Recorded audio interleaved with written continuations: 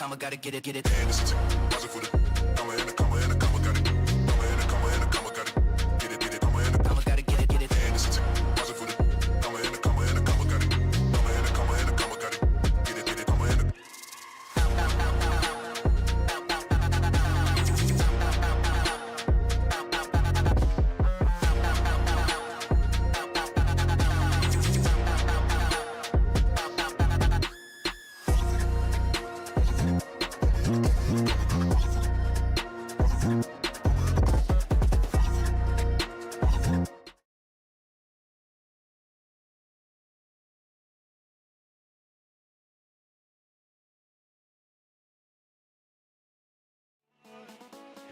Welcome, everybody, to the C3L Ontario Showcase. My name is Seymour. With me is Seb, and we are live at the Conestoga Condors facility for all weekend long of Call of Duty Black Ops 6. I'm looking forward to this one, and Seb, I'm sure you are too. I get to actually be right next to you. How you feeling? Oh, yeah. You know, we've had a few instances where we've been able to cast through online spaces in different games even, but now we get to be next to each other on LAN here supporting Canadian in person for a new title, the first Canadian collegiate Black Ops 6 LAN. Have that on record. Exactly. Really cool to see. I'm very excited to see what these teams bring us. No, and we got lots of teams here today. We've broken them down into 2 groups of 8 actually fighting across a prize of $2,000. And it's going to be fun because every single team here being, you know, the first ever Canadian collegiate LAN wants to be the team that comes out victorious as we're taking a look at those, you know, a mock-up bracket, I'm sure, of not teams playing today, but this is the Group A that we're going to be looking at behind. It's going to be Condors Esports Varsity, Western, alongside, I'm pretty sure that was OTSU yes. So Ontario Tech and York University. And York University. So there we go. We got it right on screen. Yep. Yeah, there we go. Let's go. And this is a good one because Conestoga Condors, the varsity team, the hosts of this tournament. So they got the hometown turf. Yes. Well, they also not only have their main varsity team, but they also have their academy team as well. So both teams get strong development on LAN. It's not, you know, and I will say that generally LANs, especially within collegiate, they are relatively rare, right? You don't get to see them too often, and it brings out a different sort of player. Here we have Group B. Heading up as the first seed, Brock University, second seed with Condors Academy, U-Ottawa being that third slot, and then Carleton University at the bottom there. Pretty well-rounded across the board. I would say it gets as easy even as it could be, but the Group B is a little bit spicy, having both Brock and Carleton in this bracket. I mean, both of these two teams, you know, winners final for CXP last year for collegiate, so going to be seeing that as actually a rematch for our first match of the day. But you're topping that off with a Conestoga Academy team who has just been nurtured to the max here at Conestoga, and, you know, actually recently winning their NACE division to finish off the Modern Warfare 3 years. So that's a big shout for Conestoga Academy, and I'm excited to see what they can bring against some of these varsity teams as well. But honing things in here for our first best of 5 that we're going to be looking at between Carleton and Brock. Brock being one of the more successful club programs in terms of Call of Duty in the collegiate scene, and Carleton right behind them, as both of these two, at least for Canada, were playing in the CXP last year. Winners finals. Brock takes the win, and Carleton kind of right next up. So this is going to be a pretty good start to both of them to see kind of what changes they made into Black Ops 6. Well, you also mentioned club program, and I think that's also important to note, is that especially among a collegiate field where we have so many different, and as we take a look at the pick ban across the board here, we will be able to take a look at which we're going to be playing on to kick things off for our first series, which will be Brock versus Carleton. Starting things off with Rewind on Hardpoint. Rewind for SND.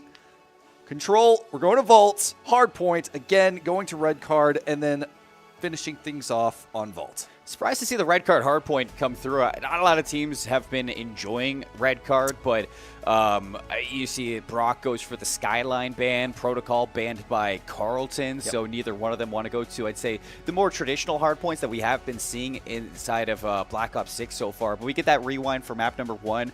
I'd say out of all of the hardpoint maps, me personally, I've been a big fan of rewind. I think the rotations are very healthy. The hills are, breakable for the most part, aside from the P4 that we're going to be highlighting later on during this game. But it's going to be a hotly contested map number 1, a great map to start off to kick things off for the tournament. And to see that red card for map number 4, that's when, if we do get to that map 4 down the line, I think things are going to get a little bit shaken up in terms of making sure that those ARs are really on point. But here we got McBain starting off for Carleton University, one of the most notables inside of Canada in terms of competing for Call of Duty. He's been at so many TXPs ever since the start. He ends on Brock. You got the veterans of Wonders, Cool Tux, and Wreckers that are looking to really take control here. Ready for first point. Street being fought over to handle that control of the first point. As we have Wonders holding down the sight line. Chip in control of Street right now, though they're going to be trying to make a fight on 2 point. Kill is going to be coming through for Wonders already early, as the point will switch over into Carleton's favor. Yeah, this is some good time early for Brock. Already 24 seconds to boo. It's a quick, back and forth between Brock and Carleton. But what you're going to be looking at is the battle over towards P2, where Starry just takes down Ziz. It's a big setup now for this rotation, and Carleton winning out first is the initial time. And this is not the easiest one to break, especially with those anchor spawns in the back, and the Jackal really turning up for Starry already. He's on 3 in a row looking to push the issue. And that's what you see is a lot of players holding that front container spot over there. It gives you perfect sight line down into the opposing spawn, though. You can see a fight from Starry trying to get a 2K, and does, though last alive here, as point will still be held on the Carleton side. The 1 down, Wonders will be taken out for his efforts. So Carleton with a swing from P1 into P2, a team kill from Records, and we still haven't been able to uproot this team yet. It's so hard. From this hard point, and I think for Carleton, this is just exactly what you wanted to see after struggling into that P1 with a little bit of a contest battle. But I like this from Carleton, setting up for the late game. They're really putting a heavy priority over towards the rotations. You can see that 3 members pushing out over towards the outside bottom right of that minimap. It doesn't work, but they want to take these players out of those back spawns for P4 later on. And for P3, breaking that's just going to come with time. So back to the start. Starry, he's been great for these breaks, and he's looking to do it again off that Hellstorm already from Aliali. That is amazing from Carleton. Yeah, especially because Carleton was trying to make that rotate through side street, being so aggressive coming onto this point. It failed, but they were able to make it work, take the rest of the point, and be able to rotate from the other side onto Main Street instead. So now we'll see them holding down a point. The Hellstorm just did so much, though we're going to be seeing some picks coming on. McBain will fall to Ailey here. Yeah, Cool Tux in for the contention. Looking for the player towards Berger, going to take him down. Starry just continuing to trade out for Carleton to hold on to this time, 92-36. He's still the back spawns for Brock, so this is where you can get a good setup in. Those ARs are going to be deadly towards the streets, and if Records here can just hold off these waves, it is going to be some easy time for Ziz to soak up. Brock just trying to play the long game, especially with the ARs. They're going to find a pick on McBain, though. Cool Tux will dive in and will be punished. The trade will come through. Chip looking for another pick. As the rotates start coming in for the next point. Now this one is a super interesting point to fight because you have 2 buildings to fight over, and everyone is covering the rotations from street, making sure no one is able to go in and out from the outside. Will be 1 pick coming in from Cool Tux, taking out Chip and any player looking to aggress onto the hard point. You can see Carleton again on heavy notice for this rotation. It's going to be a steady 60 there from the side of Brock, and you do get a rogue spawn from Ailey, so not sure if you're going to be ready for this one at all. Yeah, no. Ailey actually able to get the scrap time over towards Old for Carleton, but in turn, you see that Cool Tux starting to work towards the break for P5. Set up inside of generators. Brock has flipped this map, and that is red alert for these Carleton players who now have to work back across and see if they can do exactly what Cool Tux did and break back in. But he has no trophy too, so he's going to be taken out. That kind of leaves things up for Carleton. who's going to be able to take the point once again. Brock going to have to wait on the respawn and just look for these early picks, trying to get an opening. Wonders goes in, doesn't know where he's at, and will be taken out. Cool Tux as well. Brock going to have to reset. And as Records slowly gets these picks, looking for Chip in the yellow crate here, which is always a tough head glitching spot. So Brock, they're going to dive in now, looking for one pick, going to be able to get two. Starry coming in, Records getting the two-piece for himself. Can't get the three-piece. Starry will clean up, keeping this point. Wonders has been great so far for Brock across the first set of rotations, 17 and 9. You saw Records over towards P3, did a great job with that Amy's at keeping those players at bay, but for Carleton, it's just been break attempt after break attempt, and that's what's keeping them in this marginal lead heading into the second set of rotations, 136 to 96, just about a 40-point lead for the side of Brock, and Carleton looking to, or sorry, for the side of Carleton, Brock looking to cut that down, but I did get a look at Ailey. He has another Hellstorm for Carleton, just going on sprees for this team. So they have the tools to continue this break fest, but they have to get through Wonders, who is 20 and 10 right now on the map. Oh man, but Wonder is doing such a good job at holding these points as well. And this is P1 where it can be argued it's more difficult to hold because there's so many points of entry that you have to worry about. Starry doing everything he can to survive. Going to be able to get two, potentially does. Wonders, of course, the top frag will come in and punish. And with it, hold down the line for Brock.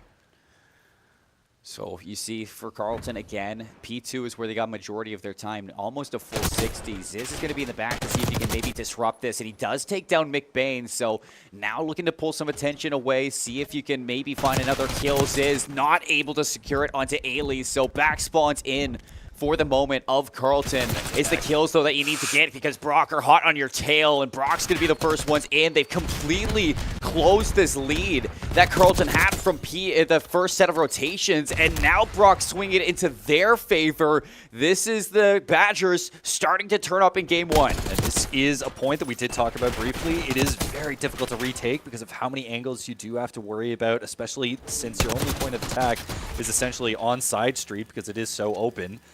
So Ailey will come in, send text, and just trying to get these picks down. Chip, again, Carleton cleaning up quite nicely. It is contested. The picks will come through. Chip holding down the hallway. With it, I believe Carleton just are going to settle this one. Yeah, the rotates are going to come from Brock into the next point. Hey, you remember over towards P3 back in the first set of rotations, Carleton put so much focus onto trying to flip these spawns that they lost a lot of that initial time towards Brock in this hard point. This time they're sending 3 players through Restaurant. They want to make sure that they can hold this hill from the front and, you know, take those long duels against Brock throughout those back spawns. And you have the presence right now. It's just the kills that are going to struggle with Brock being able to hit this time after time off those close spawns. They get through. Ziz dies outside the map, but not before taking out Chip. They're whittling down the presence from Carleton. Carleton last time had the benefit of a Hellstorm to really clear things up from Brock. Don't have it this time, so it's going to be straight up gunfights all the way through. Cool Tux will take down Starry. Ailey will be able to get the trade. And I love this little pit here, just throwing out some of the concussions, and with it.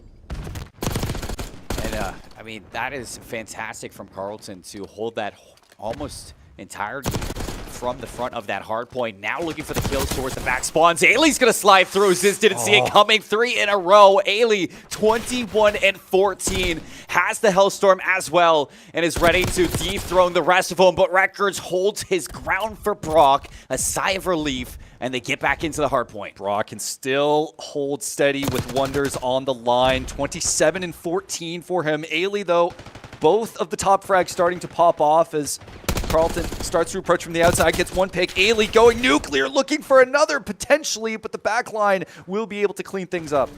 Bulldog slides in, tests itself in the back door. It's a Jackal versus an Amos. We know who wins that. It's Baden Starry to break these hills. And again, Carleton just keeping this lead by around 30 points. Team Nate onto Wonders, that's not going to help you whatsoever, but it seems like Brock are looking to maybe put this one away. One last attempt from player number 8, and it's Ziz to take down Starry, but Hill's not going to be dropped just yet as Brock need to take their focus away from P4, start setting up for P5, and see if they can close this gap once more. Ailey playing it patient.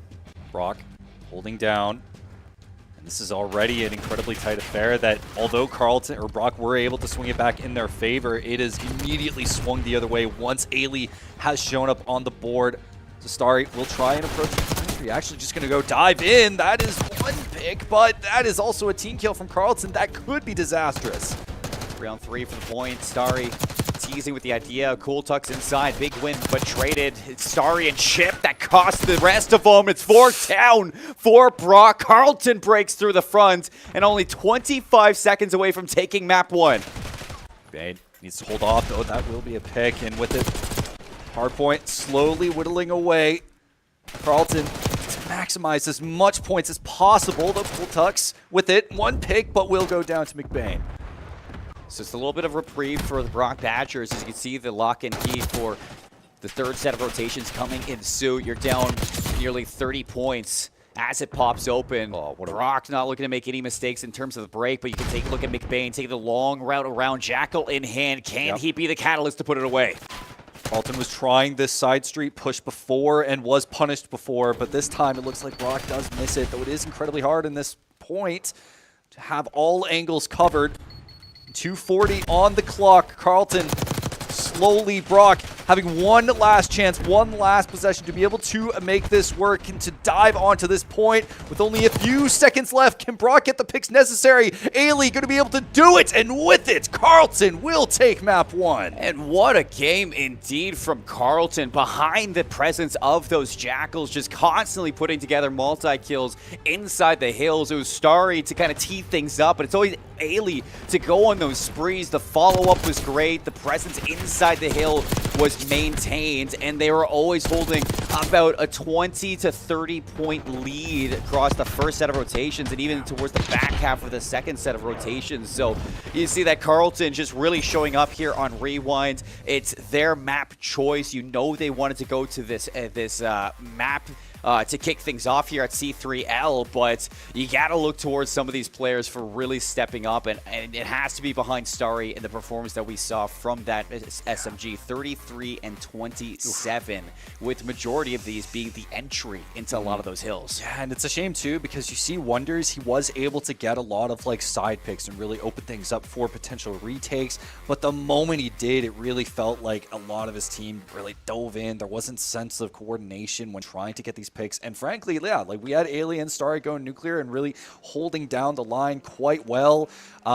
It felt like as though Brock, when it came down to, they were doing a good job of covering the rotations from off angles, and then the moment that they got their lead, all of that pattern just disappeared. And it's kind of like a lot of those mixy hills, especially P5. I was noticing that Brock and a lot of their setups were very, I'd say, clustered together. Yeah. And you didn't really see them trying to work towards any of that map control, especially on those routes that the subs like to run with, P5, for example. You have 3 people inside generators. That opens up a route towards RV. That opens out a route through P1 in towards books. There's just so much area on the map that you saw players like Ailey or players like Starry taking advantage of, and I'm not going to say that Brock were neglecting them because they were winning some fights, but leaving them open and taking those fights a little bit too late rather than setting up in those positions, it's letting Carlton close that gap. And when you do, the Jackals are going to punish you, which they did time and time again. So map 1 going the way of Carlton, kicking things off this little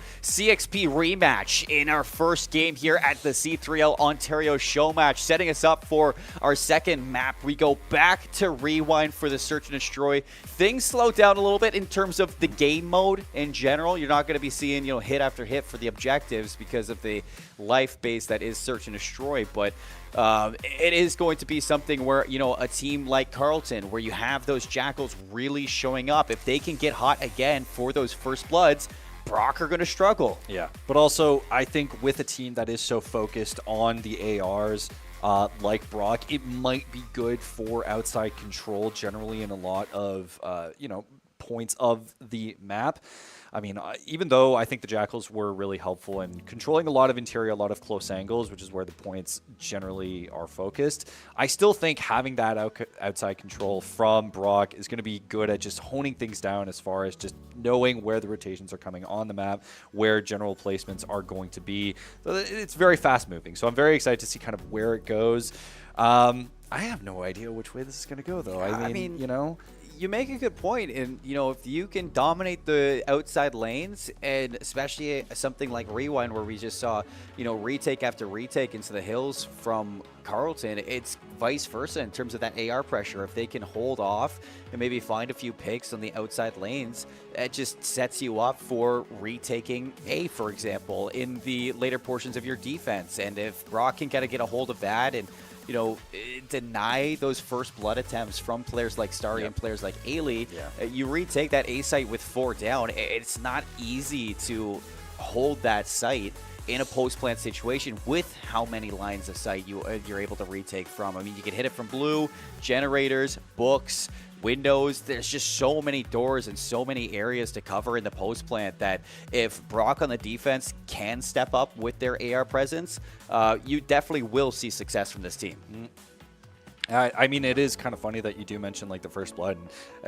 Looking back, it is crazy just how much of an effect it had. Mainly, that early Hellstorm. Right? That was a big point that essentially secured. It was in P3. Yeah, it's like, okay, all right, well, you're balling, I guess, and it just created such a comfy zone. And even though Carleton, I think, at some points got complacent, Brock were unfortunately not able to close it out. So we will be going to map 2, back to Rewind. It's so funny because I swear this is from Rocket League. I'm pretty sure this is the hype chamber, unless they just custom made it. But anyway, it is. So I'm like, it's looks great. Nice, though. Good asset. That's something that Epic gave us.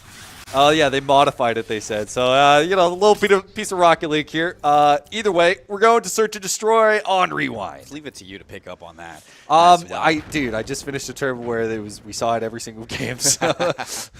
No, I got to give a little bit of respect over towards Conestoga with what they put on here for C3L. It has been very welcoming to these players and to the competition. But Cool Tuck's getting things off at the first blood. Amos in hand, quickly traded by Ailey over towards B. Bomb getting planted. No trophies in round number 1, so you got to be cautious for the stuns in this post-plant scenario, but the kills continue to flow for Brock. It's all red in the feed. 3 versus 1. Yeah, you could try to hop the bomb for a defuse, but no ninjas happening here. Yeah, and that orange spot is so difficult to actually play around because having to clear it out, but also all of the other areas around the site, it's incredibly difficult, especially on side street where there's a lot of tight angles and a decent amount of head glitching spots where you really have a hard time clearing them all out, especially early on when you don't have too much utility to work with. So big offensive win here on Rewind. Very much a curveball from Brock. You don't usually see a B hit in the first round, barring that there's no trophies for that post plant. But first blood from Cool Tux, the follow up from the rest of them, getting that bomb planted so fast. It's not easy for Carleton to keep up with that pacing. And it looks like the first blood just continuing to be dominated by the Badgers. 3 down immediately inside of A. Bomb down as well. I'm not sure if Cool Tux would have noticed that, but it's McBain in a 1 versus 3 this time to see if he can make some magic. Cool Tux playing that so aggro, and it's just Carleton, they're really not expecting it. And this is a Carleton team that was willing to push forward, willing to be aggro. That will be Brock taking round 2 off of, again, we mentioned it before, but an AR outside, huge factor. That was a bad I don't know if you saw the nade from Wonders, but he straight up threw it at the garbage and it flew behind him. I'm surprised, too, because you see the follow-up there from Cool Tux inside with that Jackal in hand, and to be able to follow that up and actually win those fights over towards Books, that was being non-stop won back in the hard point by the Carleton Ravens. So to see Brock actually swing things around, it just seems like Carleton are not ready for these timings that Brock obviously have been polishing up on within this Rewind Search and Destroy. This is the map choice of Brock, so not a surprise, I'd say, to see them restabilize after a map 1 loss. But take a look at this. Full hit towards B again. You have player number 6, McBain, on a delayed pitch. Starry first blood. Cooltex gets the trade, but you're waiting for McBain to play this flank. Carleton playing much more passive angles, especially on the B hit, knowing it's a full B hit. The Records trying to chase down this pick. Gets 1. Maybe looking for the second. Gonna have to dive around. Sees A's clear. Play this, just taking apart these angles slowly but surely. 2v2 at the moment. Well, bombs down at B. And everybody's on red alert. Where is McBain? Where is Exactly. McBain? He was in our backline, and now he's just disappeared. He's snuck all the way back around, and Ailey's actually going to double up here in the 2-on-2. So bomb's been spotted. They know that Brock have to return to the site, and now they can just play some ratty corners and wait for Brock to reveal themselves. They're diving in. They're diving in now. Going to be able to pick up the bomb. Going to go for the plant, but they don't see orange. They don't see orange. It's going to be coming through. Ailey sees it. They're going to have to stop the plant. And at this point, Brock has to play for picks. They're going to try and get one, but will be taken down. Carlton collect their first round. Yeah, they get on the board, and it doesn't take too long. You lose the first two, but you still keep things in a close one-round gap right now if you are the Ravens. So big wins from McBain on the flank there, and to be able to just disappear into the shadows and create that disconnect within the idea of Brock for their B follow-up. It delays so much time. It allows for Ailey to return and double up alongside him over towards 18, and I think for Carlton, I don't want to say McBain gets away with murder right there, but he kind of did. Yeah, a little bit. It just was a very incredibly tight affair. Wonders, I don't know if he saw whoever was outside. That's going to be a pick. Wonders going to be able to collect one. Will be traded. 2v2s is able to come out on top. Sorry. You know, this is gym stuff. You know, everyone knows Z's. The Z's, you know, we go gym. Anyway, point being, this is essentially done and dusted. 3v1 as all of Brock are looking for McBain. Shot in the back, 13 health. Hunt is on, and everybody just chasing him through L. McBain doesn't know what's about to hit him. And Brock back into the 2-round gap, just like that. A fast defensive round. And again, they're just dominating inside of the First Bloods towards that A bomb site. I mean, it's very typical for teams to go for the quick hit into A, especially after the way that Carlton was playing in towards hardpoint. You kind of saw it coming, and I think Brock just have the right read on it. Just play a little bit passive, wait for these players to try to hit that timing and catch them in the irons. Wonders for the First Blood. You had Ziz right next to him, and the follow-up between them, the trade battle comes out for a 2-for-1, and you know, Brock just playing the numbers after that. Cool Tucks making sure that you're hitting those long routes to get him behind and collect that third player. Carlton are kind of eating out of the hand of the Brock Badgers, or paws, I guess you could say. But 2-round gap again for Brock. Carlton needs defense. You don't want to let this get out of hand just yet. And Chipum was finding two. Starry's there for the follow-up, and Starry over the top, just shutting them down. Yes, oh! solo. Beautiful from Starry, and that is exactly what Brock needed. It really feels like Carlton, hands up in the air, don't know what to do, because it's not as if their positioning is too bad. Starry, good job, but even then, at this point, they're putting themselves in decent positions. They're just losing the fights. That was just a beautiful... that was beautiful tech to isolate all three of those players. It's the movement there. You don't see that in any other game other than one with Omni movement. Omnidirectional movement. And I think for Starry, I mean, the only thing that might be able to compare to is how beautiful the Starry Night is. And he might be right alongside that right now. Shout out to Starry for that play, but Chip finally winning the battle towards A. First Blood to Carlton. The issue is, you look towards Cool Talk, on the outside of Restaurant, now looking to catch a flank, but into the back, McBain watching for this. He's going to tag him up, get that information, and now the call is on to hunt this player. Now 2 down for Brock for the retake in a 2v4. You can see Brock, they're playing passive on the A side the moment they lost it. They were playing for the retake, but that is one pick that is disgusting. Records still waiting for any Warrant players. So you can see Cool Tucks. And you win the fights with the arrows on the outside, but now you have to take the battles inside. The stun's up. Records another one. 4v2. Now brought down to a 1v2. Records going to hop the defuse. 15 seconds left. Wonders looking over top of him just to watch to make sure that you can't shut down this defuse. And it comes through. The defuse is stuck. And you're not there to watch for it. Brock hopping on for a 2v4 clutch to give them another 2-round gap. And we were saying they were playing the passive angles, but they were isolating the lanes, they were isolating the picks. Carlton put too much outwards, wasn't focusing on just surrounding the site. more willing to try and hunt down. They already thought that round was done and dusted, but Brock showed them why it wasn't. I mean, just big ups for Brock there. The confidence between Wonders and Records to make that happen. These two have been teaming together for a long time, so you know that the camaraderie is there. Cool Tucks, first blood. Shut down, though, is the advantage. McBain's going to trade it up, but it's still a back and forth. 2 versus 3 now. Carlton going to have to recreate what Wonders and Records just did to them. Ailey was trying to go for the street flank, though, and was punished. And I think that's really going to make Carlton hurt in the long run. That's going to be a 1v3 now. As the pick comes through, bomb down. This is done and dusted. Brock will be moving to 5. This is one thing we always highlighted with Brock as a team in Call of Duty is that, yes, you know, the hard points, the controls, always just a toss-up. They always take some time to get used to those respawns, but the S&Ds from the Brock Badgers have always been on point. These players know how to get it done, and you can just see how composed they are on understanding the timings, the setups, where you need to be, where the setup or where the ARs are going to be watching for those initial gunfights, and they are ripping through the Carlton Ravens. Wonders is 7-3 for Christ's sakes. He just had an incredible map number 1, and he is not stopping anytime soon. Oh, Carlton, he'll be on the offense here. It. Oh, the AR falls. Records can't be the one to fall, but that is an AR battle that's gone Carlton's way, though it will be traded. Bomb will be dropped, though. You can see Brock collecting slowly but surely. We are down to a 2v2. Sorry's got away. Haley's alongside him, but Wonders catches that. Haley now for the map.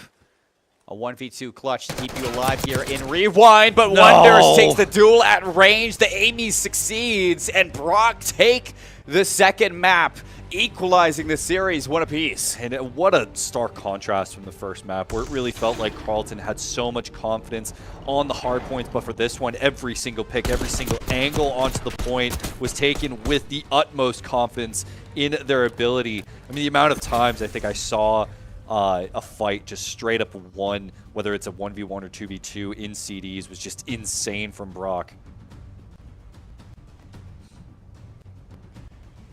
9-3. 9-3, 7-4 too from Records. I mean, the two of them just worked through Carlton so easily across that Rewind, Search and Destroy. And I'm not going to sit here and say that they were bad in the hard points. It was a close hard point, but even at one point Brock had the lead. But what was surprising in the Search and Destroy is just how much they were able to shut down what they weren't able to do back in that respawn, and that was the sub pressure from Carlton. It was just again and again just winning those SMG battles inside the A bomb site, stopping Starry when Starry was looking to make those overextension plays, and Ailey wasn't able to really catch up and put on for Carlton like you did in the respawn. Having those health storms in the respawn was nice, but in Search and Destroy, when you just can't hit those routes and have those constant respawns in your back pocket, you're kind of put on a leash. And I think Carlton just haven't been able to sharpen their S&D as much as Brock has. Yeah, well, you also mentioned how First Bloods were going to be a factor, and this is where Brock was taking full advantage. Again, just being able to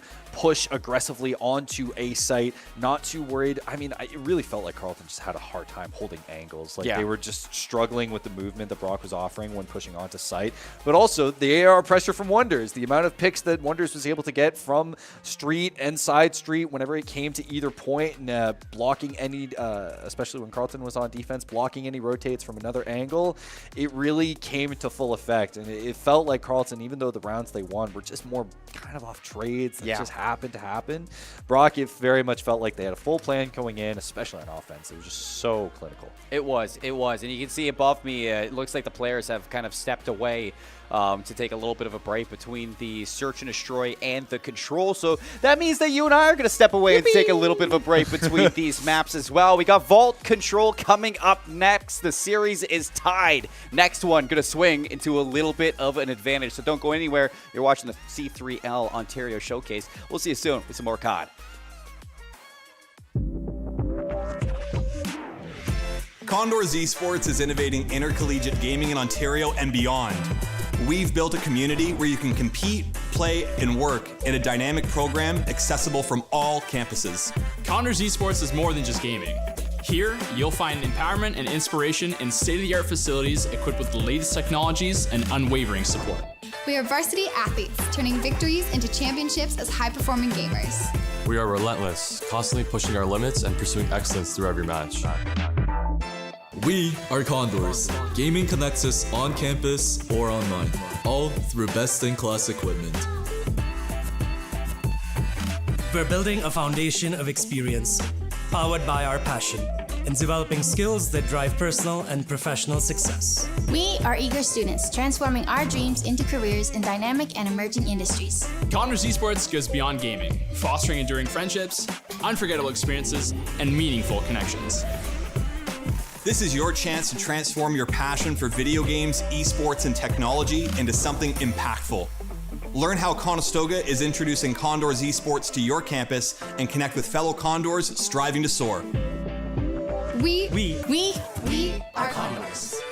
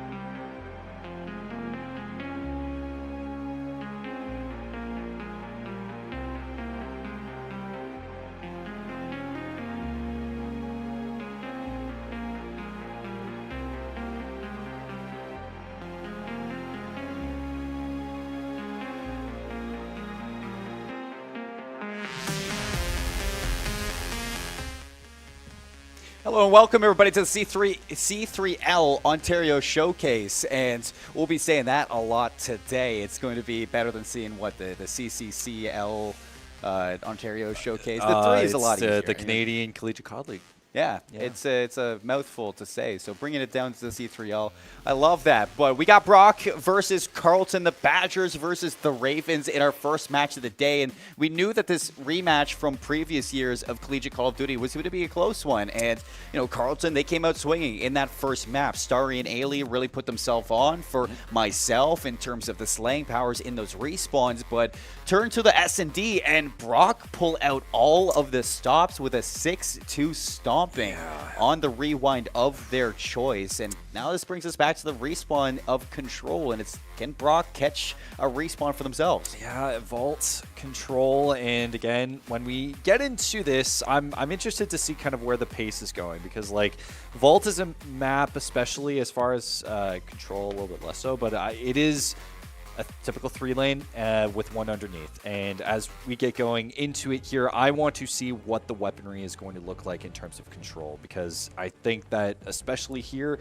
S&Ds can rule, but you might get the odd AR pick that really just controls pool, controls lots of street, as well as the first pick will come out from Wonders on our map 3 of Control. And one thing that the defense on a map like Vault is always going to be looking to do is overextending to see if they can find somebody on the flank. Ailey underneath the Vault. He's going to make himself known, but he's got some help in Starry looking to shut down this progression over towards A already. That second pick getting worked on, almost secured. Starry's going to hop in, takes out Wreckers. The decap onto A is very much needed for Carleton here as they give up a lot of progress, but they are starting to claw their way back.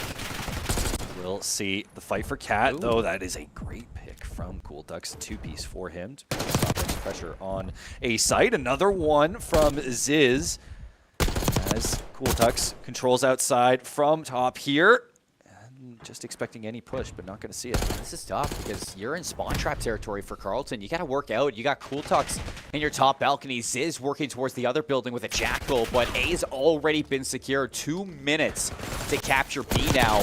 With how much success Brock has been finding in the slaying so far in this Vault Control, you're a little bit worried for the Ravens here. They need to find a moment of reprieve, take some progression back onto the map, and get these ARs set up, but they're just not allowed to. Ziz is breathing down their necks with this Jackal. Yeah, being the anchor for the site has been so important for Ziz. He's really had the movement to be able to control that interior territory.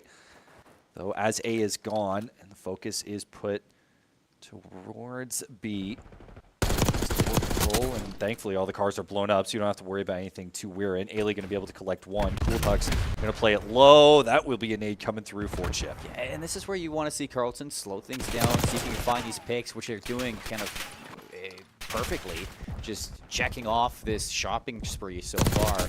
And you normally want to have somebody with a Jackal inside of over towards that A area, somebody with an Amy's over towards the planters and the top side of your mini-map, and then your second AR going to be sitting in that building balcony to make sure that there's no flanks through mid in case that SMG player is gone. But Ailey's going to hit a flank of their own. Wrecker's going to be shot in the back. It's continuous kills from Carleton to slow the roll over towards this B Control. 52 seconds left. Lives about even.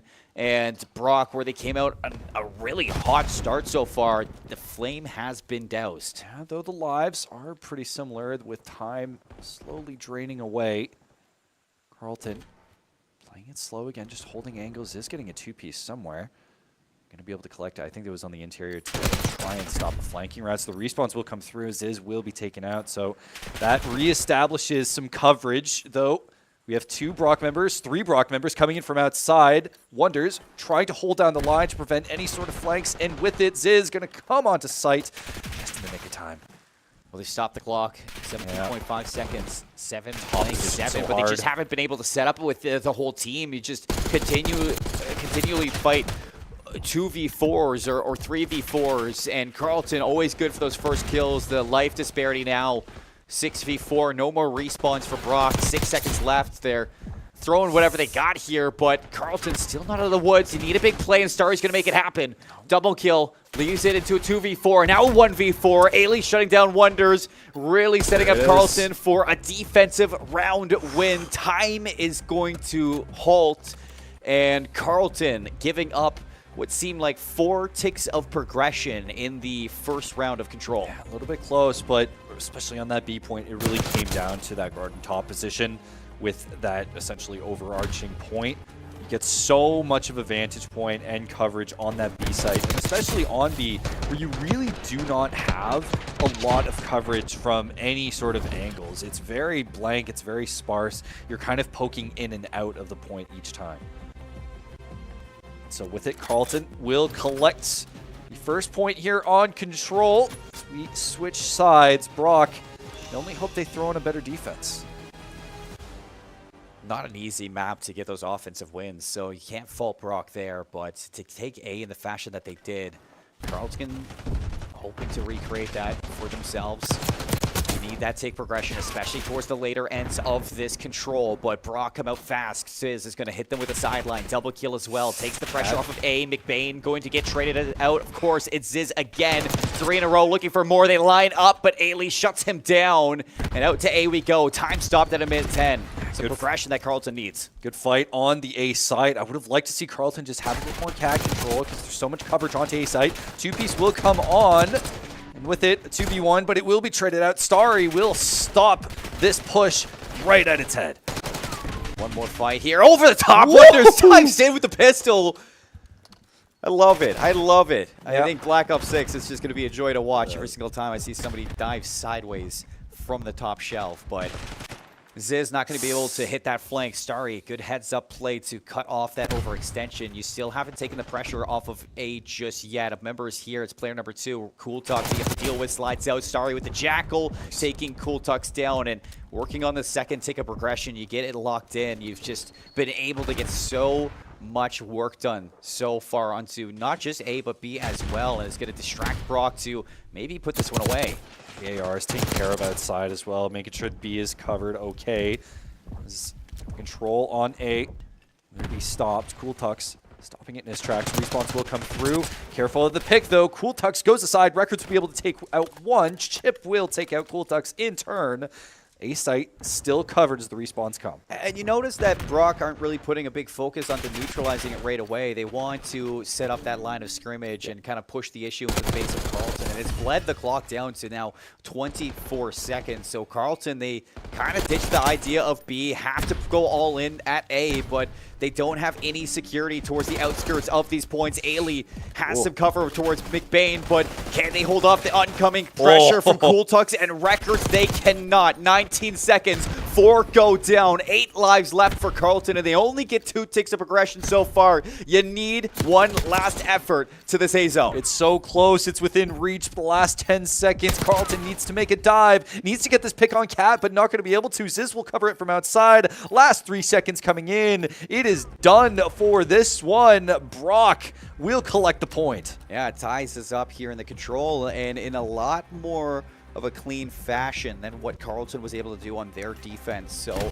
in terms of expecting a round 5 in control, which we see a lot so far inside of Black Ops 6, Brock in a lead so far in terms of that progression, 4-2.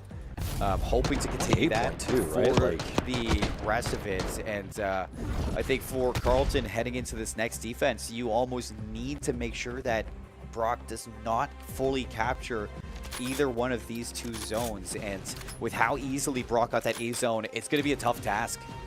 Yeah. Like the defense on A site, when you look at the contrast from offense to defense, just Brock knew exactly where to be positioned. The oversight through Cat. Have the movement on the wide angles on A site, so the picks will come in. Cool Tux diving in. Starry able to collect one as Carleton will disengage just a little bit. Far pushed up Chip is already into the spawn of Brock. He's just going to be lessening the numbers and the pressure that you have to deal with over towards this A side, allowing Starry and Ailey just to clean up the members of Brock with these Jackals. But as they get aggressive, they go 3 down. So now Starry, the furthest one pushed up. Can you stop some of this pressure at A? And he finds the first one, slides out. Starry for 2, 5 in a row. As your SMGs are heating up here for Carleton. 46 seconds left, and Starry looking for this Hellstorm. Starry taking the off angle, but also aggressive peek onto the Brock side. That's sort of the confidence you need to be able to have. Tries again, but a bridge too far. It's another 4 down. Yeah, it's a little bit. So that will get Brock onto the site. We'll be able to take away 3 respawns in for Carleton. They're going to be able to dive in. This is a bad approach as well, as the Cat push will come through. Onto site now is Cool Tux. Oh! That is a pick for Cool Tux on Ailey. Terrible affair here for Carleton. There had to be some team shots there from Brock as they're double stacking or almost triple stacking on towards this A zone. It's going fast. Second tick already locked in. Working on number 3. You're going to take some different angles if you're Carleton to try to retake this one from the flank. Wonders turned around. McBain's going to find that kill. Starry doubles up, and there's only one more player to deal with. Records continuing to hold off this time bank. 24.8 seconds. Starry's here to maybe take the rest down, but Ziz for the trade. They're in for the 8 points secured. 15 playing 13 in favor of Carleton. But a big capture there from Brock to continue this progression lead. And I feel bad for Starry because you could tell like he was really trying. He was essentially the only one left of his team alive. Brock already had the flank onto Starry at that point locked in. So unfortunately, Carleton will have to try, but they're going to take this high angle. Actually, Brock is going to take this high angle. If they can hold this angle, it'll be a breeze to collect B. This is where you normally expect your Amos player to retake from, stem that, but where do you start? Player number 6 trying to get some eyes on. It goes all the way underneath the vault, but McBain's not able to find any kills. First segment in at B, second one almost there. Woo! You have Ziz inside your spawn and Cooltex shooting bodies. This is game 3 of the C3L. Nobody's stopping Cooltex so far. And it is just non-stop success in the offense from Brock. They capture both zones and an offensive win, setting them up for a potential map 3 victory. Shooting bodies. It's the first match of the day, guys. It's groups. We're getting spicy. And Chip, this is where we saw that top angle come in for Carleton. It was so important. You could see, especially with the AR, how much the AMS has an effect through this angle. It has a complete view of that B site. Unfortunately, Carleton couldn't put it to work here. So Brock will collect 2-1. Even if Carleton wins this offense, they still have to win a second offense. There's no chance in the world, objectively speaking, they don't have the ability to get enough ticks to actually give them a shot for that round 5 defense. So Carleton now have to go back-to-back for offenses just to steal away this map number 3.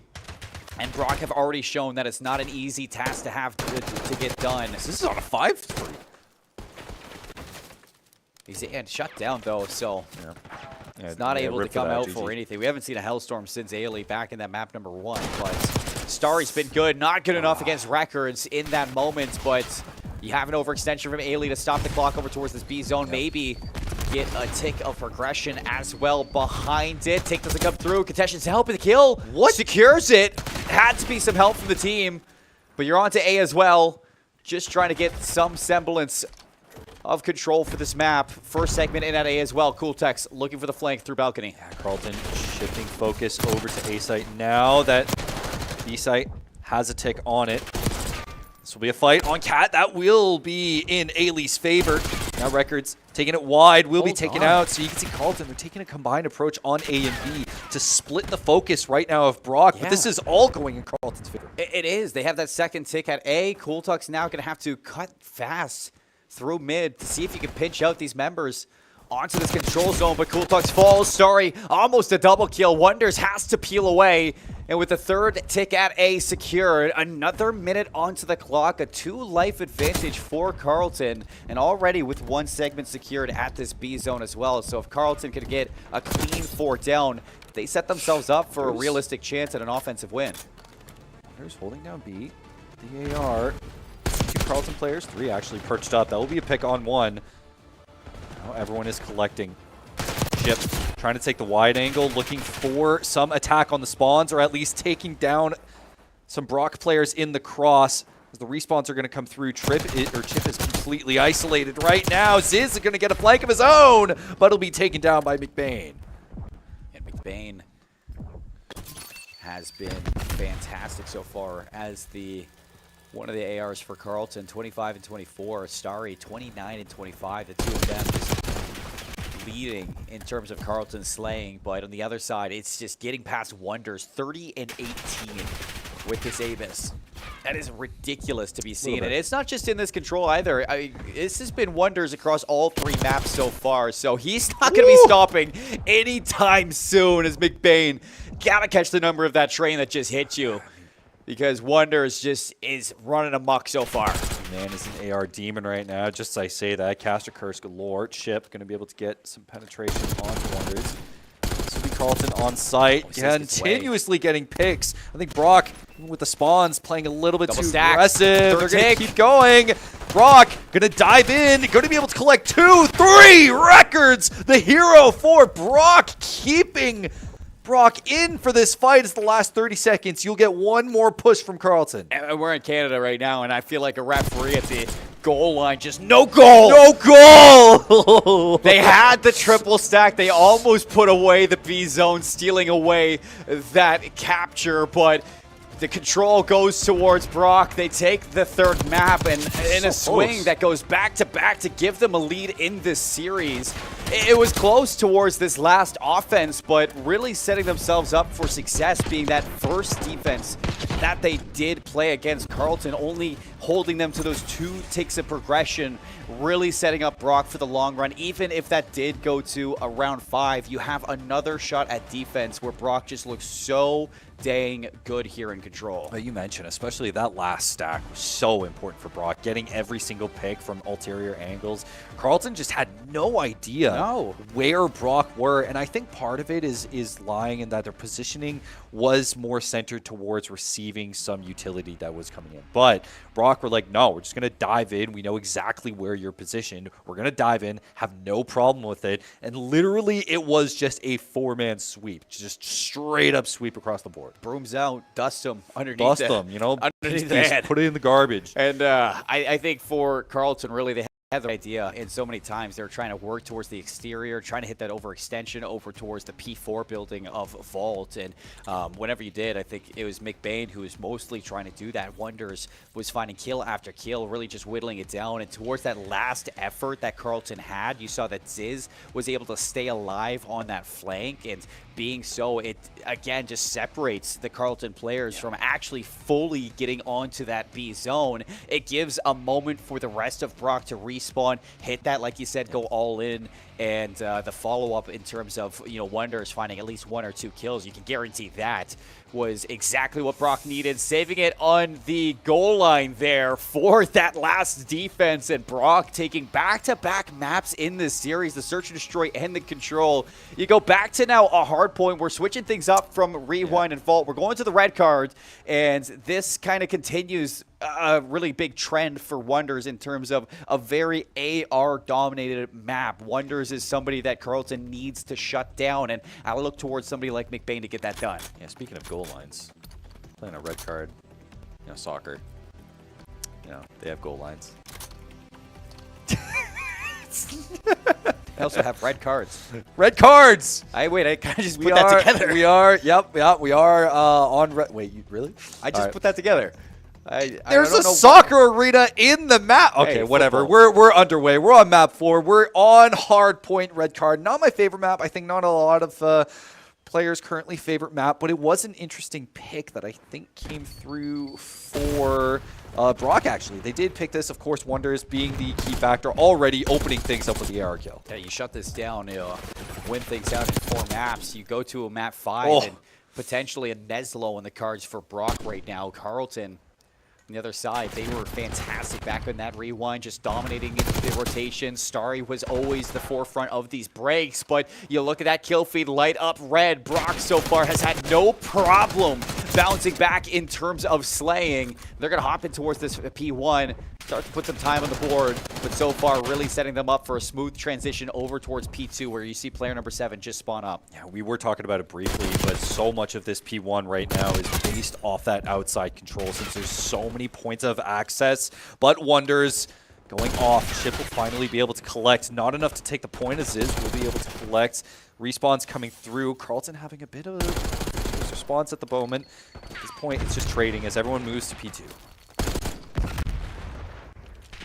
Stars get over the top. Ziz cleaned up. Low HP Ziz, and there's the break for Carleton, flipping the spawns out. Now Brock have to break from the opposite ends, and so far so good. Wonders is going to find his way in, but how do you deal with the rest? Topside control for Carleton. They're going to look to take this from multiple different angles, but Ziz puts together 2. The third one around the corner. Records cleans it up, and Brock hold on strong, now switching the lead in their favor. Wonders taking the passive angle as least far back as possible to make as much use of the AR range. Chip finally able to get on. as Carlton will be able to secure the point for themselves. Cool Tux will be able to take care of Ailey, but everyone is moving over to the next point. P3, such a contested point that is incredible. I wouldn't say easier to hold, but you do have fewer points of access for sure. You do, and you really look towards, again, holding on to that left side of the hill towards the outside to make sure most of those spawns cannot take those different angles. But so far, Brock just have had no issue with dominating in terms of the kills. They flip the spawns out, so Carlton have to be careful. This is potentially a spawn trap on red card, and I'm pretty sure that you're going to know that if you're Carlton. McBain's going to take the elevator going up and see if you can hit this from two different sides. But again, another set of kills for Brock. The Badgers just in full form right now on red card. Fighting on stairs, which is such a key point as well. Chokehold, if you will. And now look at these spawns coming in from Carlton. They have to go so far just to even contest. They're just giving it up.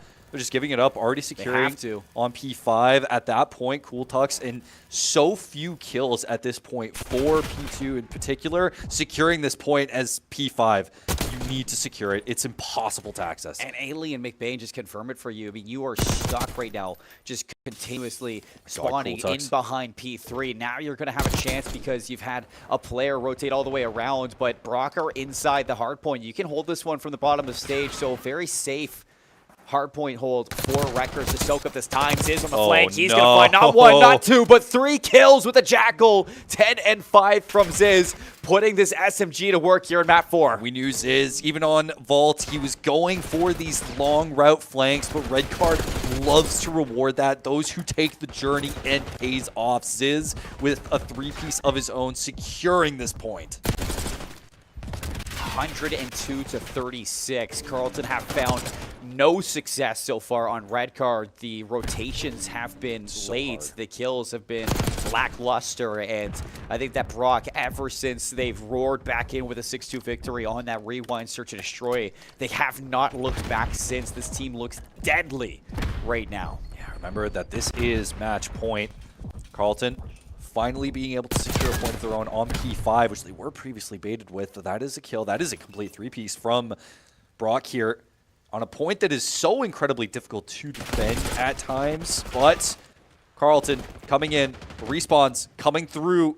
Brock, the nades, that's going to be a pick as well for Records. The ARs, you have to fight for these long angles on P5. You get rewarded for it. No one even on the point right now. That's how difficult this point is.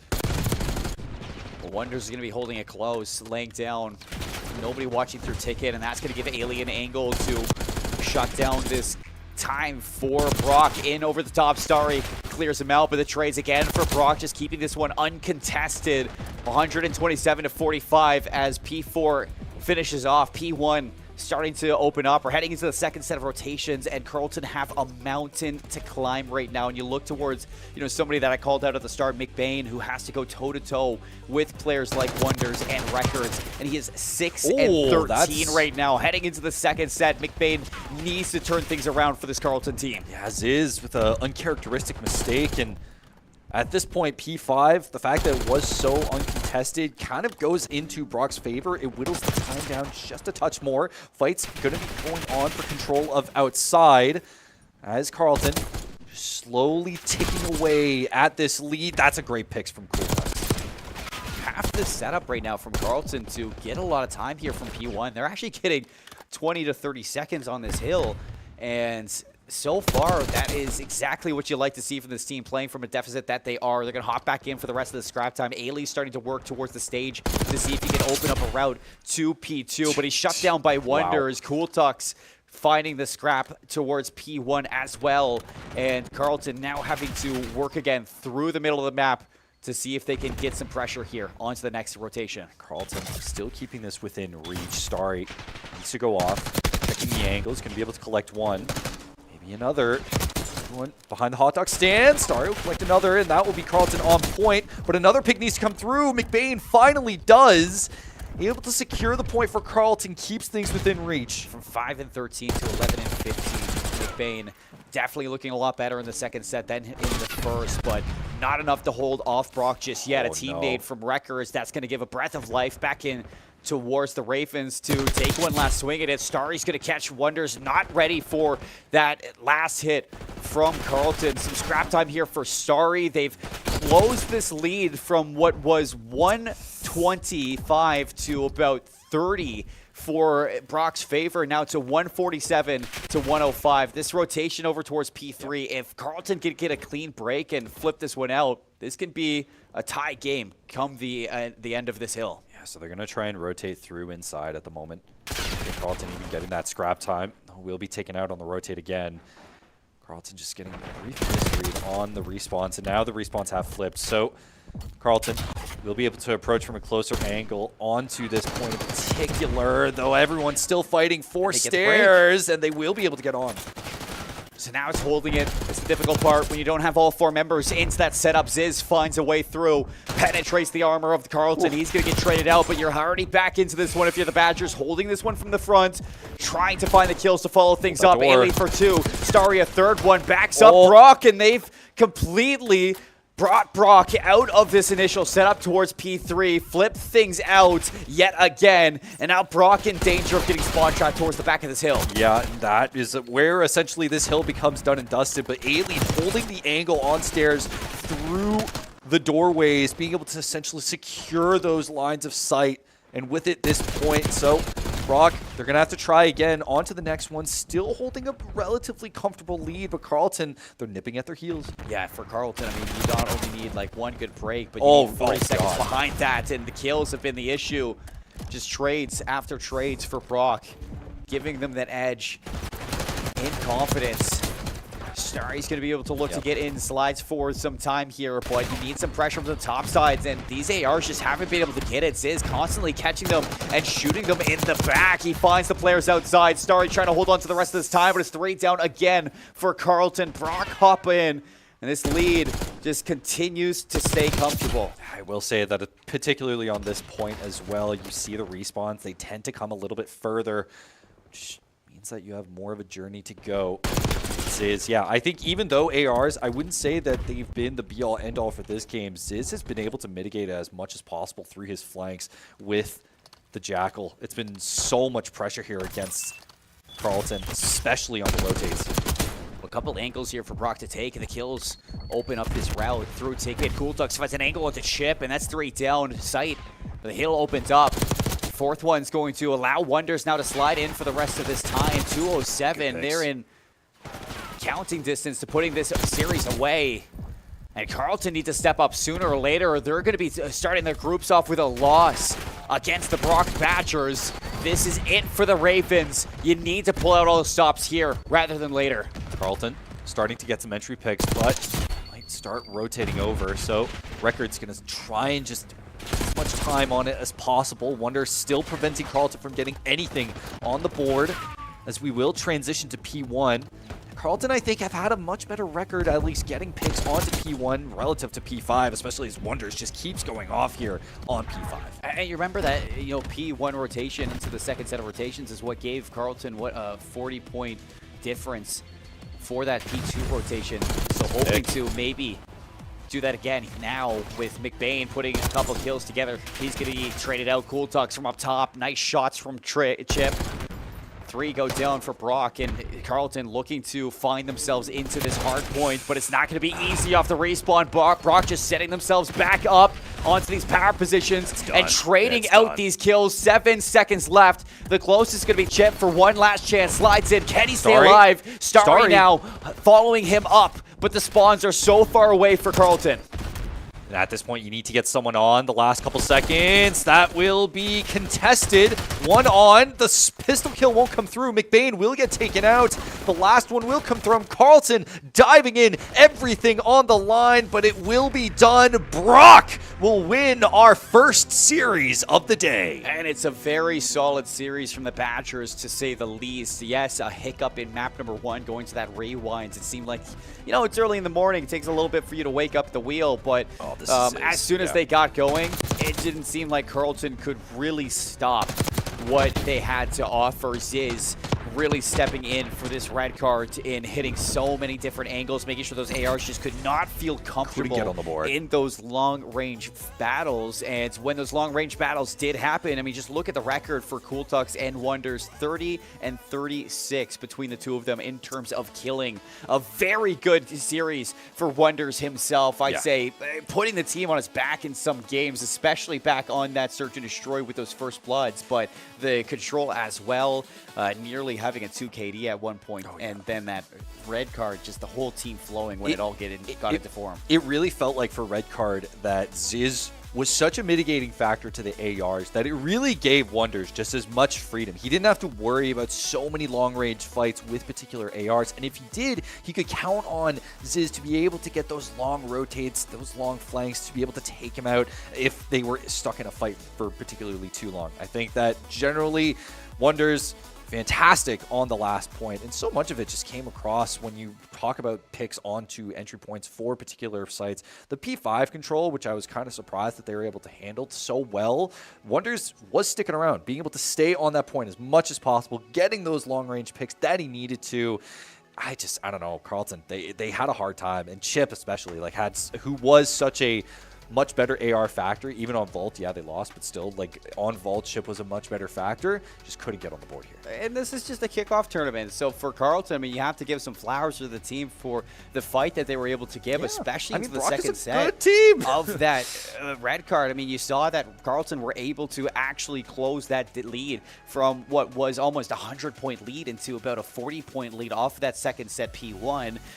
Granted, you know, as you rotate from hill to hill, it just seemed like Brock were able to, you know, hold those rotations a little bit better. And even into that P3, when Carlton did get the break, they weren't able to hold that hill because of the constant multi-kills coming from the front. It just seems like they were giving a lot away to this Brock team in terms of the slang as the series went on, rather than that rewind, which looked very comfortable for players like Starry to hit those routes and play the natural cover. Red card doesn't give you that chance whatsoever. It's a lot of long lines of sight. It's a lot of long routes that you need to be confident. It allows so much for lurking, right? And the timing just doesn't always work out for these SMGs. And Ziz just seemed like he was really on point for that last map. But for our first series of the day, can't complain for this one. I mean, teams starting to get the hang of things, and Group B was definitely one that I was looking forward to seeing those two play each other. But we got our second game coming up very soon as we get the teams set up here on the stages. We'll see you soon with some more C3L Ontario Showcase. The Call of Duty is not one you want to miss.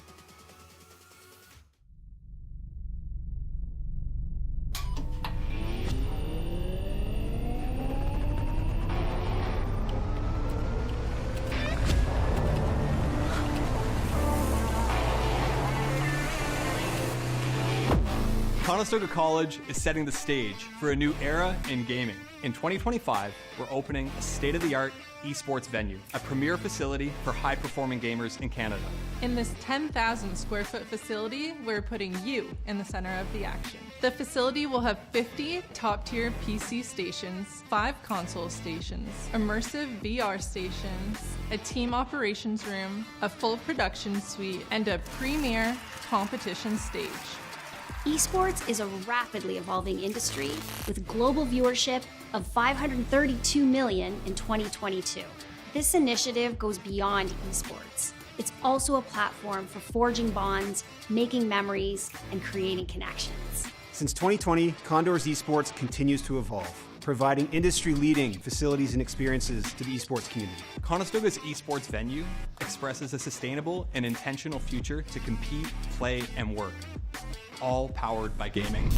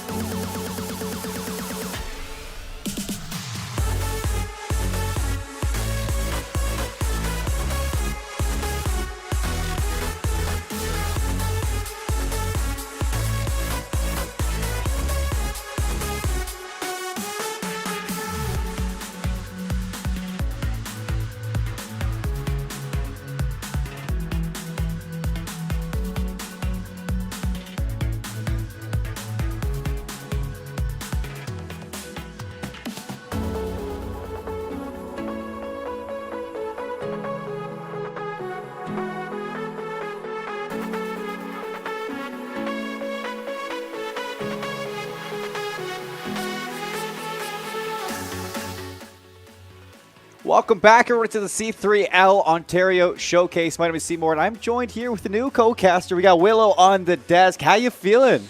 A little stressed, but like I feel like that's normal at this point. Well, I mean, we got a good games at least. We get to enjoy some good Call of Duty as well, and we just a rager in our first game as well, with Brock taking what seemed like a pretty simple game against the Carleton Ravens for a little bit of a rematch, but it's now moving into further into this Group B bracket as we're going to be taking a look towards the Conestoga Condors Academy team taking on University of Ottawa. This is going to be a fun one. It will, especially, I mean, these are my boys against Ottawa, so I got hopes for them, and if not, they will hear it from me. They're on the chopping block right now for if they win, you know, it's all celebration, but if they lose, I mean, this is the host team. You don't want to see the host team losing, or at least the Academy team here. And on top of that, the Academy team as well kind of showing up after a little bit of success from their division in NACE. We talked about this at the start, NACE divisional champions for themselves, and that's going to give some confidence, I'd say, to this Academy team now against Ottawa. You're taking on now the next step for these Academy players against, you know, these varsity level teams or these players on the main teams, and you're really putting Conestoga on the map if the Academy team can really show up here in Group B. Oh yeah, I mean, Academy really worked hard. I mean, they're completely undefeated in like the whole thing, which was really impressive. I mean, something to be proud of, especially, I mean, being a Condor myself. And then just watching everyone grow, and we've talked about getting them up against varsity to see how that would go. Oh, an in-house matchup. Yeah, hopefully we'll maybe one day. Maybe one day, especially considering, I mean, we got Savvy on the roster too for Conestoga, who's going to be playing from the main team as their fifth down on the Academy team. So I'm sure that's going to give a little bit of weight over towards the Academy to kind of boost up against some of these other teams as well. But we're looking over towards Group A for some, I'd say, results there. And you do see Conestoga taking a win in their first game of C3L, and through that group, I think Western is another one you're looking at. OTSU with Tyler Fury is a team that we actually haven't seen the results for just yet, but it's something that's going to be, I'd say, eager to see the outcome for OTSU playing. But Western and York right now are going to Game 5. So I think for Group A, that is very exciting to see already at Game 5, not on the main stage, but in the pit that is Conestoga right now. But for our matchup here for Condors versus Academy, or Condors Academy versus Ottawa, we gave a little bit of a hint over towards the Academy team, but we have to give some flowers over towards Ottawa as well, because this is a team that I think a lot of people who are fans of the Canadian collegiate COD scene would be excited for. I mean, you have Shady kind of at the helm of this roster. He was one of the, I'd say, initial members towards Western University for creating their Call of Duty team. So a transfer over towards Ottawa now as he's kind of grouping this team together for whether it's going to be, you know, the C3L or through College COD or any collegiate Call of Duty scene. I'm excited to see what Ottawa can put together, because we got a little bit of insight, and they're also bringing, I'd say, some Warzone talent into Variant now, as well as some really up-and-coming members that should be looking to put Ottawa on the map. Yeah, the Warzone player is a little bit of an interesting one to throw in there. It'll be really, really interesting to see how he performs, especially coming from Warzone, which is kind of a little bit of a hectic game mode. It's different. It's a little different, just a little bit. But even still, it's something that you're excited for, because, you know, you do see players from Warzone transfer over, or at least, you know, back in the day, I say back in the day for Call of Duty, but it's like, you used to have players who would strictly play Search and Destroy.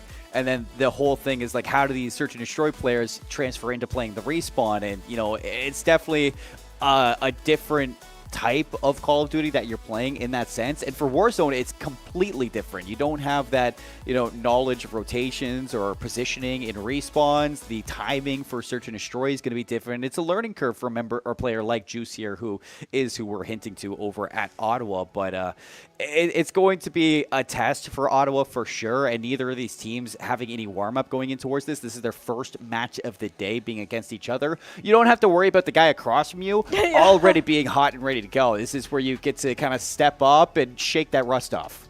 Yeah, hopefully they perform somewhat decent. I mean, they probably had like bot warm-ups, But getting into an actual match is Yeah. completely different.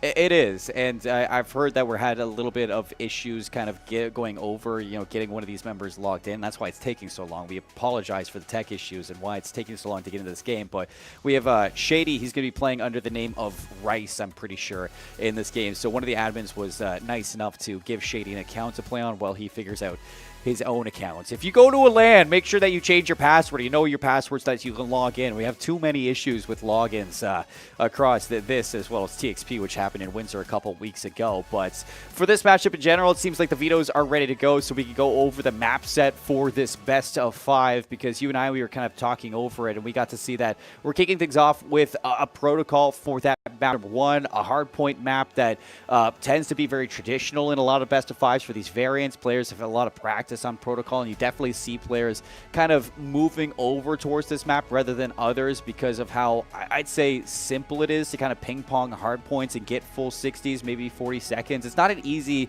I'd say, hard point map to chain hills together, but it is something where you can get a considerable amount of time from hill to hill. So players have been liking this protocol. But we got a rewind, search and destroy, skyline control, vault, hardpoint for a map 4 if needed. And then if this goes to a distance like Western and York, we get that red card map 5 search and destroy. I don't like red card. Not many people do. No, and it's also rewind is another one, but it's good for S&D. It is good for S&D, I'll say. I think that even we saw it back in our last match for Brock versus Carlton, that the AR players have a lot of weight on that one, so you have that outdoor preference. Still, you get that timing over towards B to get those quick plants off, but a lot of it comes down to the slow plays, very traditional S&D, and you kind of ease your way into it. Yeah, it's a very slow game. It's actually the reason I don't like S&D is how slow and very precise you have to play it is just next level. It is, and I think for a lot of these teams, you see that some teams definitely favor search and destroy, some teams favor the respawns. And for this one in general, we got a little bit of inside scoop, is that this Conestoga Academy team actually favors the search and destroy aspect. So I'm excited to see how they kind of take a hold of these, game 2s, potentially game number 5s, and if they do struggle at the respawns, where they're going to be looking to improve here in Black Ops 6, because it's still very early in Black Ops 6. A lot of these teams are going to be new, with the school year still kind of being in, I'd say, that transitional phase into the season of Call of Duty. And you're learning the maps, you're learning your team chemistry and that coordination, and it's not easy to just kind of jump into one of these tournaments and be the best. The teams are going to be learning throughout the day. Oh yeah, especially teams like Conestoga Academy. We have a player that they don't necessarily play with all the time, especially with Savvy. Savvy usually plays with our varsity team. Yeah. So now you have a new player. You're not usually used to running together. Thankfully, Taylor, our usual main guy, has played with Savvy, so they kind of understand it. I'm pretty sure Shaco's also possibly played with Savvy, but Shatter is one of our new players. So to see how they all run together and piece it together and actually work together will be very, very interesting. It's a ragtag team of misfits on this academy team getting thrown together. Yeah. Which is exciting, too, because it's kind of like the sky's the limit for this team on what they can achieve, when you do put them together. Because as soon as they click, I assume that this is going to be a team that's pretty scary. For Ottawa, it seems the similar situation with Shady moving from Western into Ottawa, and now bringing a team together of, players who might be not as familiar with traditional Call of Duty as they are with other forms of Call of Duty, or, players who do excel for this one as well. I think we have some information for a player, that we got to look out for. Eck on Ottawa, who seems to be the player to keep an eye on for this team, who's going to be really at the forefront of, putting on for the slaying like Wonders did for Brock in our last series. But altogether from Ottawa, the most information that I got for this team, I haven't seen them play together, but this is a team of junior hockey players that have that, I'd say, chemistry outside of the server, which does tend to translate a lot inside the server when you have that friendship. Hockey players in Call of Duty and just esports in general, so Canadian. A different breed. So Canadian. They, honestly, getting them in interviews is a wild thing, because Shaco's also a hockey player. Oh. Very interesting interviews from him. Good ones, though. Hockey players, best interviews you can get. How, okay, you go to a land in America, you don't expect to see like hockey players. Oh, they like live and breathe in Canada. Yeah, I mean, I wonder what the percentage of like player to hockey player is for these Canadians at this land. It's probably at least 70. It's probably up there. I'd agree with that. Maybe like that 60, 70 around. It's definitely higher than 50% off a chance because I mean this is Canada after all. We live, breathe hockey.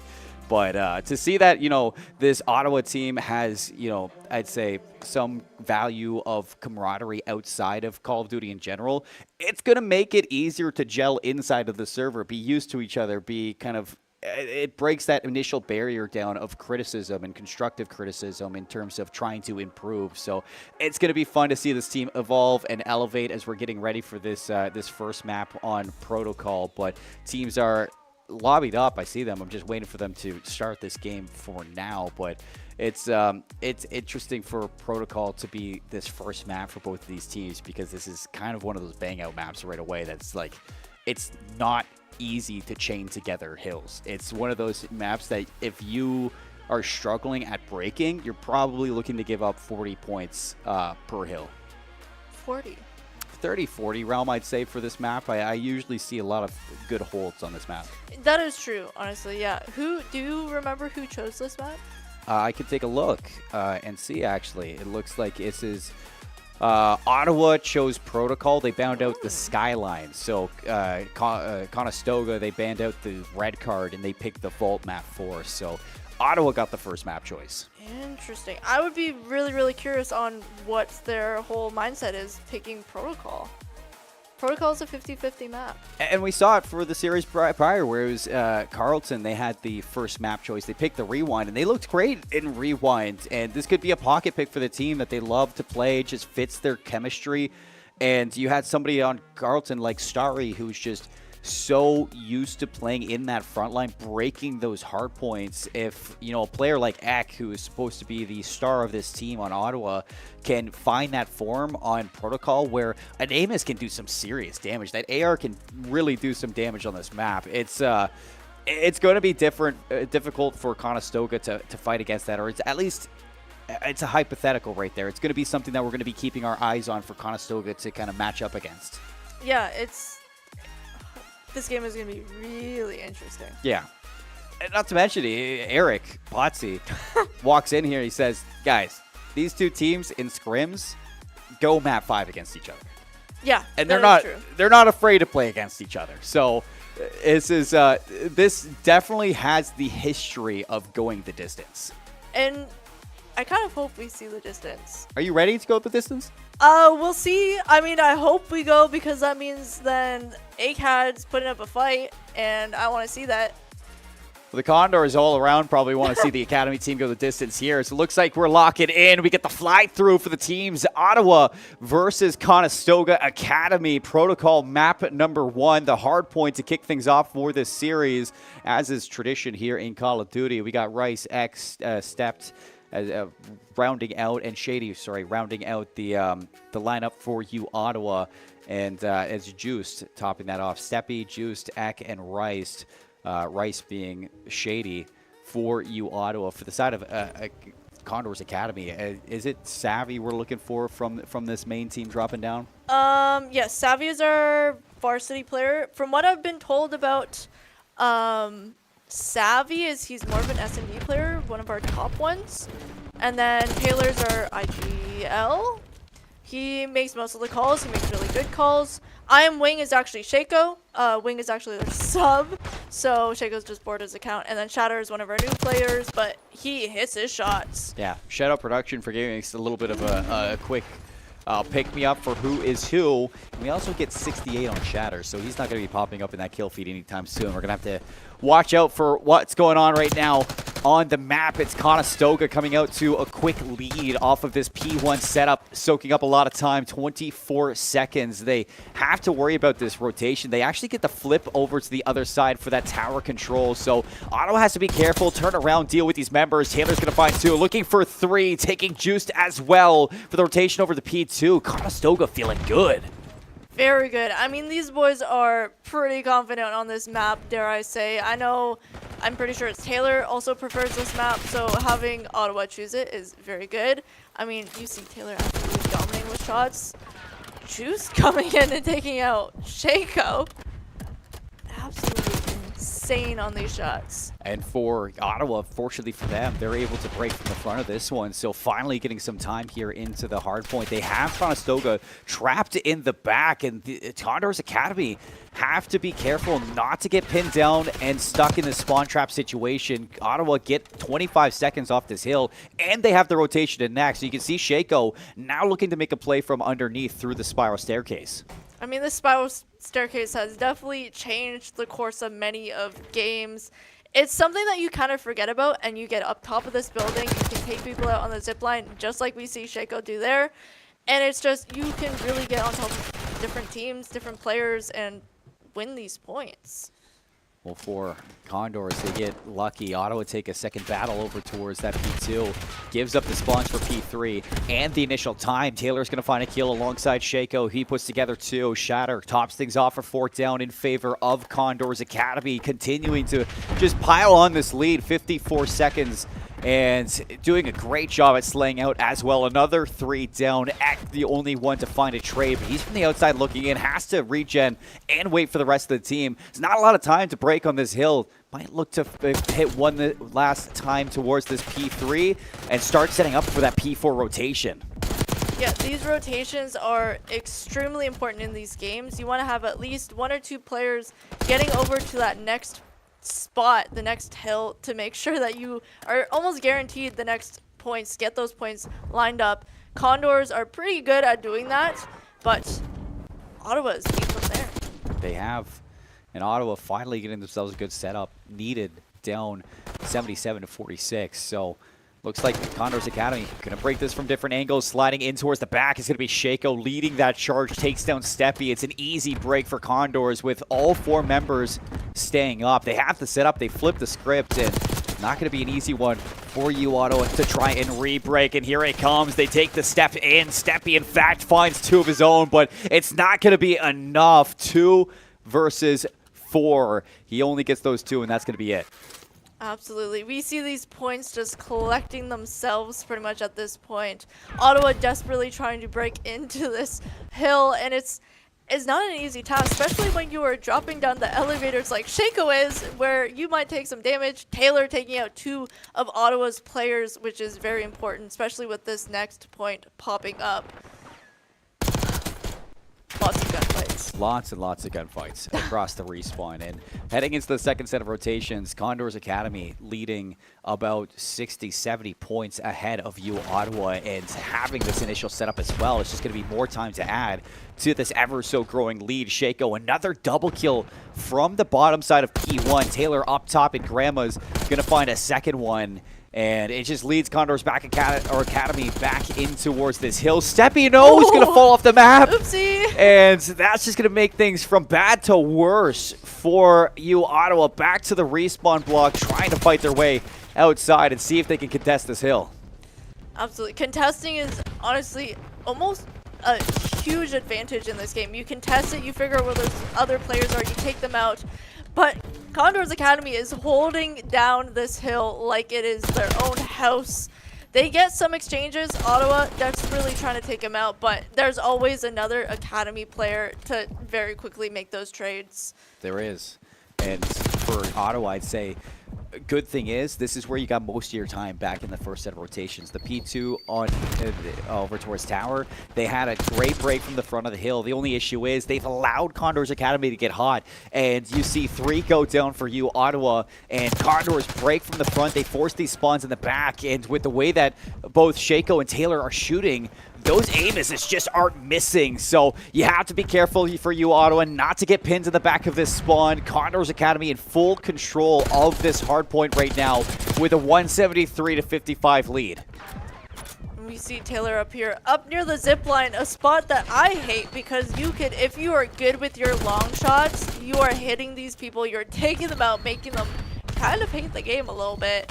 But that's what you want to do. You want to land your shots, you want to get these kills, because getting those points is kind of the whole point of the game. hardpoint. You need the points. After all. Well, P3 is going to open up, and it's a 100-point lead for Condors exactly. And it's U Ottawa to touchdown first, so hoping to put together some sort of hold on this one, hoping for a full 60, but not an easy hard point to lock down, especially when Shaco waiting in the wings with this jackal in hand. 14 and 9 is going to cut down the first, opens up a route for Shatter to hit. 2 go down for Ottawa, and you don't even see it coming. Up the rope goes Wing. Shaco's going to take down yet another. It's 4 down for Ottawa. They flip out, and now going to have to break things back in from the front, still down 100. And it's hard to contest these points when you have an entire team on it, watching all points. They got each other's back, trying to take them down. You essentially have to hit every single spot. You got to do your little flanks, your little whoopsie-doos, take them out, try to get those exchanges. But we don't really see that from Ottawa, which is a little not good. It isn't good at all for Ottawa's. You have to make sure that you're getting this time, especially considering this is the 3rd hill in a row that they've been the first team to rotate to. It's just the easy breaks from Condors. They keep finding it, and you're getting no time off these in the initial rotation if you're you, Ottawa. Another one here from Savvy with the help of Taylor. Is it going to be enough to lock things down? It's not. Ottawa managed to hold on. It's Eck there alongside Juiced to cut down those 3 members, and breathing a sigh of relief. They get a little bit of time now to set up even more. Yeah, we see University of Ottawa is running together a little bit more than they did. They're pushing these points together, keeping and watching each other's backs. However, Condors trying to push their way on. Ottawa says no. What? And Shaco took out one of his players. A little bit of a team kill there. It happens. Sometimes you mistake your player as, Condors come in, they think it's you of Ottawa. I've done it before. They've done it before. Everyone's done it. Everybody's done it at one point or another. But Eck was there on 5 in a row. He's 21 and 19. Does get cut down before those streaks do come into fruition. And Condors Academy into the 3rd set of rotations have cracked that 200-point marker. But at one point, it was 170 to about 70. So since then, it's been a 70-30 split in favor of U Ottawa. So starting to actually get some good time onto these hard points. It's just, this has been the bane of their existence. This first hill does not treat U Ottawa well. No, it does not. It doesn't really treat anyone well. Whoever's on there first with their full team, I mean, it's a solid. You're going to hold that point for as long as you can because you are up top. You can see all the spots that everyone's coming in at, and you could just easily just take them out, especially if you push points that you're not supposed to push. And we see University of Ottawa, I mean, they're holding this down pretty much as well as you can at this point. Yeah, they flip things out for Condors there. A couple of good shots from these ARs of U Ottawa, and they managed to hold on yet again. 215 to 156, slowly chipping away at this lead. Ottawa starting to wake up on protocol, and that's what you like to see for a team who this is their map pick. Now the kills starting to flow. 3 down again in favor of U Ottawa, making a full 4. Juice puts together 3. My man from Warzone starting to turn up here, and that lead that Condors Academy once had, suddenly it's disappearing. It is, and a Warzone player knows how to shoot shots. I mean, it's a stressful situation. You learn to be under stress. And Juice, I mean, he showed everyone what he's made of.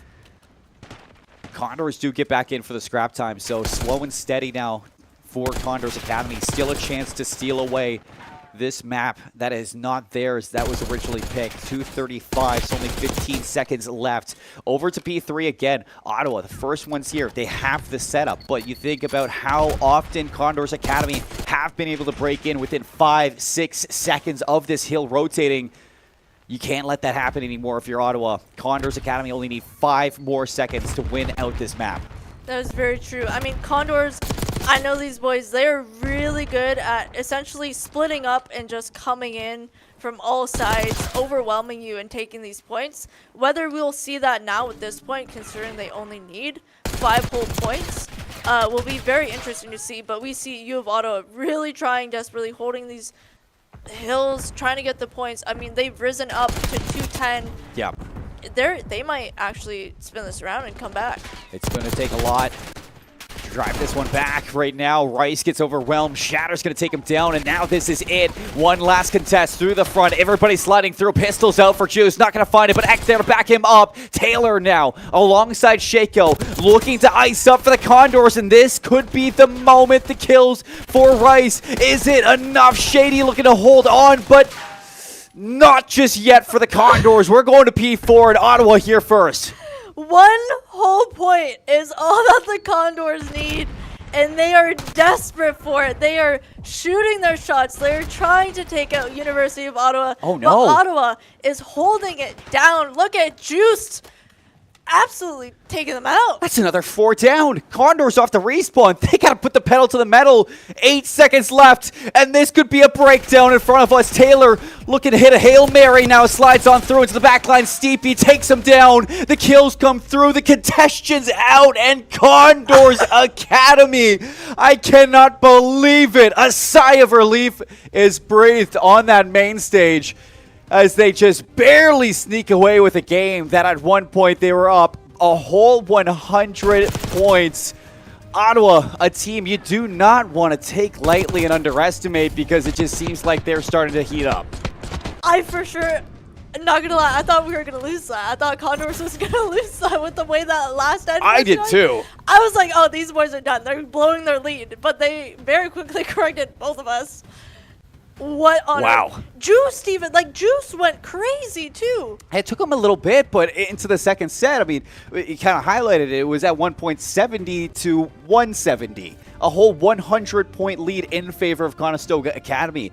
But then the kills start coming through. Protocol, one of those maps, especially from P3 to P4, that you can get a good chunk of time on. And Ottawa, they were doing a great job, especially in the first set, of being the first to those rotations, being the initial to set up. But it was just the kills were the struggle. They weren't able to put any value behind those early rotations. And into the second set, they started finding that value. They were getting 3 down, 4 down, starting to lock it down. You saw Shady going on spree after spree. And Eck, especially in P4 with that Jacqueline hand, was really turning up for the team. But you called it. I mean, Juiced really found his form in that later portion of the protocol in that third set of rotations. And it really helps out when the full team is finding those kills in succession as clean as they were. I think that for Condors Academy may have been a little bit of taking your gas off the pedal. You got into the comfort zone there and you're cruise controlling. That's a wake-up call. Oh, 100%. That's the moment where you go, oh, whoa, okay, these people are, they've come to play. He's like, my bad. Yeah, it's okay. We need to take a step back. We need to recollect ourselves because Juiced, a Warzone player, is popping off right now. Yeah. I mean, and those kills, those are major turning points. Getting those 4-stack kills, you completely reset everything, which, to be fair, in all honesty, I think Juice is the reason that they're able to come back as much as they did. Yeah, I mean, you have to give it to Juice for sure for turning up. A full team effort to make a comeback like that. 4 seconds away from making that comeback, too. I mean, Ottawa, yeah, it's a heartbreaker, but the fact that you were in that contention in general towards the end of that game, it's going to bring some confidence heading into the search and destroy. And, you know, obviously that morning espresso finally kicked in for a couple of these players. And maybe for you, Ottawa, this is where they turn the leaf into a new phase. So we're heading to Rewind, Search and Destroy up next. We've been given the intel that this Conestoga Academy team is more of, I'd say, a Search and Destroy focused team, which is crazy considering the way that they came out swinging in that hard point. But for Ottawa, I'd say this is a must-win map. You don't want to go down 2-0 to this team, seeing as you kind of struggled towards the start of that respawn. And for this Search and Destroy, if you can even things up and continue this line of confidence for your team, completely just shake off that map 1 loss and bounce back completely, heading into that control, it's that full new form for you, Ottawa, that they are looking to find in order to start to bring this back against Conestoga. Yeah, it'll be interesting to see how Ottawa really plays into this, whether they know what way to go. Will they go for B? Will they go for A? I mean, the Condors, seriously, they are really good at S&D. Most of them are honestly individual S&D players, as in they only play S&D, which is crazy. And we see right off the bat a little exchange between Ek and Shatter, very quickly following it up. That's what you want. You want those exchanges. You kind of want them in your favor, though. But, I mean, it's going to be, I want to know where they're going to take this bomb. And it looks like A. Which is slowed down for a moment, but they are hinting towards a hit over towards A. Fortunately for you, Ottawa, they have a player hitting this flank. It's Ek, already working into the attacker spawn of Conestoga. So the longer that Conestoga takes, the faster that Ek's going to be able to, use this flank into his favor, and he has totally read this right. That's bomb down, taking Shatter, looking for number 2. He's going to be overwhelmed. Taylor comes to the rescue. 2 versus 2. A little bit of a break again in the fight. 33 seconds to lay this rock. And we see one of Ottawa's players sitting on B, making sure that back is held off. But we see Savvy coming in from behind. Like, oh, that was Taylor. Taylor took out. Okay. These boys. Oh, we're going for a B plant now. Yeah. A little bit of a fake on A, which is very interesting. We see Juiced, our Warzone player, the last remaining man, coming from street, trying to figure out where these players are. Where is Savvy? Where is Shaco? And it seems like Juiced has really calmed things down since the start of that protocol. Right onto B. Both members separated on either sides, but it's not going to get past the first one. Shaco takes the engagement and takes the round. Conestoga, they find that first blood. They take care of Ek on the flank as well. And as soon as that happens, with how separated you were from the side of Conestoga, they managed to still find that kill onto Taylor, or from Taylor, working around that dumpster in P3. And that 2v1 easily goes the way of Conestoga. It is, and Shatter's on 44 again. We love BO6 in their spectating. Hopefully that gets fixed in 20 business days. But you have Ottawa with the bomb. They are rushing A right now. Very interesting tactic. Got some players laying down, like normal. Oh. Slides out. Big nade from Ek. That's going to catch Shatter. Double down onto Shaco as well. So numbers for you, Ottawa. The bomb down over towards A. You can see that Condors looking for a reaction. They're sending Savvy all the way through the spawn on this flank, like we saw from Ek. But with how much it's taking, Juice is going to be spotted. The shots go out. You need that kill, but he gets away. So Savvy, they know he's on the flank. And Taylor, he's isolated and taken down by Shady. So 1 versus 3 for Savvy to clean up this round. Savvy either is going to prove the nope. Never mind. Never mind. He's not proving what I've been told. Savvy, get it together, buddy. 1v3 is not an easy thing, but I've seen these boys do better. I've seen them win them. But that laundry spot, sitting behind that desk, through that window, I've seen so many people get taken out because that glass, it kind of obscures your vision a little bit. Not a fun time. But, like, we are not in the business of making excuses because Condors back on the bomb side. Will they go for A? Will they go for B? Will they do a fake? We will see. University of Ottawa has got to respond, and they have actually split off 2 and 2. 2 going straight, 1 sitting on B, and 1 slightly pushing in to movies, comics, whatever you want to call it. It's got it all. Steppy with first blood on Shaco. Come on, Shaco. It was Taylor going down there. A little bit bamboozled in terms of that kill feed, but with still numbers over towards Ottawa, looking to put 2 in a row here. Bomb hasn't reached A just yet, but it is going to be a trade there from Savvy. Immediately answered back. Shaco finds a route. Can he find 2 there? Gets Mixie and double kill from Shatter. Or Shaco opening things up and turning it around for Conestoga to get this bomb down at A. Ek for the 1v2. We see there goes Ek. Sorry, buddy.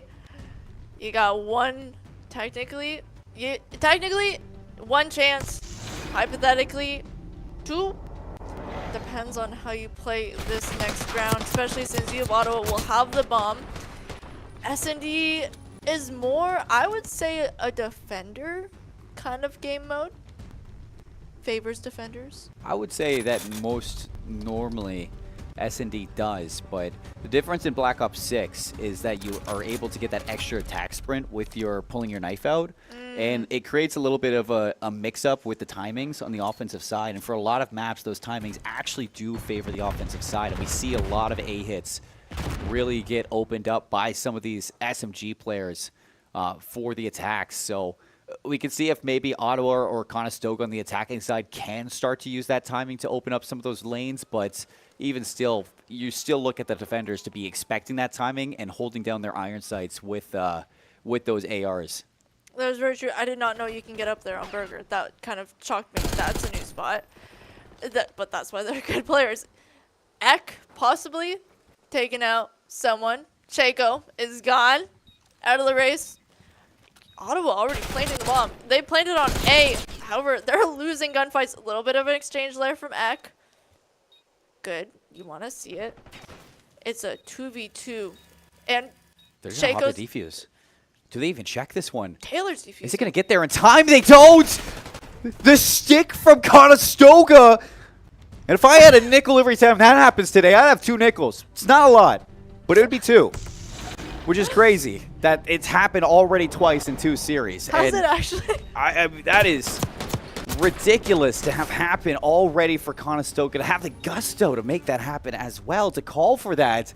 That's a confidence play, and I can see it, the players right there, just giving them a little smirk to each other, just like, yeah, we did that. Taylor has told me he's made some very, like, calls that you would not normally make, either, like, just full-on pushing everyone down mid. Taylor obviously sticking that defuse, trusting his gut. That's what you want to do. And we got 3 more rounds. Condors at the bomb. Going for another A push. Or is it going to go B?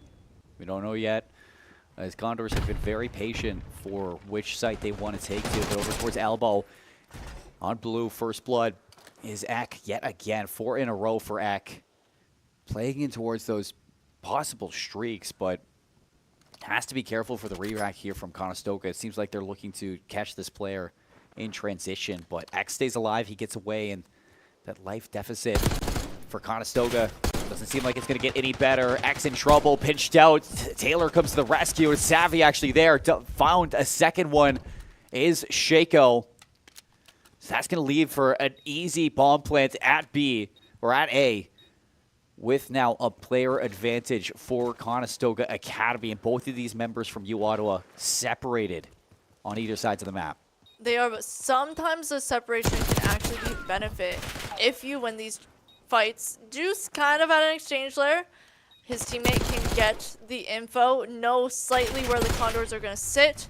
Unfortunately loses, and the Condors take the 4th win. It was a possibility there, too, with Juice finding that first kill in the retake. Brings it down to a 2v2. Unfortunately for Juice, I'm not sure who was the player for Conestoga, but a very quick trade from Generator, just making sure that you're in an area where you can attack from that bomb site or make that wrap if needed. So Conestoga, after sneaking away with that hard point, are now 3 rounds up in the search and destroy, 4-1 on this rewind S&D. They swap back to the defensive side. Ottawa, they need a break, and they need to find an answer back soon. You do not want to be looking down the barrel of a 5-1 deficit. They do. It's going to be interesting to see another A push. Juiced. I want to see a B push, just because my own personal. Condors returning their 1-player deletion with 2 against U of Ottawa. I don't know why I called it a deletion. It's he was deleted. He was. Control Alt deleted off the map. Alt F4. Well, we don't want that. That would just give us even more tech delays. But bomb going down at B, or sorry, A. Oh. Into a 1 versus 3 for Ek. If anybody's going to do it, it's Ek. He's 8-3. He's been having a great S&D, but just put into an unwinnable scenario. It's going to take a lot. And with a Jackal, too, it's going to have to be Mixie inside of this A bomb site. Everybody on Condors hits the brakes, waiting for that bomb to get planted, and now time to collapse. See if you can catch Ek out and trade him with the numbers that you do have. Ek playing over towards Elbow A chance to isolate a few of them. Slides out, finds the first one, back over it with the Jackal. A chance against Taylor, but no. The trades come through, and Conestoga Academy in cruise control on rewind. It's a difficult one. Planting A, you have so many doors and windows to watch. It's honestly, I'm proud that he got that one kill. He could have won. I mean, he could have won that gunfight if he had a faster reaction time and a better gun. And I don't know what else. Maybe not a 1v3. Maybe if it was a 1v2 in that whole sense. It's tough. It's tough to win those out. You can't expect Ek to do it all. And now, kind of what I was fearing for you, Ottawa, is that they are staring down the barrel of this 5-1 deficit. And Conestoga Academy, they have a real chance to go up 2-0 in the series here. And now, quick trades coming through from the Condors. And it's going to be Ottawa actually coming out on top with a 3 versus 2, with the flank coming as well, just to regroup. It's going to be interesting to see how the Condors respond to this, whether they're going to go for some more kills. Obviously, you want to pick up this bomb because the bomb is very important. And it looks like who's got bomb? Shatter has picked up bomb, which means he's going to run with Taylor. Taylor really good at making calls. For B.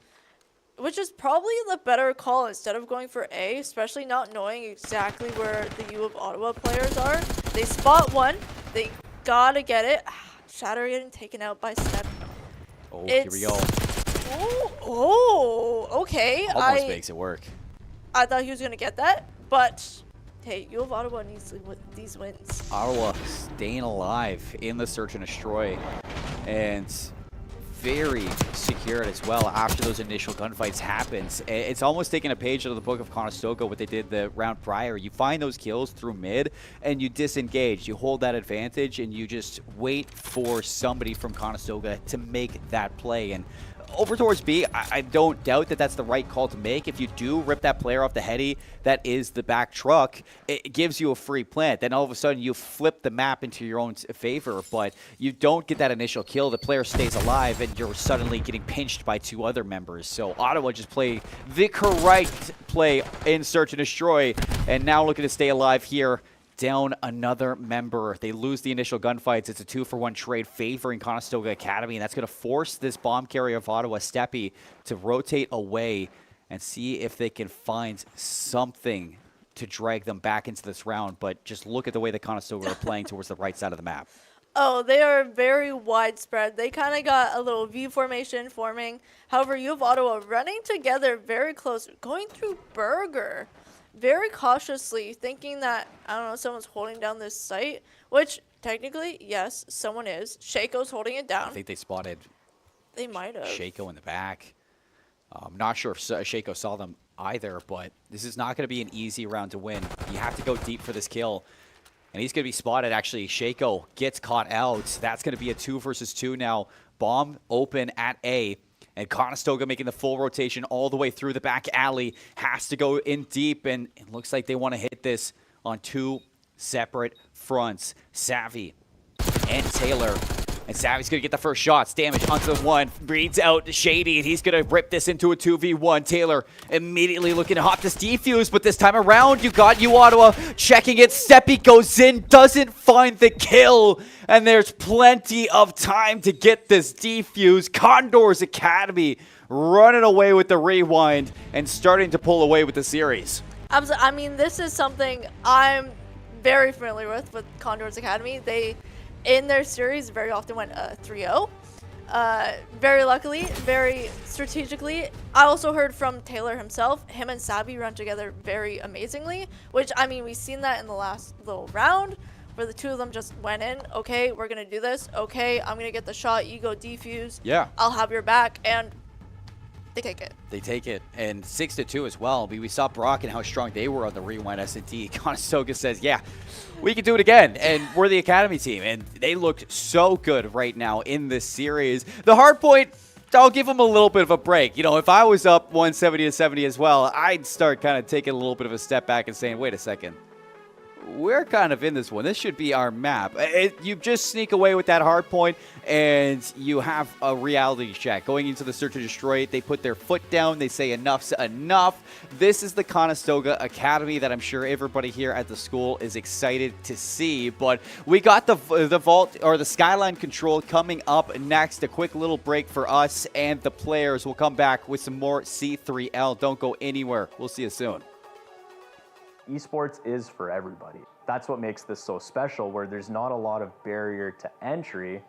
It's, do you have a passion for gaming? That's all it really takes. There's so many different things involved in this. It really does take that full team to make a successful event run.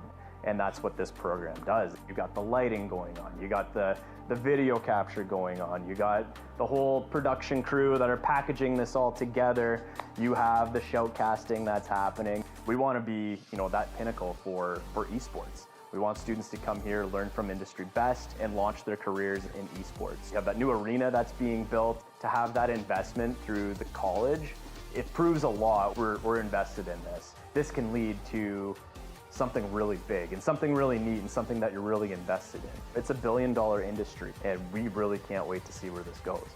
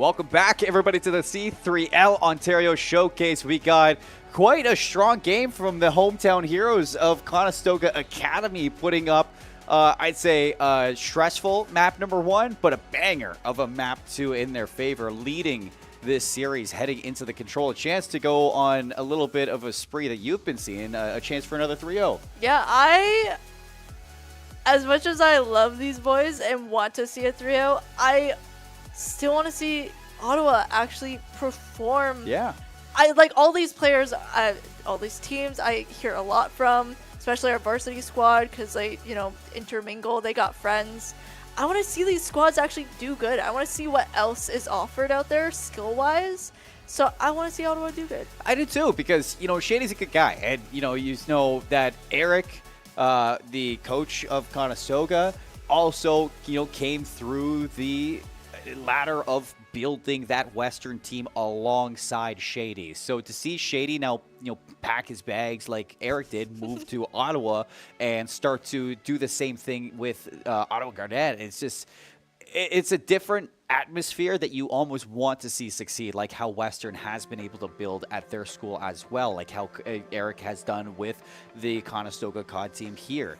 It's something that you root for, and for Ottawa, it's been some signs of life in a lot of these rounds. For Search and Destroy, I mean, you got a Heartbreaker and the Ninja Defuse that you had from Taylor, just hopping it and making sure that you're just securely, safely getting that defuse in I think it was a 2v2 at the time.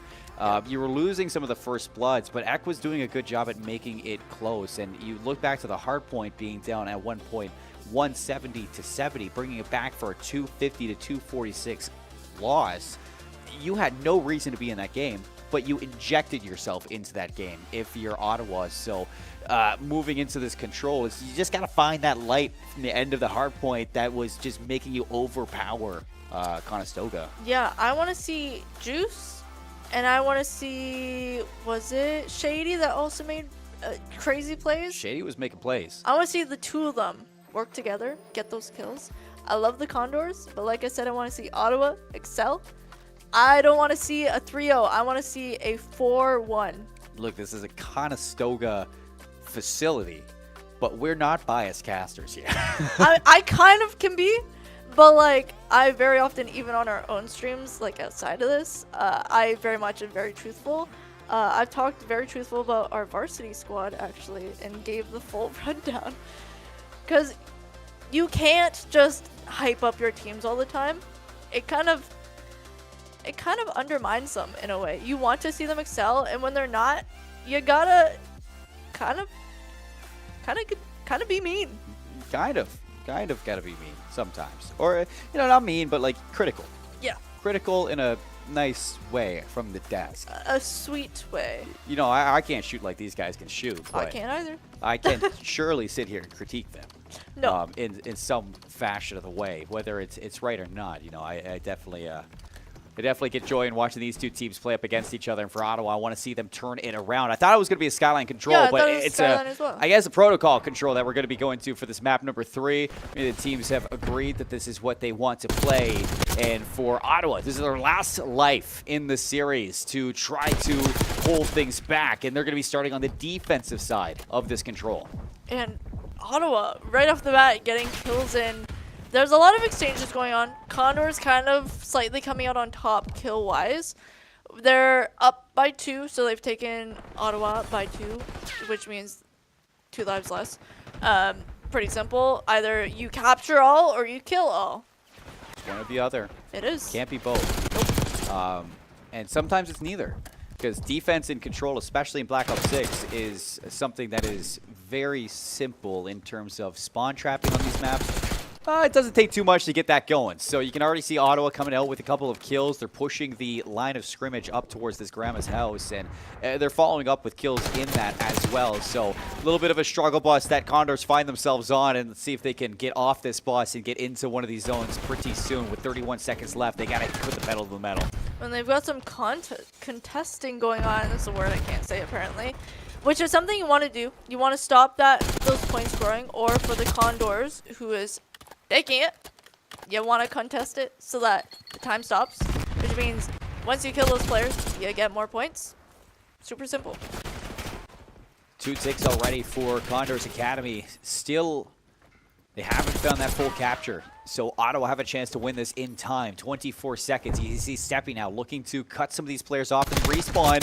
Able to find the first one on the Shaco and slip it in towards enemy lines. This is troublesome for Condors. Steppy finds a second one. 3 in a row. Can you find the fourth? Not able to get the respawning player, but 6 seconds left. Oh. And still Condor is struggling to get a foothold on this A zone. Unfortunately, with that much time back, you're not getting on that point. So they stopped it. Oh, okay. They're on. Taylor's calling my bluff right now. My bad. And they capture it too. Which puts another minute on the clock. You know what we call that? Clutch. We call that a caster curse. Okay. Ottawa.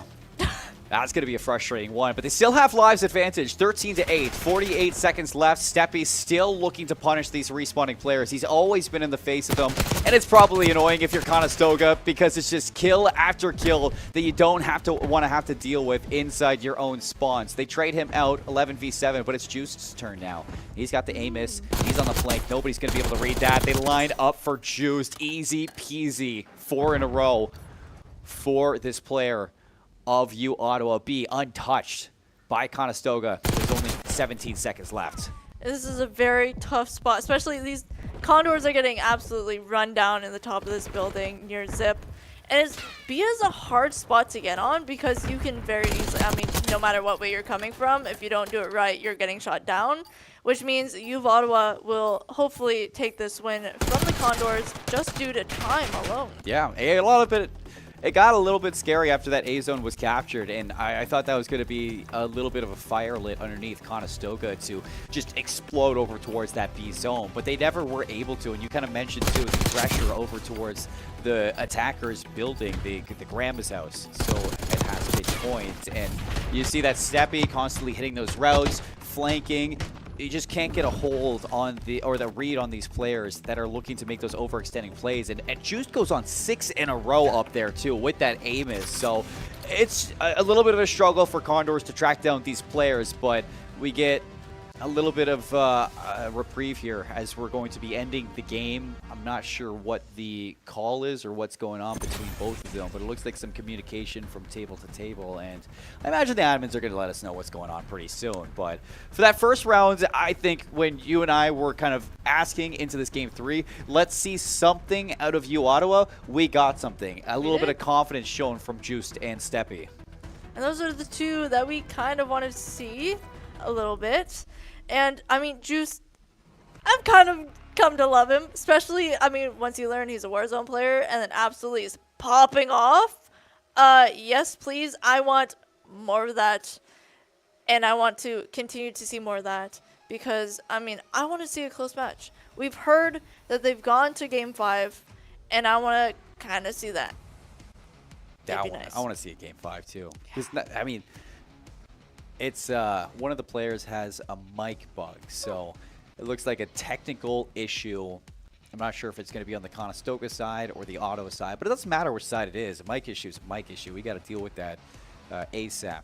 So yeah, I mean, map 5, we're thinking about it here, and it'd have to be a reverse sweep for Ottawa, which means that you take this control in some fashion of comfort. If it's a 3-0, if it's a 3-1, you're feeling good if you're Ottawa, and you were coming off a heater towards the end of that hardpoint. You know these players can shoot, and they're not afraid to take these fights in the respawn. You go back into the hardpoint for that map 4, and then, you know, you don't expect Conestoga to go up 170-70 again. It's going to be more contested than that map 1 was at the start for that protocol. It's just getting to that map 5 and the search and destroy for Ottawa is what I'm worried about. Yeah, that map 5, if we make it there, it's going to be a moment. And as you've seen, we got some more tech issues. It's a typical thing. It's Call of Duty. If Call of Duty does not have tech issues, that is a concerning day. That's a great day.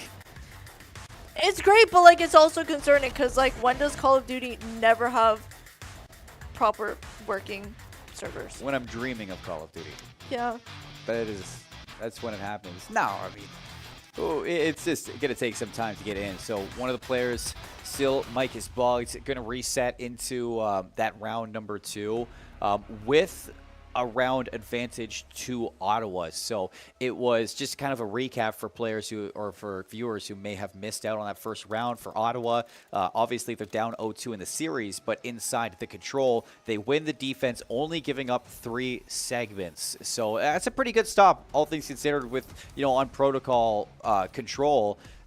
That A zone is not the easiest zone to actually hold on defense. It's the B zone that's the issue for the attackers. You know, for the attackers over towards A, you get a kill over towards one of the players in the top buildings. You clear off the player that's holding on to the head glitch on the point, and you get that player in time. You push another one into the next building, and you can obviously see that it's pretty simple to really terrorize your opponent when you get inside of their spawn base. So we get that from Steppy, and it shuts down Conestoga, but Conestoga is still able to get those 3 segments at A. They were able to capture A, which was kind of nice to see. Weren't able to get on B, like you said. B is a struggle spot. It's not a fun one to try to get onto. Defense-wise, absolutely lovely. You can take the stairs. You can go back of zip. You can sit on top of near the ruins. It's attackers that are just good luck, guys. Good luck. Good luck, have fun. So restarting back into this one, it looks like the players are ready to go, and we are rearing to see how they fare up with Ottawa now back on the offense. Conestoga going to take a little bit of a dip underground, see if they hit some routes, catch some players on timings over towards B, but instead it's a full mix-up of Ottawa taking the kills inside of bunker. Steppy's going to hop onto this B zone, start collecting that progress, and start to distract some of these players from Conestoga Academy. This is a very interesting, semi-aggressive play by Ottawa. They don't see him on the ladder. Ooh. Oh, okay. It's just, okay. All right. They clean him up. It happens. It's cleanup crew, garbage crew. But over towards A, Eck standing his ground. Nice shots with the aim is, rips the head off of Shatter. Third tick getting worked on already. The double stack's going to make this one fast. Collection should be in 2 minutes and 15 seconds. For you, Ottawa, to clear that B zone, already catching up to Conestoga on this attack. This is unfortunate. I mean, yes, I said I wanted them to win, but like, Condors, what are you doing? I know we said, obviously, S&D hardpoint. S&D is their best of all games. But these gunfights, not really being won by the Condors. Not at all. And look at that kill feed. It is bloody red. Eck is on 7 in a row right now, looking to play for that Hellstorm missile. If you can get that streak, it's going to make this a whole lot easier in future rounds. Shady, nade lands onto Shatter. Another kill, second tick locked in. Third one being worked on. And Shatter's been spotted. Able to find Steppy though before dropping, so it's going to take a little bit of pressure off of that time. And it looks like 3 go down for Ottawa, so Condors break through. 19 lives, playing 13. Conestoga at a massive disadvantage. They need to pull out full stop now if they want to shut down this offense. They really do, and we see U of Ottawa only needs 1 singular tick to win this, and they are on it. Savvy just noticing, going over, getting the kill, and then getting exchanged. Because that's what you want to do in this game. You want your exchanges. You want to be able to say, hey, I did my job, just like Shaco or Taylor can say. This kill feed is wild. It is. A whole lot of red, but a little bit of blue now to bring things back. Steppy's going to clear out Spiral. Still a major life advantage for Ottawa, so they can play some TDM. They got the time to make it happen, and they just continue to bleed out Conestoga in terms of those lives. 12 playing 6. Shatter's been known. Shatter finds 2. That's going to find some help for the players off respawn to kick things back in. 10 versus 4. No more respawns for Conestoga. They don't have to worry about any of these players on the zone just yet. Taylor finally hearing that gunshot, trying to win these gunfights, does not, unfortunately, which leaves it in a 2v3. Nope, it was a 2v3, but they've respawned. Respawned. But Taylor is out for the count because of that lack of respawn. 2 lives left. hopping onto this objective. Otto would love to get this 6 tick, but doesn't look like Shaco's going to give it up. Slides out into the middle. He's going to be cut down. And how about that? Ottawa with an offensive round on protocol with realistically no pushback at all, I'd say, from the side of Conestoga. Some issues here in the control in terms of where they need to set up and how far they can really push without getting caught off by one of the overextensions from you, Ottawa. Not to mention Ek, 7 in a row off the start of that. Insane. That makes it a little bit easier to get those objectives. It really does. I mean, getting those kills, pushing those spawns back is obviously, as you mentioned, insane. It's beautiful. It's how you kind of get these players trapped in that spawn trap, which is the most annoying thing in the world. But it happens, and we see U of Ottawa going to B to defend, trying to expect a B push from the Condors Academy squad, and they are more so going right down the middle. All in. And on there's B. B. They've hawked the zone. Not sure if they have a stack just yet. It doesn't look like it. So this one's going to go relatively slower. Up the staircase. Savvy's going to catch another player from Ottawa. It's Steppy dropping, but a quick trade. Juice on the flank. Shut down by Shatter. The turnaround. 13 and 8 from Shatter. Really putting on for the side of Conestoga at the moment, stepping up where they need him the most. Will it be enough, though, to continue this progression at B? Juice is going to swing around up the ladder. X going to come to the help of Juiced, and it is going to be 2 down at B. All the focus on A. On B, though, we have managed to get a tick, which is really good to see. I mean, it's the point of the game. You want the ticks. However, Condors are just not getting where they want to be. Ek pushing into our spawn. Savvy trying to make sure that it is clear to run back out. They haven't seen him just yet. No, where did, oh, he went top. Yeah, heck it, Juice still alive. Juice finally going to get spotted and cleaned. But 31 seconds for Conestoga to win this offense.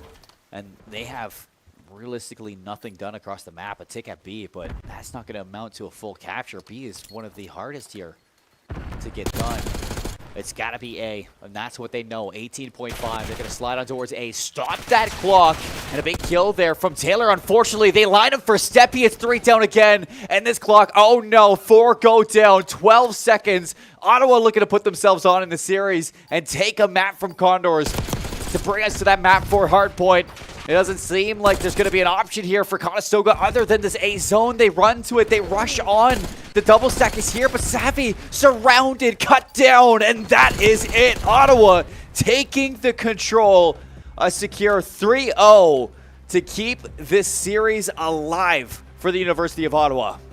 That's definitely going to be a little disheartening for the Condors. I mean, it happens. You lose maps. Throughout their season, I think they've only dropped like 2 maps overall, and that was when Taylor was sick, if I am correct. So having him in, this probably is affecting him mentally. It looks like Ottawa's hit the next stride for them against Conestoga, and we expected that for the respawns, and we finally get to see the force that is Ottawa Garnett. Steppy, 15 and 9, Ek, 18 and 8. To the reset too. It's not even accounting for that first round that they had where Juiced was going crazy in the spawn of Conestoga. An insane map 3 for Ottawa. They really needed that. And I think you and I both expected that in the way that that hard point was going towards the end. Oh yeah, I mean, we kind of called it. We wanted to see Ottawa step up, and they stepped up significantly. They did. But can they keep it going into the next hard point? That's the big question, because it's the elephant in the room, and knowing that they went down 170-70 on that first protocol hardpoint. So going into this next hardpoint, it's something that you got to think about. Obviously, your rotations were good, but the kills have to be better, which in their defense, it was. Yeah, I mean, both teams are returning gunfights pretty good. Overall, I mean, there's huge exchanges going on. No matter what, it seems like every time I see one of the players on, say, the Condors get killed, they're very quick to follow back up with a kill on University of Ottawa, which is it's what you want. It's what you want, but we didn't get to see it in the control. So for Conestoga, you have to kind of draw things back in your own right and put some respect on Ottawa. They took that respect away in the hardpoint, and you saw how close it was. That reality check in the hardpoint that was from an 100-point game to a 4-point game in the blink of an eye. You could be looking at a 2-1 the other way right now. If you're Conestoga, that map 1 was not secure whatsoever, and realistically, you'll look back at that P4, Ottawa should have won that with the setup that they did have. It's just late heroics from Conestoga, one last shot, and it just pays off. That's not going to happen this time around. You do not get to see that lightning strike twice most often. So Conestoga, you need to put that respect back on the table for this Ottawa team. It's not a team that you want to underestimate at all. And Juice is starting to let you know. Ek, a player that you and I highlighted going into this series, really showing up in that control. And you imagine that that's going to bleed into now this Vault hardpoint for map 4. I'm really hoping, and I'm also really interested to see who sits where, who runs where. Right off the bat, sometimes people go straight mid. Sometimes you send 2 mid, 1 down the left straight and the right straight to pool.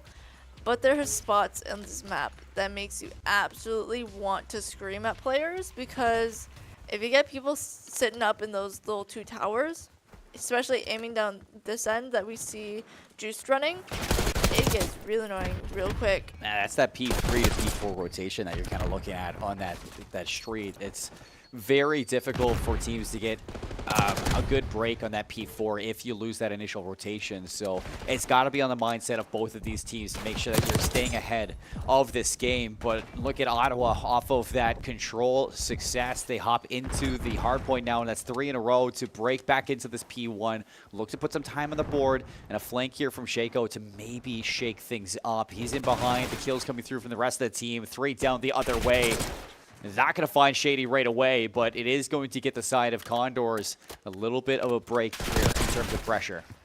And we've seen Shady make a really interesting and probably smart move jumping out the window. Unfortunately, he did lose the gunfight and ended up ultimately getting killed. Same with Ek, and as we see, Steppy. It is a respawn map, which means you are okay to just die and come back. The main thing is getting on these kills, getting those points. Right now, it is 14 to 18 as the Condors continue to grow their point lead. Taylor anchoring the back as she gets taken down by Ek. And that's looking to flip out the spawns here for Conestoga that were on the early setup. 3 go down for the Condors. And the Academy team immediately broken here on P2 of Vault. That's going to net some time for Ottawa to flip this lead for the moment. 30 to 24, an angle onto Steppy, and Shatter's going to find that. Conestoga piercing right through the front of this hard point and taking Ottawa away. Spawns in the back, flip out, and a little tastier on medicine there. Condors going to set up in P2, get that scrap time, and Ottawa pack their bags, looking to get that hole on P3 now. They really are, and the Condors running as little individual duo squads, except for... Did he? He got timing in behind. And they have no idea. Rice about to be shot in the back, but he turns around at just the right time. Unfortunately, he's lost 2 teammates. Rice is in trouble, and it's a fast 3 down for Ottawa. It is. I mean, we see the Condors. I mean, they're pushing for this little side door hill. It's not a fun one. It's hard to get. Way too hard. So you want to lay down and try to soak up that time throughout the mid-cut. If you're any of these players, well, you have your AR set up over top of you. You see that nobody's really been able to set up like that. You see Ottawa just holding on to whatever time that they can get. Shatter's on 5 in a row. He's going to clear out that hard point yet again. Condors putting a lot of focus towards the left side of that map, making sure that they're posturing for that 4th rotation, the one that you rarely see teams break. And Conestoga knows that this can be a big money hill to start to push this lead. Shatter now up to 7 in a row, and Savvy right behind him on 4. Absolutely. The 2 that are really getting streaks going right now, which is kind of shocking because Taylor's also one of the top frags. So seeing him sit back so much, especially running AR, which is probably why he's actually not on time that much from what they've told me. But they need these points. And they're getting these points. Soaking up the time. Somebody slipped the net. Steppy behind. You're going to read it. Shatter turns around, but not able to win that fight. Steppy has found a way in. Doubles down onto Shatter as well. And the breakthrough from Ottawa, sneaking in behind, flipping things out yet again, keeping this just a small lead for Ottawa, but still a lead nonetheless. I mean, we might see Ottawa do what the Condors did to Ottawa in the first game, which is essentially build up a giant gap between us and then just take the win, and we might see a map. And they've already made a statement saying that even if you want to take those early rotations, we can break it too. It is not a done deal for Conestoga trying to rotate to these hills early, but into P1, starting to get some of this early time. Savvy with a big win on the outskirts. And he finds a second as well. So big step up for Conestoga, just making sure that they're keeping Ottawa away from this time, keeping it in and around a 20-point difference. And as soon as the kills come through, and Shaco, he's on 4 in a row. Yet again, another streak here for the player of Conestoga. He hops this time, and he's closing this lead even more. And you see some of the players love to this thing that is called laying on the ground and hiding away, which is really annoying, but it's such a good strat, which is why you see it happen, especially when you're reloading, when you're holding a point, because, I mean, ain't no one going to find you right away. No, and that's great. If you want to at least give yourself an edge, natural cover is something you definitely want to use to your best ability. So you see it there on P1 especially, just trying to isolate some sort of engagement. Steppy on the flank. Lovely duel there. Reads the second as well. 3 in a row for Steppy. Can he find Savvy as well? Slides out. Not able to shut down Savvy. A huge win for Conestoga to hold this now from the front. Spawns in the back for Ottawa, so they're going to be able to hit this right away. Steppy trying to find form around the outside. Shatter's going to find the shots. Savvy alongside him on a spree of 4 in a row. And another set of kills for Conestoga. 3 go down on the side of Ottawa. This time starting to flip for Conestoga's lead. Pulling ahead about 30 points here after P2. Shatter making a little bit of a movement to possibly the next hill, which is nice to see. You always want to be prepared for the rotate, especially when you know you're not going to get back on that point, which is kind of what's happening right now. Some nice shots from Rice and Juiced, who I wanted to see shoot more. Y'all, Juice started to put it together. 7 and 16. Maybe a slower start for Juice, like what we saw from Protocol, but it took some time for him to get going. Once he did, what a treat it was to watch. P3 uncontested. So that time bank slowly slowing down. Shaco on the flank. He's going to catch by surprise a couple of these members. Oh, holy Shaco, 3 in a row. Completely breaks open this point. And how about that? He just jumps on, soaking up that hard point. Absolutely insanity. There's a fourth. Oh, yeah, he did get the fourth, and then Steppy did get the exchange on him, which is what you want to see. You want to shut down those top fraggers, those people who are getting those kills, making it hard for your members to get onto those hills because they got to respawn and then push all the way back. And we already see the Condors on next point. And it's been like a battle between Conestoga and Ottawa's players. Steppy versus Shaco. Steppy 21 and 13, Shaco 22 and 8.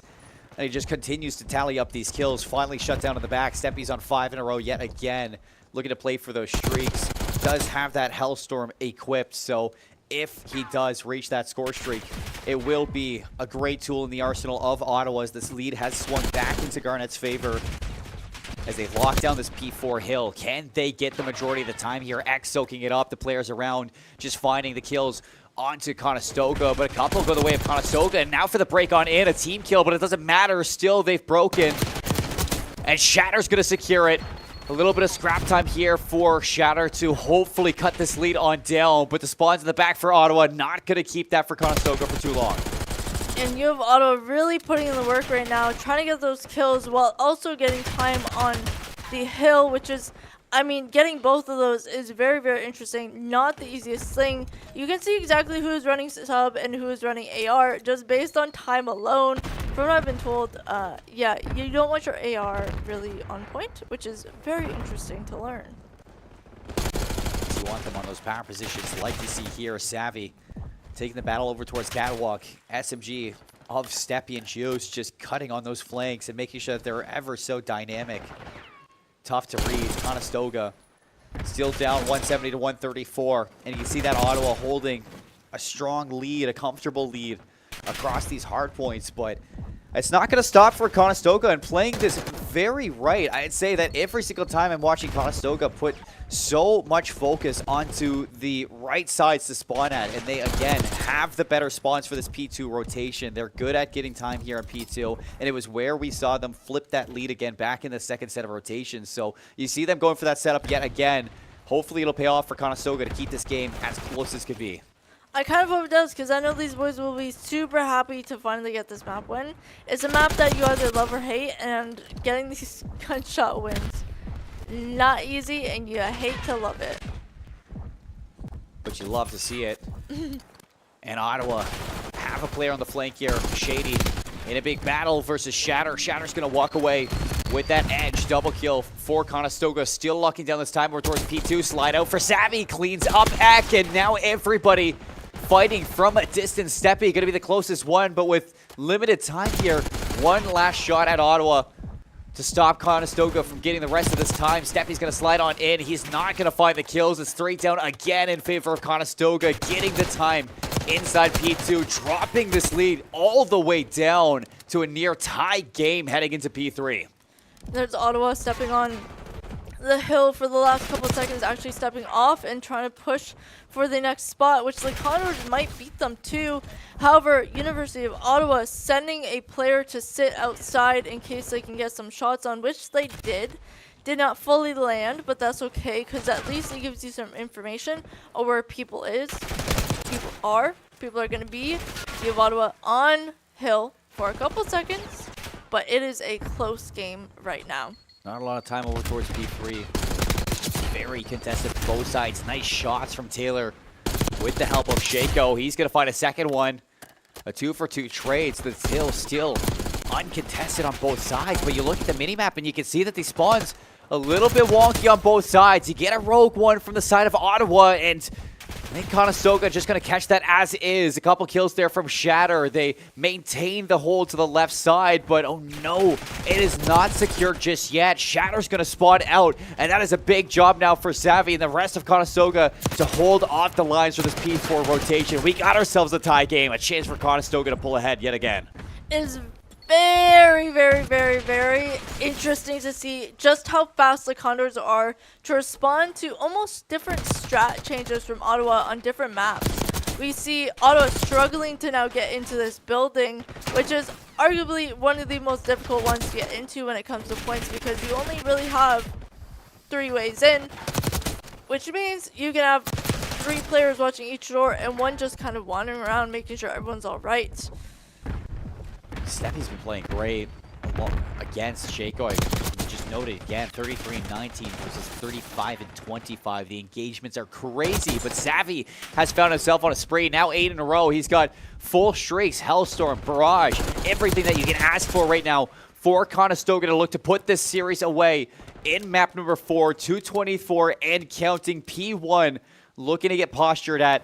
Ottawa, they are behind. They are not out. You still have some streaks here for Steppy as well. And he is holding down that front line, making sure that this team can just soak up as much time in P1 as they can possibly get. And unfortunately for the Condors, Ottawa has already stepped down the point. They're gaining those points back, trying to decrease the gap between them and the Condors Academy team. It's 231 to 200.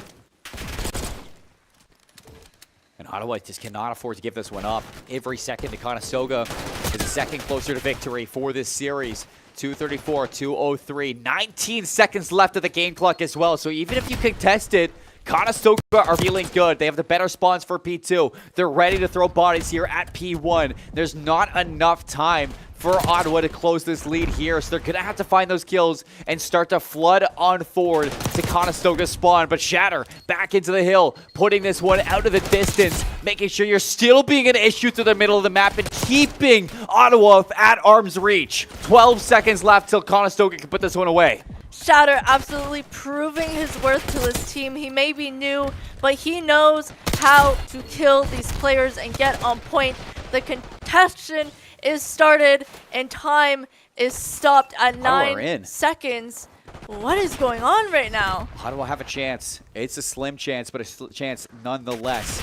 And we saw that protocol. You can never rule out Garnet until it is over. We're looking at a photo finish. Hellstar's going to be called in by Taylor. Shatter through the front. He cuts it off, and 2 seconds left. Do you touch? You're in, but you're dead. And Shaco puts it away, calls the series. And Conestoga taking map 4, taking the series against the University of Ottawa. Did I call the final score? 4-1? 4-1? 3-1. 3-1. Game 4. But you did.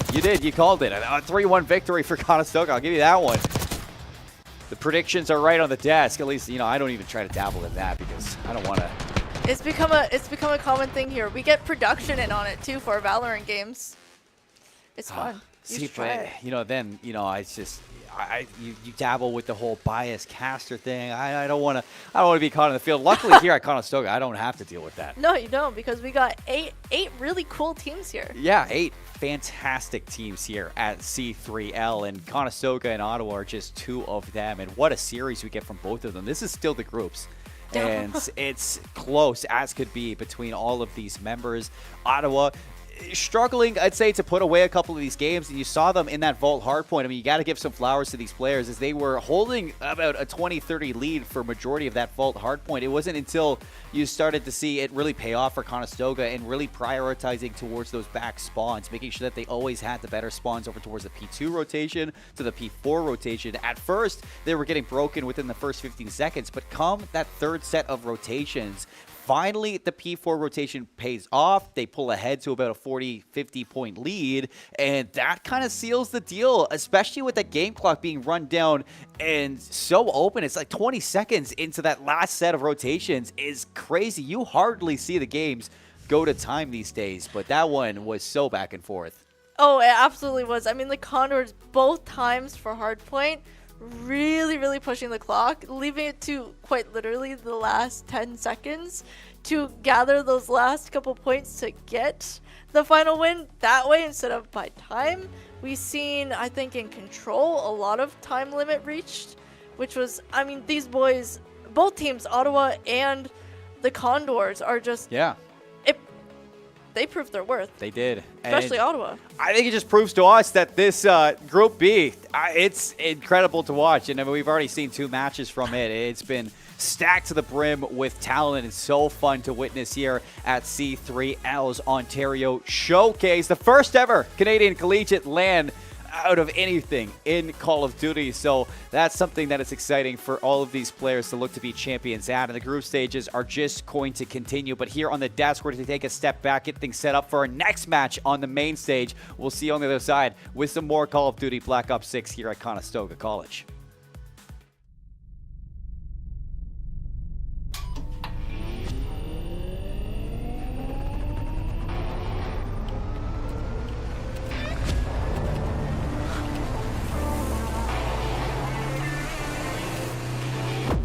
Conestoga College is setting the stage for a new era in gaming. In 2025, we're opening a state-of-the-art esports venue, a premier facility for high-performing gamers in Canada. In this 10,000 square foot facility, we're putting you in the center of the action. The facility will have 50 top-tier PC stations, 5 console stations, immersive VR stations, a team operations room, a full production suite, and a premier competition stage.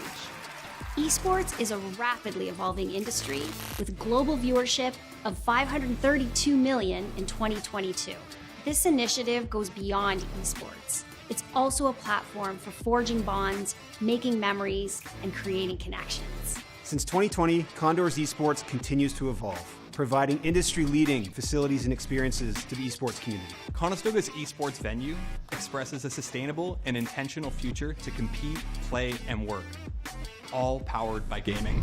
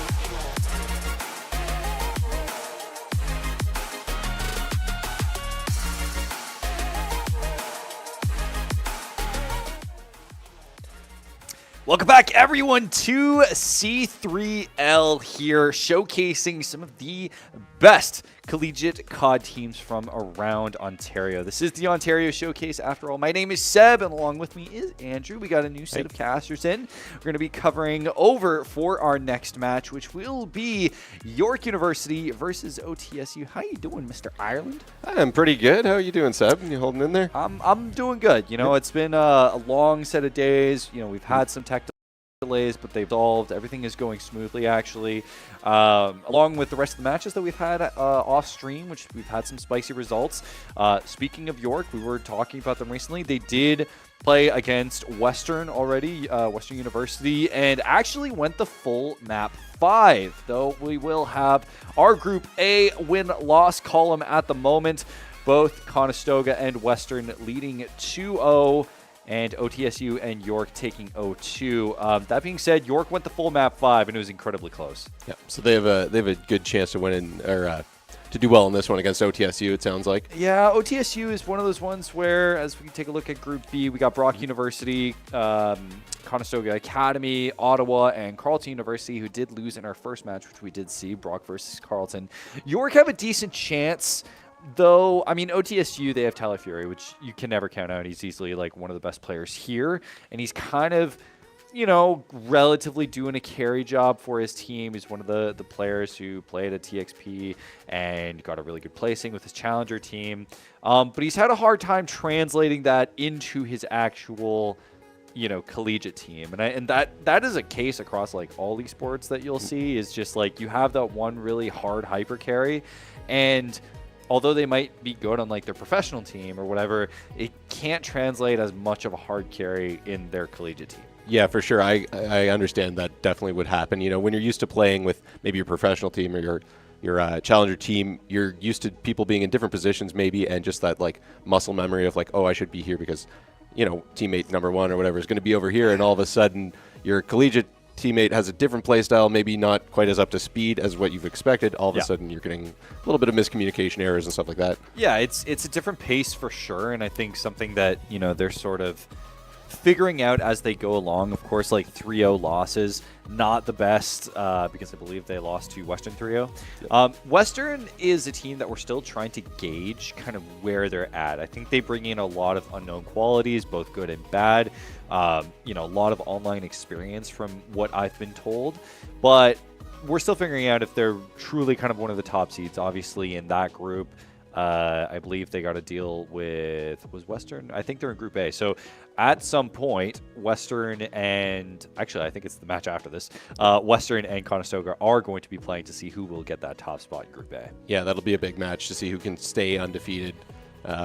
Really a nice little thing to brag in the round robin. Say, yeah, it's good going to bracket. But we do have the pick man at the moment, and it's Skyline and Vault, ladies and gentlemen. Straight away, all the way through, kicking things off with Hardpoint Skyline, S&D Skyline, Control in Vault, Hardpoint in Vault, and S&D in Vault. Funny, because I swear to God, I thought I heard everyone saying they hate Vault for most of these things, and Skyline as well. Yeah. So I guess OTSU and York are just, you know, they revel in chaos. Yeah, they're built different. They just wanted to let everyone know, hey, we you don't like these maps? Yeah, we're quirky. Yeah, we're quirky, you know. Little ooh-woo, yeah, weeby action. Yeah. But we're currently just getting the map set up. As far as Skyline, it's an interesting map because I think there's a lot, at least from my own experience, not so much in scrim experience, but my own experience within ranked and you know, watching some decent level gameplay. It is like really like snowbally. I think you can very much, especially depending on the spawns, which can be pretty tight to a lot of different hard points. Right. It can snowball pretty quick as like rotates come through, and it's pretty. I'm not gonna say it's super easy to defend points, but like in terms of spawn trapping and like keeping people out, you can get set up pretty well on a good amount of these hard points. Yeah, definitely. Skyline's got those to run off the name. It's got those long lines of sight as well. Yeah. Whereas you might be able to just cut people off before they get able to even get close. So it will be, like you said, very interesting to see how teams hold down hard points probably handily at different times. And yeah, rather than others. Well, if jacuzzi's the first stop, it's pretty much, which I always love seeing, but like you'll see people just straight up dive from like roof or cat like straight into the jacuzzi for whatever reason. Because frankly, like unless there's multiple people on cat or on roof, they're not going to get a pick on whoever dives into that jacuzzi, funny enough, because everyone is too busy shooting cross and unless you actively like just get a perfect nade into that jacuzzi. So it'll be really interesting to see how they penetrate, how they hold that jacuzzi area to get P1 and then move on to P2, which is of course just on the piano side of the map. So I'm interested. We're still sitting at the lobby, just about ready to go. It will be Hardpoint first with Skyline. It should be a banger. I think is actually the first Skyline that I'm seeing all day, at least on stream. Yeah, no, it's I don't recall seeing wrong, it so far, but I'm sure some of the other, it must have made its way through at some point if both of these teams picked it twice. Well, everyone's been, well, okay, speaking of, I think York is the one that I heard that hasn't been scrimming, really. But it's apparently worked out for them as they've made things pretty close. Yeah. This is definitely one of the ones where I think you don't want to get the bottom 2 seed, but I'm pretty sure they're both locked into the bottom 2 seed because of the win-loss against, Conestoga and Western. So it's pretty much seeing who gets the better seed coming out of Group A in lowers, if I'm remembering correctly. So yeah, still could play a really big difference in where they find themselves in the bracket. Yeah. Yeah. All I right, don't know why I lost the word bracket there. We are kicking things off on Skyline. It will be map 1. Players are in the server. You got the hype chamber. Classic. Makes me feel at home, guys. Just saying. York University versus Ontario Tech. Classic esports programs. And we will be getting underway as the players are finally in with what will be our 3rd series of the day. York University. Oh, I think we're good to go. We are good to go. We are underway.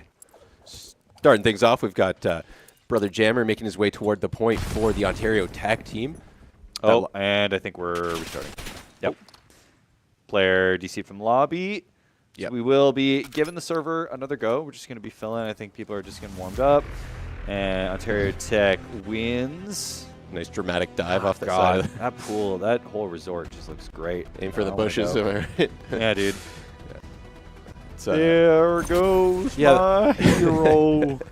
Watch him as he goes into a bush. Yeah, that's we talk about the maps, but it just in terms of like visual appeal, like a place I would maybe want to be. Skyline's up there for me, I would say. Skyline's the go, dude. They got a gym like right next to a jacuzzi. It's kind of sweet.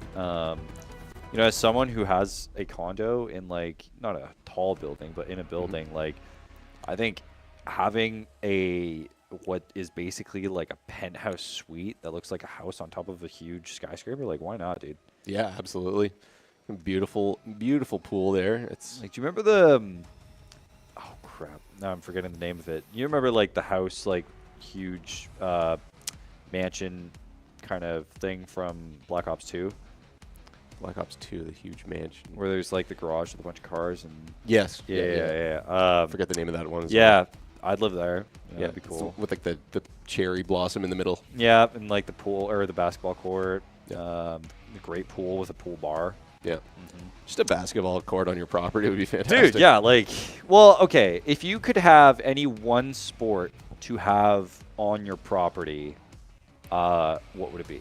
I'm biased because I play hockey, but I think I'd love to even just a nice piece of plastic and a hockey net maybe 20 feet away to shoot pucks all day in the afternoon. That would be great for me. Oh, jeez. But any sort of sport court I think would be nice. I think any like court or sport that is like really expensive to have. Right. So like for me, I'd probably get a racetrack. Right, yeah, you want to get your money's worth. That is so, it costs like so many hundreds of dollars just to take your own car around a racetrack. So if you just have one on your back, you're just like, oh, I just got to like pay for the maintenance of my car, which at that point I'm already rich. So you just like, you can race on your track and be a pro on your own track.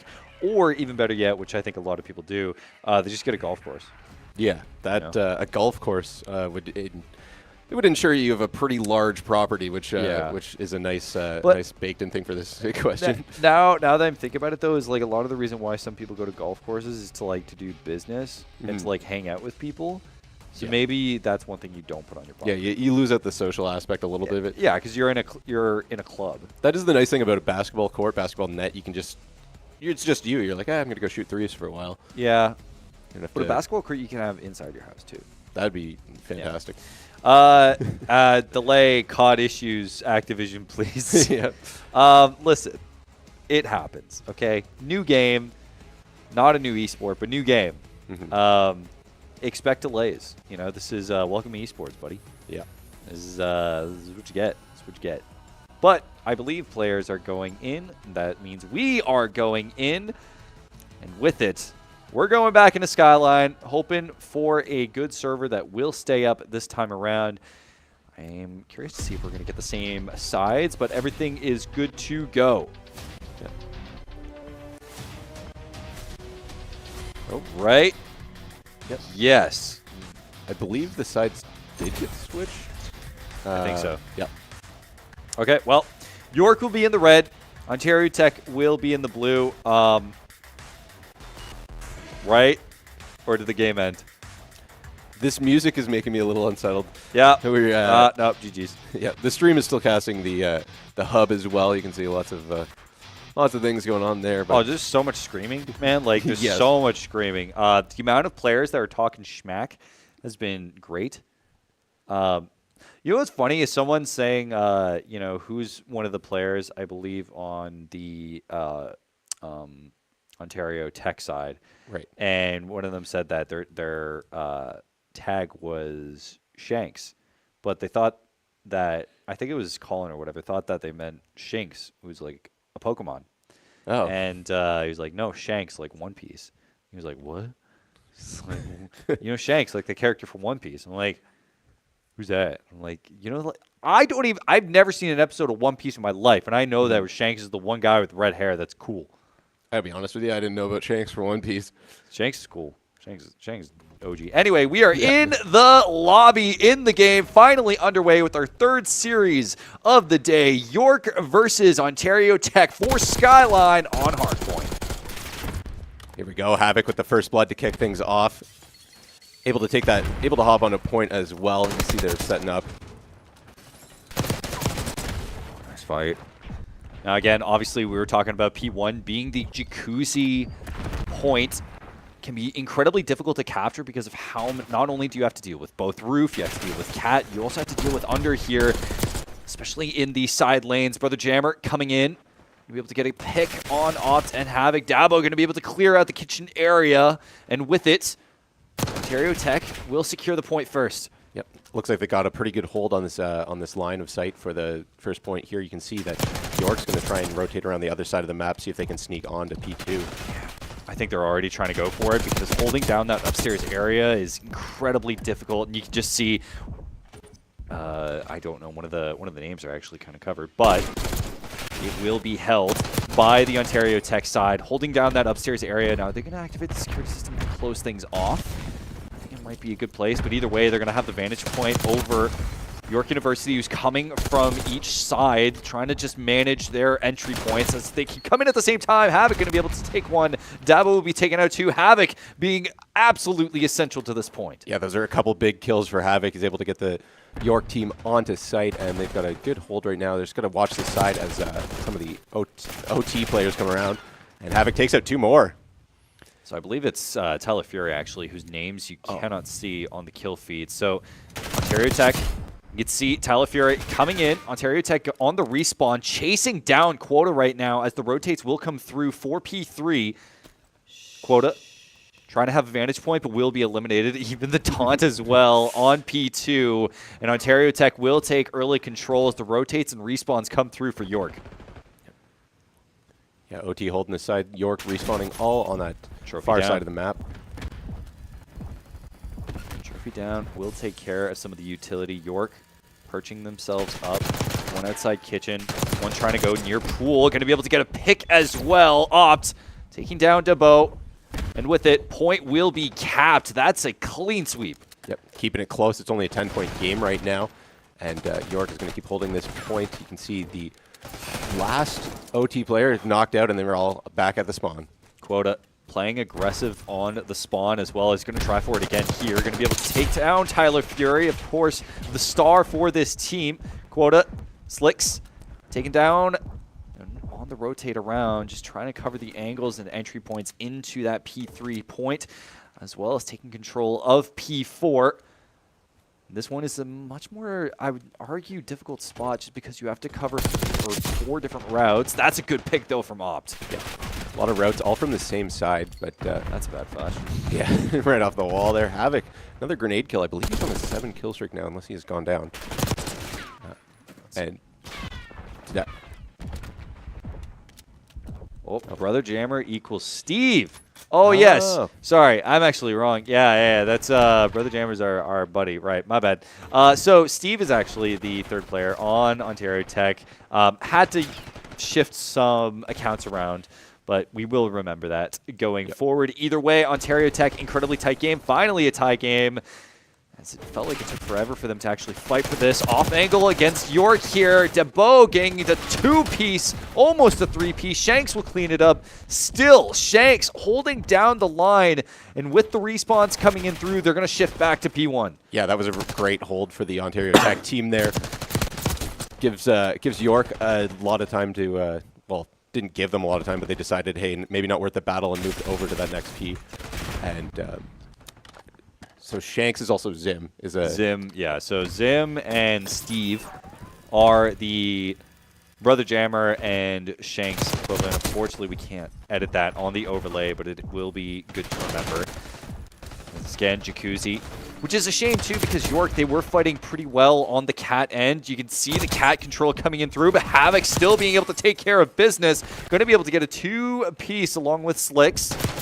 As, again, York on the respawn, near pool, going to fight around Piano and going to try and take that cat control, but Ontario Tech are holding it down, finally getting some presence onto the point.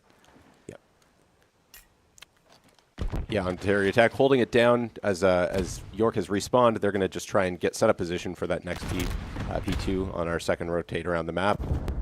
And we're going to see, oh, there's a kill quickly for Havoc. He's been having a great game. Yeah. On to P2. One of the harder ones to, or easier ones to hold, I would argue, because there are so few lanes that generally the vantage points that you have on the spawns tend to be pretty deadly. So you can see York, they're playing it pretty relaxed at the moment, trying to play passive, let the grenades do their thing. Now you can see a 3-stack coming all the way across. They're ready to jump in, go hard, but there's a misread on the angles, though. Opt going to be able to take care of one. Debo cleans up. As the York respawns coming in through, Slicks trying to rush onto site, will be taken down by Steve. This has been a great hold for Ontario Tech. They're really starting to pull away with this one so far. Now up 155 to 87. Got not too much time left on this hard point. You can see York again trying to set up, but the York player is killed at point 3. Yeah. Quota. York coming alive again, having a fight for the kitchen. P3. Gonna be able to take one. Ops will be taken down, but it just feels like York, they're misjudging exactly where the approaches are coming through. And I think that's what makes Skyline hardpoints so difficult, is generally it's a lot harder to predict some of the spawns in terms of where they're going to come from, whether they come from Jacuzzi side or from outside. So Ontario Tech, they are running away with this, and this will be another respawn for York, trying to take 2 different angles, one from Cat, one from Jacuzzi side. Yeah. We tried to see a flank from Havoc, but he was taken down in the middle there, so now York is once again respawning, and OT is just going to have to keep holding this this directional line. They're going to have to fight for P4 at some point. You can already see Ontario Tech have rotated. York trying to set up, going to come from roof side, going to be punished for it. Debo going to be able to get one more, potentially. It's a slick. It's going to be a fight, but Debo will be taken out. Finally, York, can they leverage some sort of advantage, as they will go on point, but immediately deleted? Yeah, it seems like whatever advantage they got from winning that gunfight was quickly shut down by OT, able to get back onto the site. The respawn was just too far for them, I think, and they weren't able to set up as quickly. The York, they're not done yet. Zim pulling out the pistol. York finally getting on the point, and with it, hopefully some points for them. Yep, still down 110 points, give or take. And we see OT starting to make Ontario Tech start to make their way back onto the point here. Wow. York, we're trying to the outside angles, I think, because they were expecting more of Ontario Tech to actually push from the Jacuzzi side. But unfortunately, I think the spawns worked out where they actually came from the P3 side. So it will be Ontario Tech essentially holding this one down. York running out of chances. Yeah, they finally contested the point, trying to put a stop to the tick before the game ends on them, but it's probably going to be one more hard point. Yeah, yep. We're going to shift back to P1, and York weren't able to hold this one as well, even though they did have a man cat previously. And so with Ontario Tech, they're setting up more passive and just trying to leverage their AR game right now. We can see a couple kills moving toward point. Only 15 points for the win for Ontario Tech here. Fire missile, jeez. They might be able to hang on to things here. Steve on the point right now. I thought he was stuck with that Semtex. Yeah, I thought so too. It looked like it. I think he just got dinked, and already you can see Slicks doing as much damage. Ontario Tech, York can't get on. Ontario Tech will walk away with the first map win. Not even close. It really felt like the moment they got those retakes, they didn't let go. No, they doubled up on York there. They were able to pull away with that one. It was very close in the beginning. You know, it was a 75 point game at one point, but like you said, they did an awesome job after it retook, just holding it down. Tyler Fury, of course, MVP for this team, generally highest rated player. And York, this is not the rebound I think they wanted coming off that best of 5 against Western. Ontario Tech, we know that they are capable. Tyler Fury going 30-17 with 22 true kills to his name. I'm just looking at this. I'm hoping that maybe a slower paced match will help out York, because it's not as if a lot of the challenges were bad. It really felt like just a lot of mispositioning. So maybe Search will be the answer, slowing things down just a touch. Yeah, you definitely see that a lot with Search and Destroy, a team that maybe isn't doing quite as well in the respawn modes, able to build a little bit of momentum in the Search and Destroy after the change of pace, maybe play on a little bit more of their own, you know, they don't have to manage the respawns as much, and they're playing on their own intuition. Yeah. And can get them some momentum. Well, it's interesting too, because on Search, you know, you're playing for more hard angles, and in Skyline where the points are, you don't, you know, again, I wouldn't say that. Obviously, Tyler Fury is going to be looking for the first blood. It's going to immediately put, you know, York in a 3v4 disadvantage. And so you have to find a way. It's like, how can we mitigate this just as much as possible, especially on defense, because that's where Ontario Tech will be able to leverage those first bloods most. I don't know. I'm interested to see where Skyline goes for Search.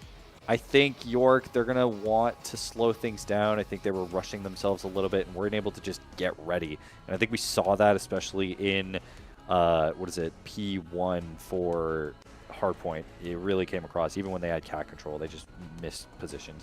Yeah.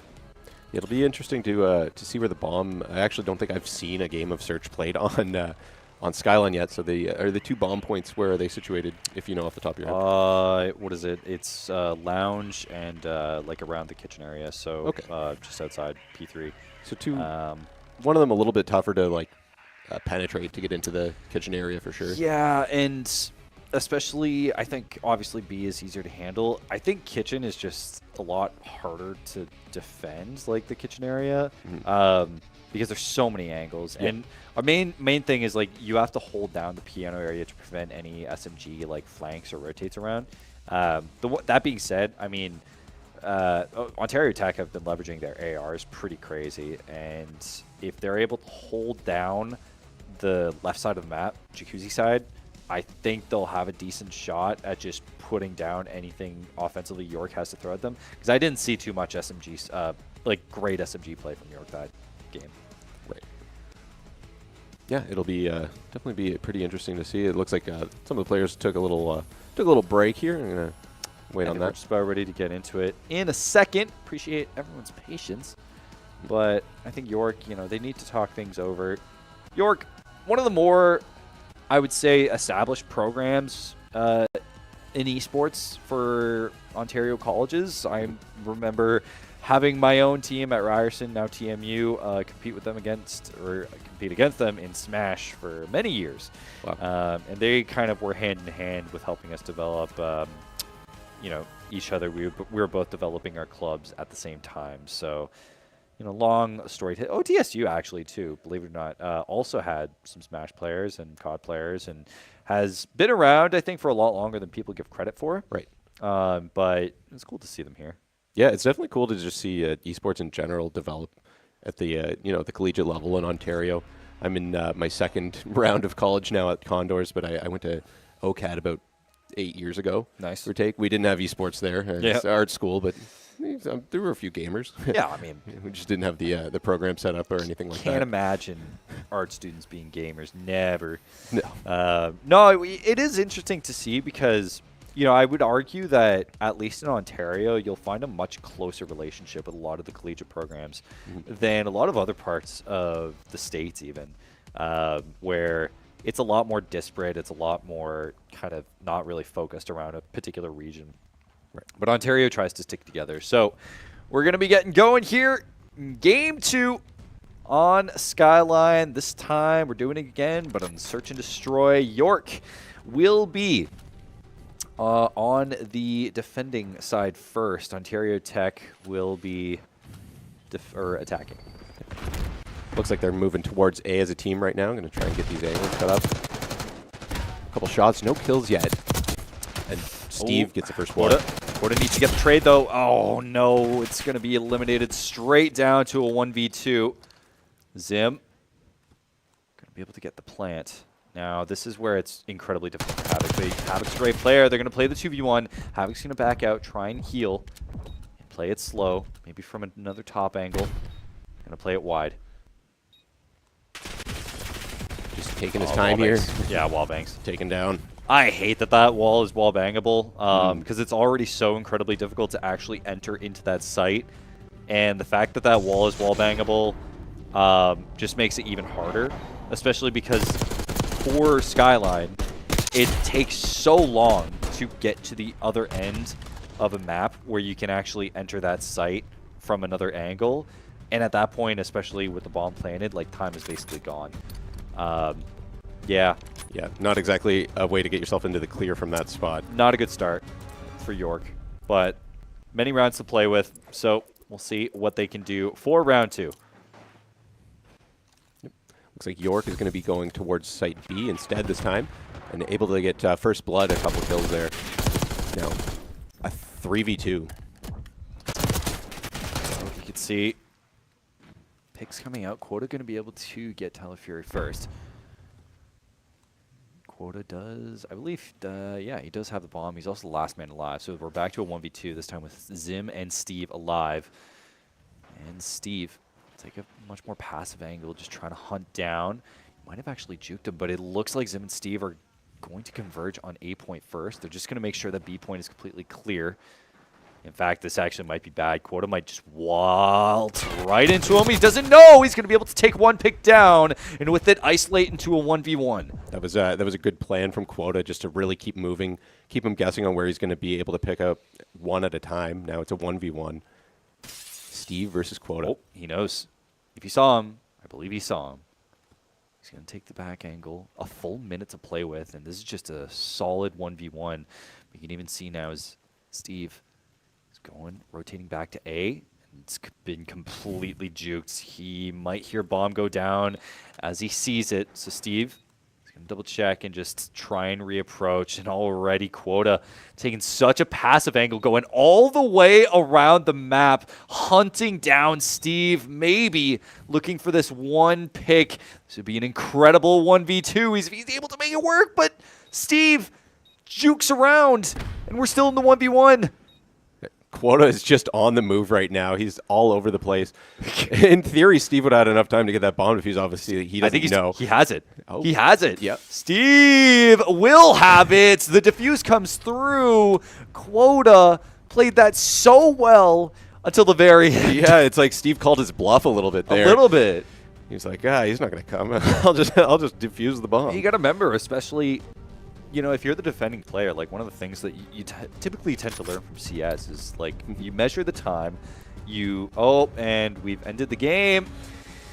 We've ended the game, guys. But once you check all your angles in the surrounding area, like you can very much just go for the defuse, right? At that point, like you recognize that there is a defuse option within the time that it takes to defuse, that there's realistically, unless the person hears you distinctly, they're not going to have the time to actually come up and take you out before you get the defuse. So we will be back in the lobby, search and destroy. I think they're just figuring out some tech issues. That's the name of the game, it seems like, with Call of Duty today, unfortunately.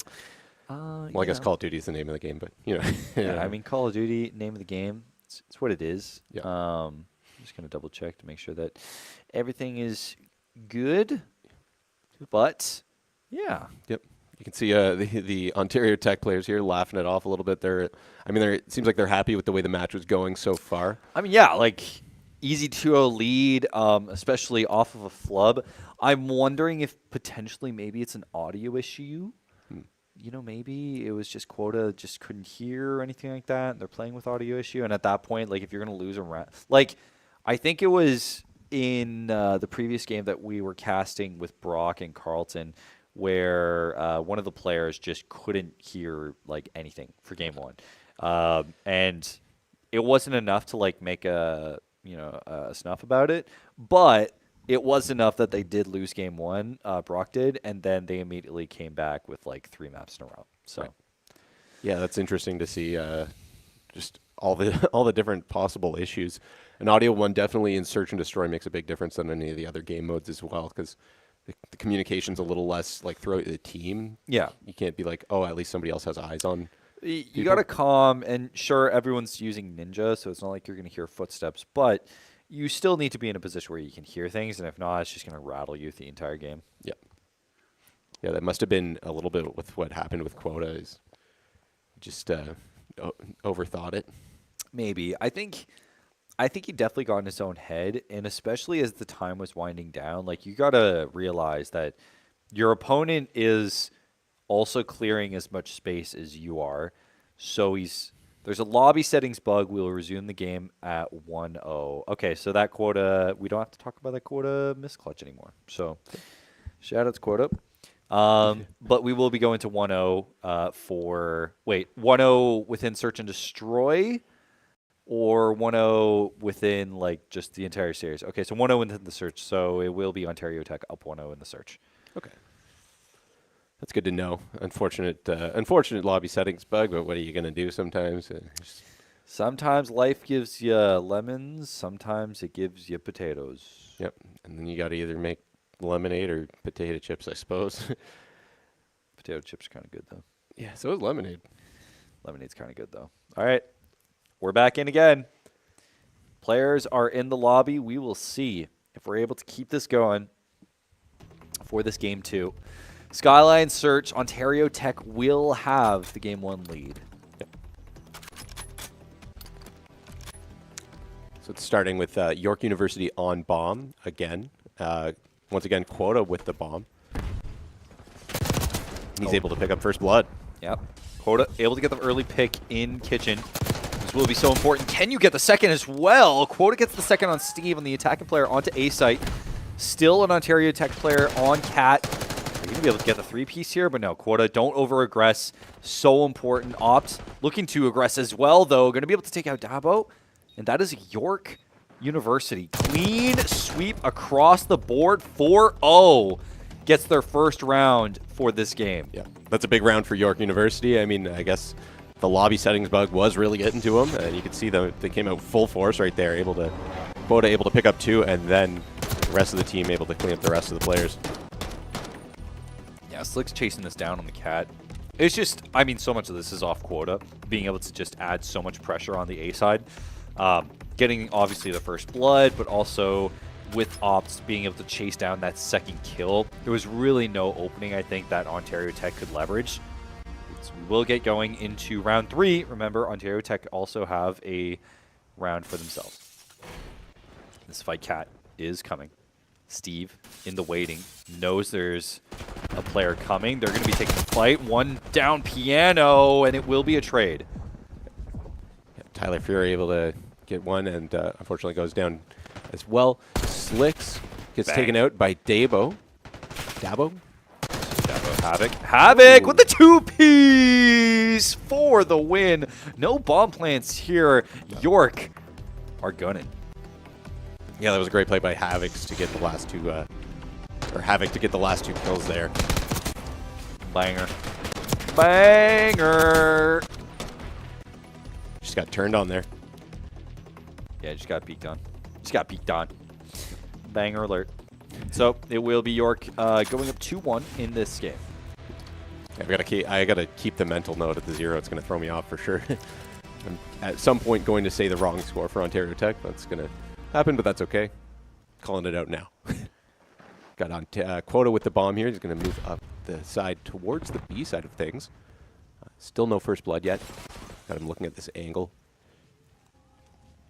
We'll keep going. They're gonna okay, you can see even Ontario Tech not wanting to rush, you can play a bit more passive, but also Slicks as well. York in general, much more passive positioning on the A side.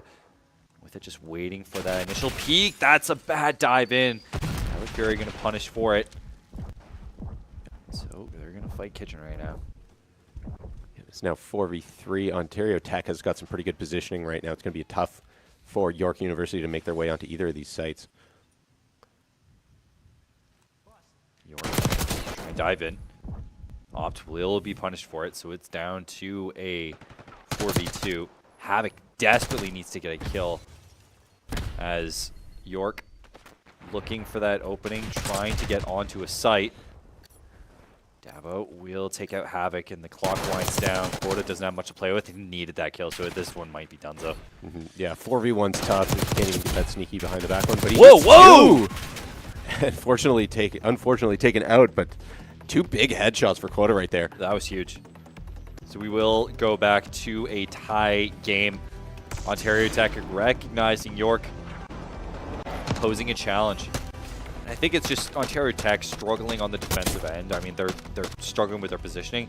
To be fair, I think even if you look at the search and destroy positioning here, I mean, what is it, on the attacking side, it's so much leverage. Like, it's so hard to defend even on this side because, like, you look at the amount of cover you have to work with for A site on this side, like on piano side, versus like on attacking side. It's just, it feels so much easier. Yeah, there's very little in terms of obstructions that you're able to use in your advantage there. Okay, all right. Ontario Tech will be able to plant already on A. York will have to defend. Under the bench press. Yeah, that's where I like to live. Yeah. Take out Steve. Ops. That will be Steve, or sorry, Zim, I meant to say. Steve going to be able to take out Havoc. York being whittled down. Last man on. Diffuse coming through. Tyler Fury has the potential to create something special. The defuse will be coming through. I don't think Tyler Fury knows, or at least he's trying to rush to another angle. Might be able to make it work. Gets one, can't get the second. So York will get the defuse. Well, that was a good play by York, just able to watch all their angles there. They know they have only one player they've got to watch out for, who does take one of their players off the map, but the rest of the guys able to hold up the angles there. Yep. This is a great opening from Quota. Just a nice easy peek. Yeah, nice little slide through there. All right, so York, the bomb defusal will go up 3-2. York will be on the attacking side. Make sure to switch your guns a couple times. It feels good. Feels good, man. Bomb will switch over. They will go to the attacking side. Going to play for A. Needs to get this opening pick. Though, Steve. Trade's going to come through. Havoc will take the trade. Yep. There's now bomb still on the ground, but there's 3 players left for each team. Fighting in the middle of the map here. Another kill for Op. Gets a wallbang on Dabo. Dabo. You got to get the lockdown. Oh, good peek, though. That is York with an immediate crossfire. Going to move on to 4-2 at the moment against Ontario Tech. It was a very quick turn of events there. so much of this. One, the opening kill, it didn't even work out in Ontario Tech's favor.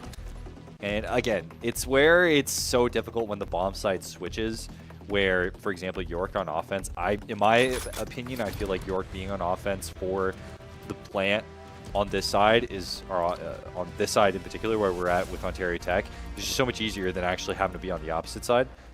So Ontario Tech going to play 4A right now.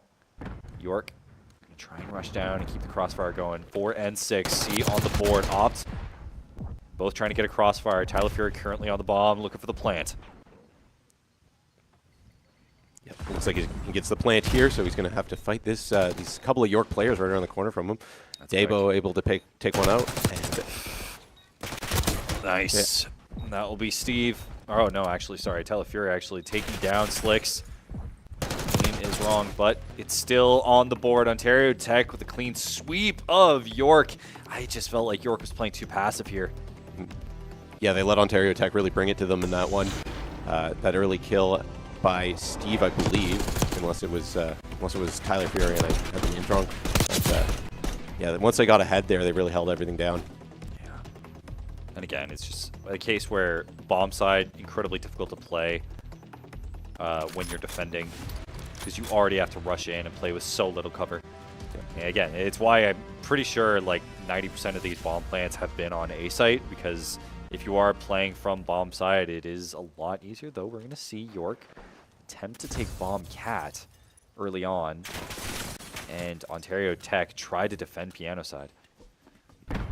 Yeah, you want to get out of there. You know, got a couple shots on him and was hit. He's being chased down right now by Quota has to run. By Dabo.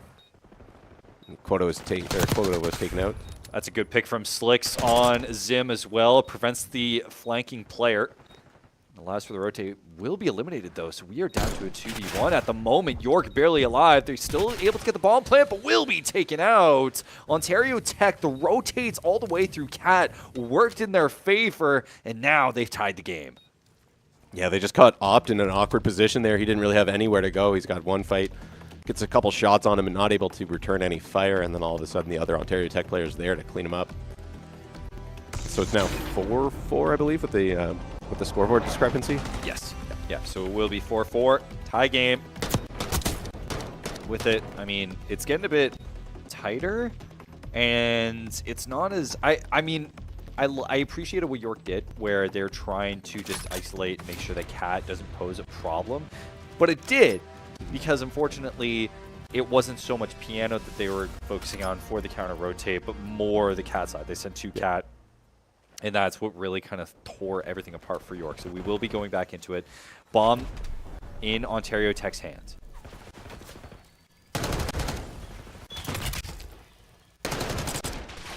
Quota gets first blood there. He takes out Dabo, I believe. And they're going to start setting up. Another one for Quota. Can't get the third, unfortunately, so Shanks is there on site. But he's taken down.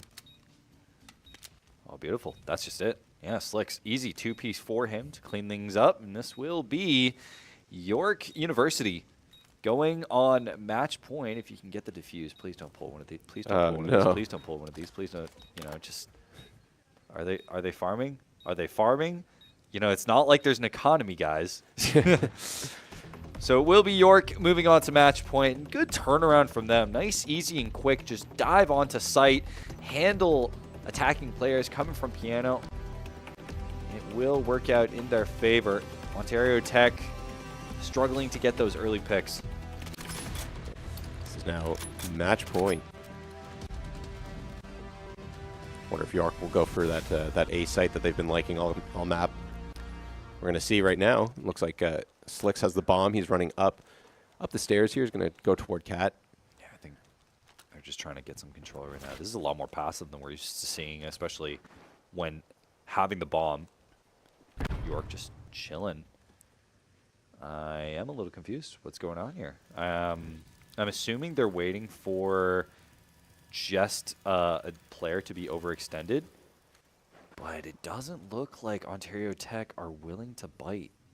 No, they're both really just holding on, playing very patiently, trying to see who's going to make the first move so they can react to it a little bit. And it looks like bomb carrier will be tagged. So now Ontario Tech had an idea of where York are going to be positioned, but now Dabo, he's playing the under. He's playing through vents. He's going to try and pop out immediately. Take a look at this. He might get the early pick, which might settle this round, or at least trying to just cover this angle. 7 seconds. Bomb's going to go down A. This is Havoc. This is Steve. It's even across the board. Now the plant's going to go down, and already Ontario Tech taking super passive angles, trying to focus on the AR game. Do everything they can for the early pick. Steve going to throw a nade in. Dabo playing around. Quota chasing this down. I don't know if I can think of this as a right move, though. Well, he gets the one pick there, so it's now a 2v1. No, Steve! Zim will be able to do this clutch, and with it spin around, tie the game, take the pride, Zim. Yeah, that was a great play by Zim, able to get those last two players. Oh wait, no, that was Steve. Oh, you know what? It's just, we got a kill feed glitch, so it actually was Steve. Oh, it was Steve. Okay, pardon me. No, it's my bad. The kill feed, it's messing me up. But great 1v2 from Steve. That was actually so incredibly clutch. Yeah. Then he got to spin around while he was defusing that bomb. Oh yeah. We will go 5-5. I believe overtime rules apply. Is 2 wins, if I remember correctly, production? Oh, are we good? I think it's just first. So I believe, is it just double match point? Double match point. All right. We'll see how it goes. Trophy system in place. Bomb in Ontario Tech's hands. With the plant down already. Wow. Yeah, they really want to push things on A. I guess it's because it's been so fortuitous to hold that side of the map. Yeah. Well, it's fortuitous if you're able to set up, especially on the opposite side around Jacuzzi, because that's where you, like, look at where Quota is positioned right now. You can see he's taken in the wide angle. He's slowly clearing out the rest of the map, figuring out where the positions are. 3 stack from York University on that side of the map, but now you kind of have to skedaddle. You only have 20 seconds to work with. The defuse does take its own time. 2 quick kills for York. They're on the man advantage right now, but they've still got to worry about the players. Done. You just got to hold off Steve right now. And they do! The last second will come through. York University at the lead. Won't that end the game? I believe they need... I believe, is that it? Yep. I believe that's it. All right, yeah, so it's... Yeah, it's done. Okay, well, we got baited by production. Oh, yeah. I thought it was a double match point, but I was like, oh no, the map's going to end. York clutched out. That was, honestly, a pretty well-positioned map from them. I mean, listen, I tend to think Skyline Search it can really be a coin flip, but so much of it is based off how you control that other area of the map. You go for A, always, but how you control the Jacuzzi and piano side of the map, I think, was so pivotal, and I think York played that incredibly well. That last, not the last round, but the one before that, really weird. I don't know what was going on, but it was a fun map regardless. Mm-hmm. Yeah, it was good to see, and like the prediction we kind of made beforehand, where he said, you know, York kind of got dominated a little bit in the hard point. Mm-hmm. We're able to play in the slower game mode of search and destroy. Did well, I thought, and changed things up with a different pace, right? Yeah. All right, well, we will be taking a short break as we are now no break, never mind. All right. Never mind. My bad. But we will be moving on to our first vault of the series, and it's going to be Control. Interested to see where this goes. I'm kind of glad we're done with Skyline, personally. Not that I dislike the map. Mm-hmm. That's nice to have a change of scenery. But Vault, I have seen negative opinions of Vault as far as different game modes, but I've also heard good things. I actually kind of like Vault as a map. I think the spawns can be dumb, but I find that it's big enough that it can be incredibly fun, at least for casuals. Yeah. We will be going to Control. I think it's a fun one for Control, in my opinion. Some of the game modes where, maybe you're playing a hard point, you get stuck in the back, and all of a sudden you're getting spawn camped. At least in the way I play it, which is very different than a competitive. Well, I think there's still some of that, Yeah. But we will be kicking things off in Vault here for Game 3. Hold on a moment. We're going to be Oh, backing we're out. going to be setting up again. May have had another lobby issue. I think it's just team switches, potentially. So, right. If I remember correctly, I believe it's a tie game, or tie series. Yep. 1-1. So this will be for the lead. It's a big one. We got a little view here of the thing they're chatting. Ontario Tech sitting right there. Can't really make out from what they're saying what would have been. Yeah, can you read lips? Not great, no. Yeah. Well, you better get used to Vault because we're going to be playing a lot of it for the next 2 maps at least. It'll be interesting because obviously I think Skyline, they worked they both had picks of Skyline, they both had picks of Vault. So both teams must be pretty confident in their ability in Vaults. The one thing that I will say is interesting is that I think ARs tend to be pretty effective here because of the outside area, because of top, and especially on control where, you know, that B side and you have that art top area where it has so much leverage over the rest of B. So you will see, I think, teams take that A point pretty quickly. You know, it is a bit harder to defend because of the cat area and everything underneath. So I'm interested to see where it goes and who, you know, generally will be able to pop off more. Yeah, definitely. It's going to be I kind of like AR gameplay. You know, as much as the SMG gameplay is very fast and exciting, it is cool to see. It's for the Zoomers. Yeah, see who's able to hold things off and positionally play set up. AR. Yeah. You know, I'm on status for sure when I'm out there. All right, map is loaded. We are going to be underway in just a second with our third map. First one on Vault. It will be Control. Now pay attention to the A side. I imagine this is where we will see York in the red try and push to first, as already a stack fully on. Immediately a pick from Havoc onto the OTSU side. Yeah, a few trades for both teams. York, you able to put a little bit away onto the point, but they're good pick, Dabo, 2-piece. Dabo clean them up. He's going to keep holding this angle, try and get the guys coming in through the main doorway there, but he turns away as they're approaching that doorway. Trying to take that cat position. Slick shuts him down, but is immediately punished for trying to get onto the control point. And with it, see the spawns coming through, and they're trickling in, just looking for individual picks. Already look at Quota. He's trying to cover any rotates that might be coming in from the spawn point and will be punished for it. Yeah, they're still really trying hard to get this A point, which, like you said, I think it's the favorable one to pick up first. You have to, because it allows you to slow down a little bit to really dissect B, because for B, you need to be able to take that top position as players are still fighting for some ticks. Slick's getting a 2-piece. On point, doesn't see Tyler right behind him, or whoever that might have been. I think it was him. Or no, I think the blank is Brother Jammer. Steve. There's a kill for Havoc as he slides in on OTSU. He's going to make his way towards the point. He's taken out. Oh, sorry, he's not taken out. He gets a headshot on that player there. Gets punished. That is a still only a single tick. Time winding down.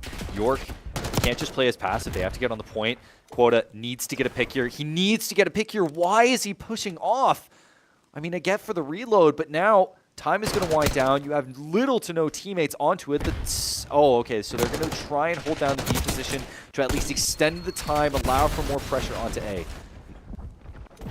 Got one on both sites. That B player is cleaned up. Cody needs to get on right now. He does. Player coming through. Trophy system on board. Cat, they need to keep an eye on. Putting these ticks in. What a clutch, though. Tyler Fury going to be able to get one, but it's not going to be enough. A minute added to the board. The only problem is that York invested a lot of lives into trying to get that A site. Yeah, they're not working with a lot left. They've only got 7 now, as they're going to try and make their way through the middle over to B, it looks like. Working as a unit, you can't afford to lose anybody in this one when you're down in the 10, but they do. Steve able to take out 2 players for Steve. Tyler Fury was... Oh, sorry, that was Sorry, Steve, is that actually. Tyler? No, that was... No, okay, no sorry. wait. No, I think that was Tyler Fury. Okay. The name card said Tyler Fury anyway. Tyler Fury, good positioning. That's why he is one of the better players that we have here. 30 seconds with no lives remaining on the York side, so it will be a 3v4 for 9 lives. And at this point, look at the positioning of Ontario Tech. Like, it doesn't matter what happens. You can even see here Tyler Fury going for the flank. No one to speak of. They need to get these picks in now, but these last few seconds, you need to. Nothing will come through Zim. Steve is down. Quota needs to get on. Havoc, it will be taken down. Ontario Tech take the first round. Yeah, that was a good hold by Ontario Tech. I mean, they had the lives advantage. There just wasn't much York you could do at by the end of that one. And I think it goes back to a lot of that time they lost trying to take that site in the middle of A. Yeah. They just lost too many bodies there and weren't able to. Oh, good that's stick. a nice stick. Yeah. Nice. Good job. Kills him before the stick, I think. Yeah. Or no, it wouldn't have. It was a case where it really felt like Quota. He was there. He got some 3 pieces. It just didn't manifest enough. Where it didn't feel like York was given enough room based off of his positioning to be able to actually get the A site fast enough. So we will switch. York will have to defend. And of course, as you see here, Ontario Tech will immediately go for A. Slick's able to pick up the first blood, take out one of those Ontario Tech players. Quota gets around the back and takes out Tyler Fury. So they're now got all of the Ontario Tech players off the site here. Yep. York doing a good job at just maintaining that cat control immediately and essentially gives back A. Quota on site, playing the corner. Doesn't see TSU come on the board. Tyler Fury coming in so quick, and even though York is collecting, they're still just shutting him down the moment they get onto site, though. You can even see here, Havoc trying to take care of the respawns, taking as much damage as possible, able to take out one, but immediately with the respawn coming in through, Dabo trying to take a wide angle or at least force some pressure onto B. Yeah, we see one player at B. Opt doing a good job of pulling players out in the spawn here, but he is taken down, and still, yeah, no one's able to get onto site quite yet on either of these sites. Ontario Tech finally getting some ticks away. Quota, they still don't see him, and there's a reason why he's positioned there, not only to cover the respawns, but to also to handle the point while his teammates do get the respawn. So you can see Opt trying to get a pick for himself, will be punished. Now Tyler Fury with another one for himself. Going to be able to clear off this one. A essentially donezo if they can get another tick onto it, but York trickling in. Yeah, we'll see another kill for Tyler Fury. Able to keep making some more space for Ontario Tech here at point A. It looks like they're going to get this final tick in a moment. Yep. Yeah, at this point, York are just going to position themselves for the B hold, which is a little bit easier to deal with. Though Ontario Tech have a lot of lives to work with. And already look at how Zim is watching that high post. It has so much damage onto it as picks come through, forcing Ontario Tech to have to readjust off the respawn for that B push. Dabo gets a kill on site there for B, so he's still working his way towards that first tip. Look at Havoc. Havoc tries to get the flank, but is punished. Needed to get the kill onto Steve. Ontario Tech still holding the points, now contested as a few of the York players make their way onto that site. A couple kills, traits going out, Quota finishes everything off, and he's so disorganized. Yeah, Dabo, like, he's doing a great job at staying alive, forcing the attention away from the rest of outside, but at the moment York is also, or Ontario Tech is forcing York into so many awkward positions. Like, they're not really setting up, I think, in a way that's meant to control B, but more just to get individual picks off of B. Mm-hmm. This is a really close one in terms of lives as well. With a minute left, both teams only have 7 players left. Wow, so what a read from Dabo, excuse me. Getting the read onto Slicks, who was trying to get the flank in. Now this is where we're starting to see the control. I mean, look at the map. You can see York trying to take more wide angles to at least get more flanks onto Ontario Tech. Though Ontario Tech whittling away. York, no lives remaining, but same with Ontario Tech as we are coming down to the wire. 3v4, 2v4. Havoc needs to hold this, gets one pick, going to be eliminated. One last one, but it's the worst position, but he will be eliminated. Ontario Tech take round 2. Yeah, that was a very close one. Ontario Tech able to just come out with that one, bringing it down to the wire. Yeah. I mean, Havoc had so much potential from this position. He was able to get one. But I think this is where, you know, you cut your losses. You try not to get that third pick. You run immediately into the underground. rather than just try and like stay on point to clear it up. I think at that point your lives have more of a priority. Yeah, definitely could have been a good idea to try and pull away from that, reload, give yourself a second, and then get back into the action. So we will get going into round 3. Ontario Tech on game point. They will hold on, and already York making a fight for Cat. Quota's going to kick things off with first blood here as he starts going towards capping A around the backside there. It's another kill. Havoc, good pick. Havoc going to play from underneath, put some pressure onto B. Or at least wait for the pick onto B. Dabo just coming straight onto A. Slicks holding down the cap position. Already picks coming through. Ontario Tech doing a decent job of just maintaining that A control as York setting up on the wide perimeter areas to focus on picks on Cat as they make space to enter onto site. Got a bit of a gunfight here. Dabo able to pick one up, but he's taken out by Slicks. Quota comes in, picks up a couple players as well. Havoc, the rest of just all of the York team right now, getting kills on the board, reestablishing that control in that middle area. They're in a good spot to at least get a tick on one of these points. They might be able to go into B first, but it shows a bit of panic, though, the fact that they're just focusing so much on B now. The car blowing up will actually take care of 2 players. That could be disastrous, especially as these respawns slowly winding down. Quota needs to get a kill here, doesn't. York is going to be cut off as well by Tyler Fury. Perfect read as well, makes this a 2v3 scenario for this A site. Yeah, we got Tyler Fury taking some shots at them there. Not able to kill one, so York is still holding A, but you can see the Ontario Tech players are all swarming the site. Dabo putting some attention onto the B side, going to play through cut. I think this could be dangerous, especially as York is kind of funneling through. Quota playing that wide peak again, going to cut off, going to be able to take care of Steve. This might be the flank that York is waiting for, but it's too little, too late. York will be deleted, and are going to have to try again with 13 seconds left. Yeah, not very much time for them to work with Quota working his way onto the Cat. They're all going to come off this balcony area and see if they can get onto site. Onto site, but it doesn't matter. Everyone is being limited. Sleeks, you need to get onto site right now. 0.0 seconds. But this will be done. Ontario Tech will take the map. Wow, that was... I didn't know you could have it at 0.0 I didn't know either. seconds. That must have been 0.04 or something. That was crazy, but yeah, not able to hold it, unfortunately. Or fortunately, if you're Ontario Tech and they get that round win, map win as well.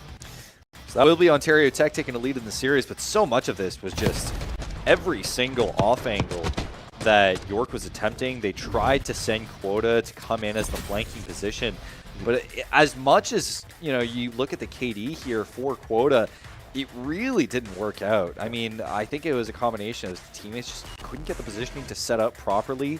They invested so much into A site, and this time they couldn't even take A site. Yeah. Yeah, it's definitely interesting to see. Just didn't work really out in their favor when you're looking at Quota. You want him to be the flanker there and get everybody cleaned up. Just didn't buy them enough time. All right, let's take a look at the power plan here of our computer. Oh yeah. All right. On our stream, we got a little visual of the Ontario Tech players. They're looking happy that they won that map. Now on match point. I wonder if they're talking smack. Like friendly young gentlemen, to be honest with you. They don't look like huge smack talkers to me. I don't know. Could be guessing wrong. All right, so we will be going back to Vault this time, however. We're going to be going to hard point for map 4. I think every series thus far has gone to map 4. Nice. For at least the on-stream matches.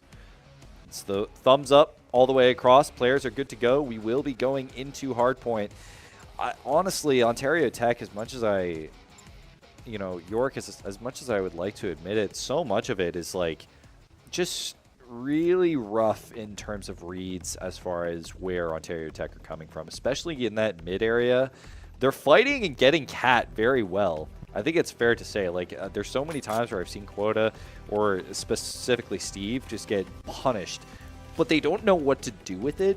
And the moment that a kill comes through on that cat area, the moment that they do, Ontario Tech just flicks right over to it. And there's no one there for the trade. And it just, that's the immediate punish I think that Ontario Tech are taking advantage of. Yeah, we'll see how it plays out for Hardpoint. See if York University can adjust to that. Somebody doing their emote. Oh, you're telling me.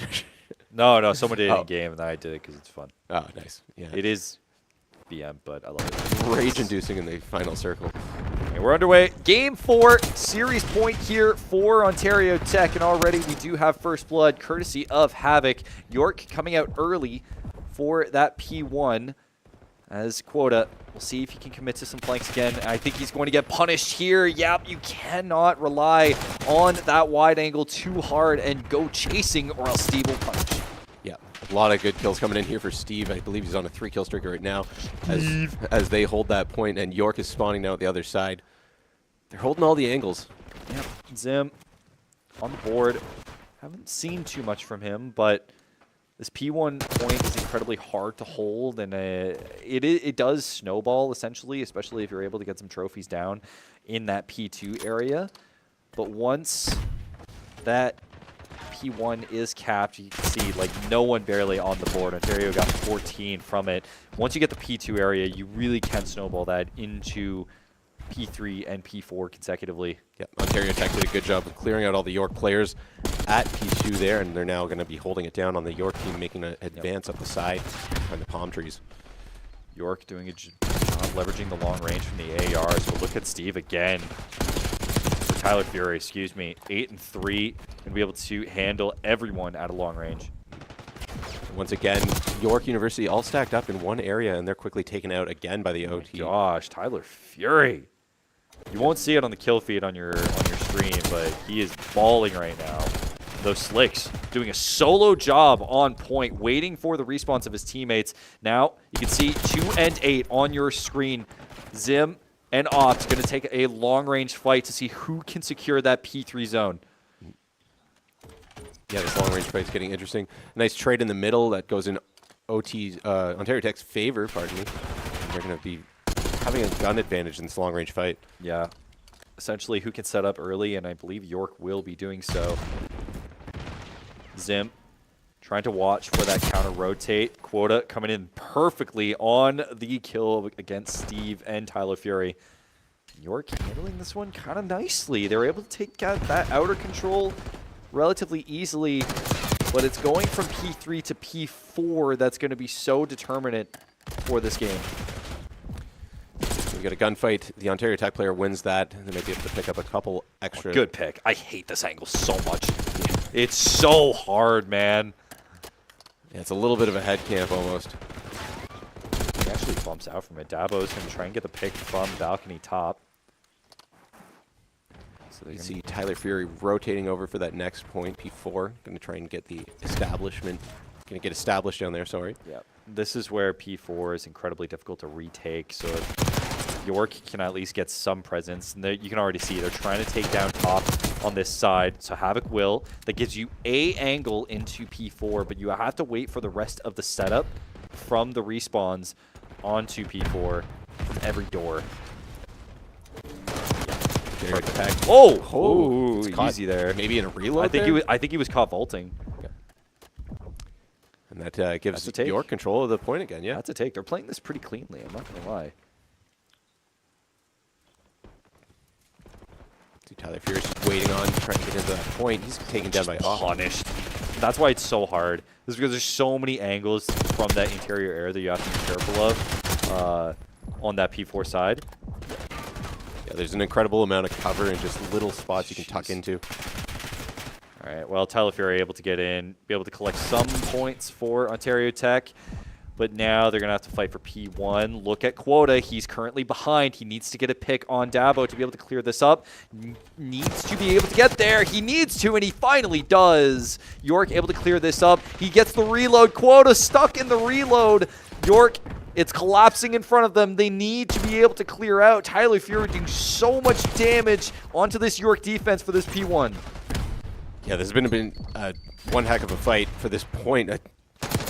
Tyler Fury on a 5-killing spree, I believe. It's 18-9 right now, man. Yeah, that's We're not even halfway. Just snapping. Beating my Havoc. Be able to clear up. Not going to bother going on yet, though, until it's secure. Needs to get this kill, and does. Havoc finally starting to pop off in this hard point. Going to be able to collect one, and he will be able to collect Zim, but will get traded out. Yep. York's able to get there again. You can see them setting up as well for the next point, P2. Got a little bit of a numbers advantage coming in there. Gonna fight for P2, and I hate retaking this because so much of it is just based off where you can cover. But you're doing a good job of covering not only the garden area here. Actually, that's such a great job from Opt, doing everything himself to cover this P2, and with it, securing this point. Yeah, absolutely. He wipes out all of those attackers coming down the laneway. That's huge for the positioning of York. They're able to hold this off for so much longer because of that kill. Oh, and there you go. There you go. Opt covering that tank position, just absolutely decimated all momentum Ontario Tech had for this point. We'll see as we transition over to P3. Slicks gonna hold this one for garbage time. Dabo able to cover the rotates coming in through cut. Yep. Ontario Tech starting it out. They've got a player on the point here. They're going to keep holding this thing. They are the player on the side. Yet picked off. It's often Dabo again, playing that long-range fight with the ARs, both playing the head glitch positions.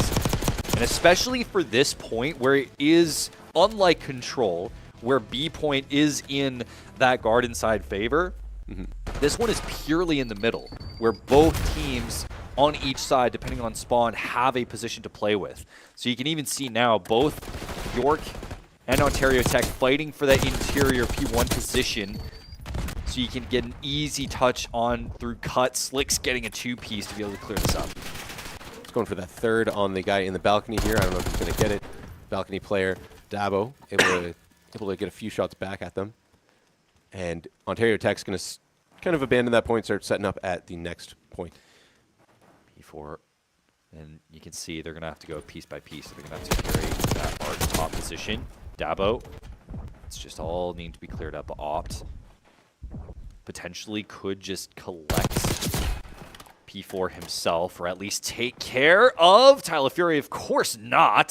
So Dabo will get taken care of. Tyler Fury taking down York, and they're going to have to try again, coming from more around P1. Yep. They get the pick on Shanks there. Dabo able to kill one from the balcony, as well as one for Tyler Fury. Or Steve. Or Zim. Who's blank on the kill? I believe that's Zim, I think. Yeah. So Steve finally getting punished from Art Top. I think York, yeah, they're just going to play for P1. They're going to, again, this is a point that's so, the fact that they got it the first time was already incredibly hard. They're not going to put in all that effort to do it because they haven't cleared that top area, or at least leveraged it in the same way that they did previously. So they're just going to play for the P1 position, and already Zim and Opt will be fighting out first. They're the anchors. They're going to go for it first. And with it, it's going to be Ontario Tech looking for the pick. Slicks trying to take out one. He does. Tyler Fury taking out two on his own. Slicks will get punished by Zim. Yeah, still nobody's point really right now. It looks like York has a bit of a better hold, but the player's taken out by Zim and Tyler Fury. Oh, look at these. Oh, jeez. Quota, again, trying to take care of, like, the rotating positions. Able to, and that's a fight you need to win. Ontario Tech, they're clawing this one back. They're losing gunfights. York are losing gunfights, and it's starting to hurt more and more as Tyler Fury, 31-18. The man is on the board. Absolutely, just putting in a clinic this game in terms of kill death. Pick Opt. Oh my god. Opt trying to solo, put the team on his back, and now that actually opens things up for York to just fill in. But at this point, it's already transitioned over into that P2 position. We already saw York struggle with previously. Yeah. Ontario Tech's in a good spot right now. They're able to see a lot of those long lines and hold York into more funneled positions where they're able to take out one or two of them at a time. That's a good pick, though. Wasn't expecting the wide spawn as well. So Havoc will come through. York finally collecting. They just need to stay alive for the rest of his teams to spawn, especially with the spawn switches. Both 1 and 4, Slicks and Quota finally getting the spawn. Ontario Tech going to be able to get on. It's a good pick for off. Look at the Ontario Tech player. Oh, Havoc! Whoa, what a two-piece from him. Going to be able to catch the head of Dabo coming out. And with it, collect the rest of this time on P3. And now we move to P4. But the thing is, look at Dabo and look at Ops. They haven't positioned, so it's going to go straight to Ontario Tech, though Quota will be able to clear it off. It's going to be a wide battle as York tries to handle Dabo in that top position, because that is such a dangerous position, especially going into this 2 points. Yeah, that was a nice couple of picks earlier there by the Havoc and Think players to create some space for the York team, but they've been cleared out since. And now Ontario Tech's able to get onto the site. The pace of this right now, like Ontario Tech couldn't take the normal positioning that they wanted to coming from P2, and it clearly shows. I think they tried to set it up, but York, they weren't willing to take those long fights initially to start off. Now you look at Quota and Slicks, they both have advantage positions, but also York is now rotating already to that P4 position. The only problem is now Steve is there, and he's handling every single player that's going to be rotating solo by himself as he takes care of Slicks. Yeah, that was a great kill by Steve, able to create a lot of time and space for the Ontario Tech team here to set up on site. They get a trophy down. Another one for Shanks on the site, or Zim. Yeah. Love One Piece. Just kidding. I hate One Piece. Oh, you needed that pick. Tyler Fury, 40 and 24. Gonna just absolutely smurf on these kids. Yep. Ontario Tech takes the lead for the first time in a while in this match. And so much of it is just York have decent positioning. They have these rotates planned, but they're not executing on them. Yeah, this could be a match point if Ontario Tech holds on as well. They're up 2-1 in the series. Actually, they are. This could be done and dusted. York had the chance to push Game 5, but they need these picks. Zim might have done it. Yeah, some great movement there to get out of the way and then pick up that second kill. And they're going to hold it down. Yep. 20 points away from victory right now. That one needs to get cleared. He needs to get cleared. Quota needs to find the pick. He's going to be able to. York has 3-man on. With the respawns coming from Ontario Tech, 1-man on Cat going to be taken care of. Big kill for Havoc. Just kidding. Oh my god, Dabo's still there. So much could be riding on this if he can take out a pick, but no. He's just watching for the rotating player and will be punished. Big kills by Quota to get that mid spot cleared out a little bit. Gives them a little bit of time to set up on point. Slicks, oh my lord. They're just covering these respawns so effectively right now. I don't think Ontario Tech know what to do. The respawns, they're just getting punished so incredibly hard, and every single player that comes through into that interior area right now is immediately taken out, and it's not stopping here. We have such a close game on our hands. Tyler Fury! 2-piece for him. Another, the 3, capping the point, giving Ontario Tech one more chance as we transition over to P2. Yeah, that was incredible. A 3-piece, I mean, maybe not a triple kill, but 3 very timely kills for Tyler Fury. And oh, dude, he's still just roaming. He's preventing any sort of attack from York. They're on the respawn. This could be done and dusted. Ontario Tech have absolutely dominated the latter half with this game. Dominated through Tyler Fury. Ontario Tech take the series. What a play there by Tyler Fury at the end of the game, just cleaning up all the York players. They didn't have a chance to do anything. No. That was just the epitome of an example of, like, letting a player go kill, go burr, and just eliminating a team. Like, it really felt like York had no option of how to deal with a lurk from Tyler Fury, who was just sitting around, always left as the last man on any point. And regardless of what came through, just York, no matter where they rotated to, Tyler Fury is there. 47 and 28 for this man. Wow. That's a dominating performance. Just just a clinic. I already called it that, but I'm out of words. No, dude, it's true. I mean, dude, we saw Tyler's Fury, you know? Yeah. Nice. It was an incredible performance from Tyler Fury. I really felt like, I thought York really had it, because the way that they were positioning themselves was so on point. They were able to put it in wide, especially for that the P3 area. They were able to control both vantage points on. If they had set that up, I think, a little bit earlier, and were able to, actually leverage that sooner in that point, they could have transitioned, I think, to P4 much sooner and would have given a better fight.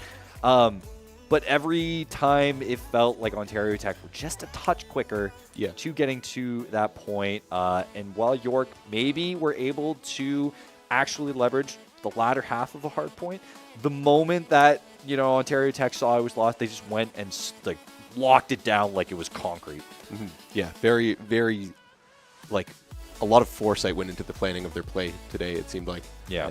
And, made the difference really in the end there. I'm really happy with how they played. I think that means York will be the last seed coming out of this group.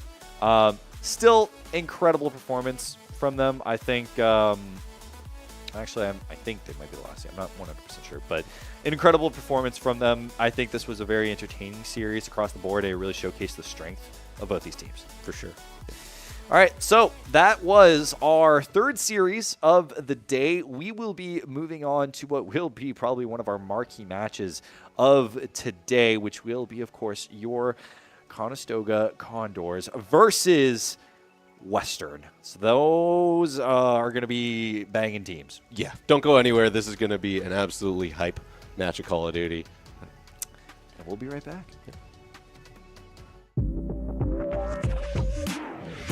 Condors Esports is innovating intercollegiate gaming in Ontario and beyond. We've built a community where you can compete, play, and work in a dynamic program accessible from all campuses. Condors Esports is more than just gaming. Here, you'll find empowerment and inspiration in state-of-the-art facilities equipped with the latest technologies and unwavering support. We are varsity athletes, turning victories into championships as high-performing gamers. We are relentless, constantly pushing our limits and pursuing excellence through every match. We are Condors. Gaming connects us on campus or online, all through best-in-class equipment. We're building a foundation of experience, powered by our passion, and developing skills that drive personal and professional success. We are eager students, transforming our dreams into careers in dynamic and emerging industries. Condors Esports goes beyond gaming, fostering enduring friendships, unforgettable experiences, and meaningful connections. This is your chance to transform your passion for video games, esports, and technology into something impactful. Learn how Conestoga is introducing Condors Esports to your campus and connect with fellow Condors striving to soar. We are Condors.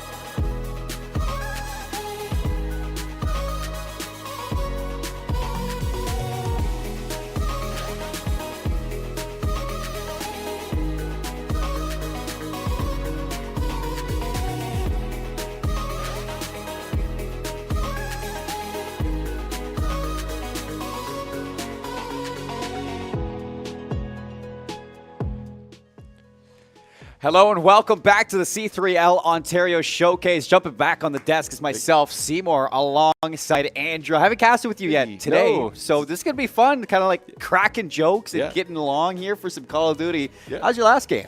That was pretty good. It was a very fast-paced match, especially towards the end. Went right down to the wire in the last game, a hard point. OTSU versus York, which is the other two teams from the bracket we'll be seeing today, but OTSU, Ontario Tech University. Student Union, they came out on top. They won 3-2. 3-1. 3-1. They took it 3-1. The 4 was in my head because it added up to 4. It was a close hard point, Yes, honestly. yeah. I thought it was going to go to a map 5. I thought they were going to get it done for York, but no, it would have been York's second game 5. But that kind of closes things out for those two. And I think for Ontario Tech, finishing the way that they did, they got a lot of work to do. Same thing with York, as both of them most likely will be playing from the losers bracket later on, or for the future of this tournament. But we're taking a look right there at Group A, and this is what we're seeing.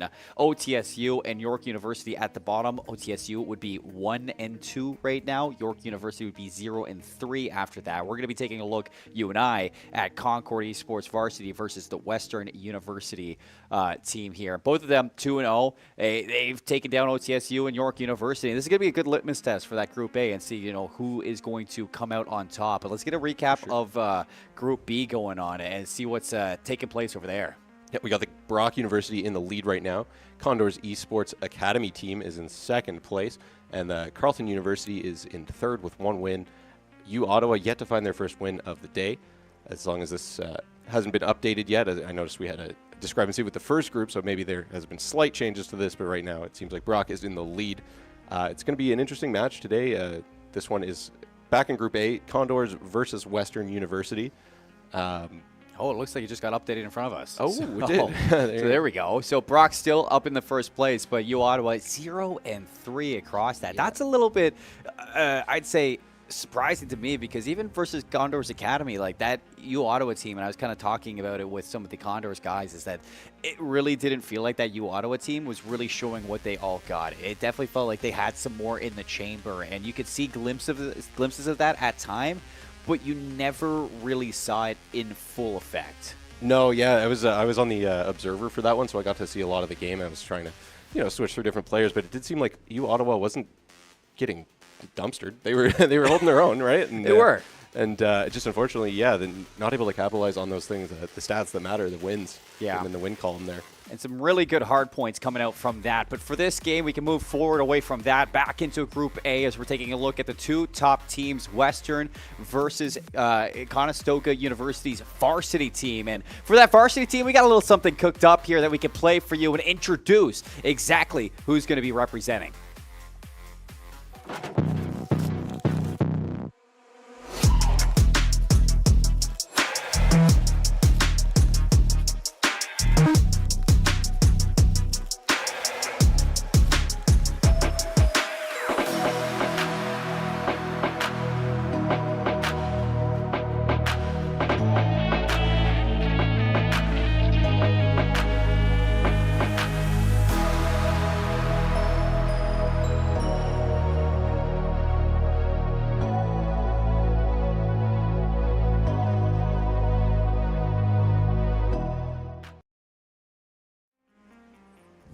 Well, the Condors there looking good. I think this is a team that everybody was excited for in Conestoga and representing. They've been showing out so far today. Oh yeah, they've had a good day, good outing today, and they've been a fun team to watch. I've had the pleasure of casting them all season, and they started things off really slow in this season, but were able to turn it around in the second half of this season after they played some tough games with St. Clair College. I don't know if you're familiar with them. They're a bit of a powerhouse in our loop. We had to start off with them and Columbia, who are two powerhouses in the loop. So we went down first 3 games of the season, didn't win a map, and then the Condors turned things around, and they became a very fun team to watch. You could see the improvement and the skill go through just as they developed over the course of the year. And again, that was on Modern Warfare 3, so it's very fun to see how they're playing on see how they're going to play on Black Ops, because they are a lot of a very skill-based team. Yeah. So I think it'll very much translate into utilizing that Omni movement. No, I think everybody's excited to see how teams really kind of evolve within the infancy of this game. It's still a lot to learn within Black Ops 6. But we get a look at the maps set for this best of 5. Protocol, Protocol, Protocol.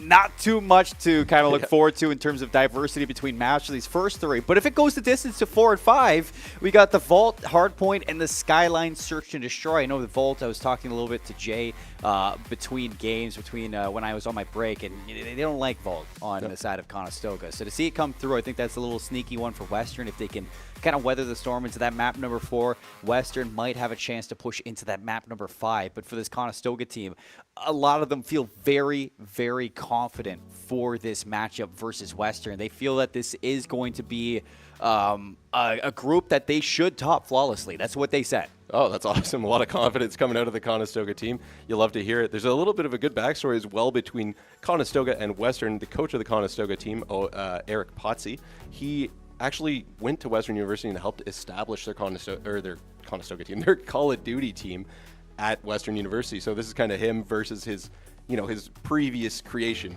If that makes anything.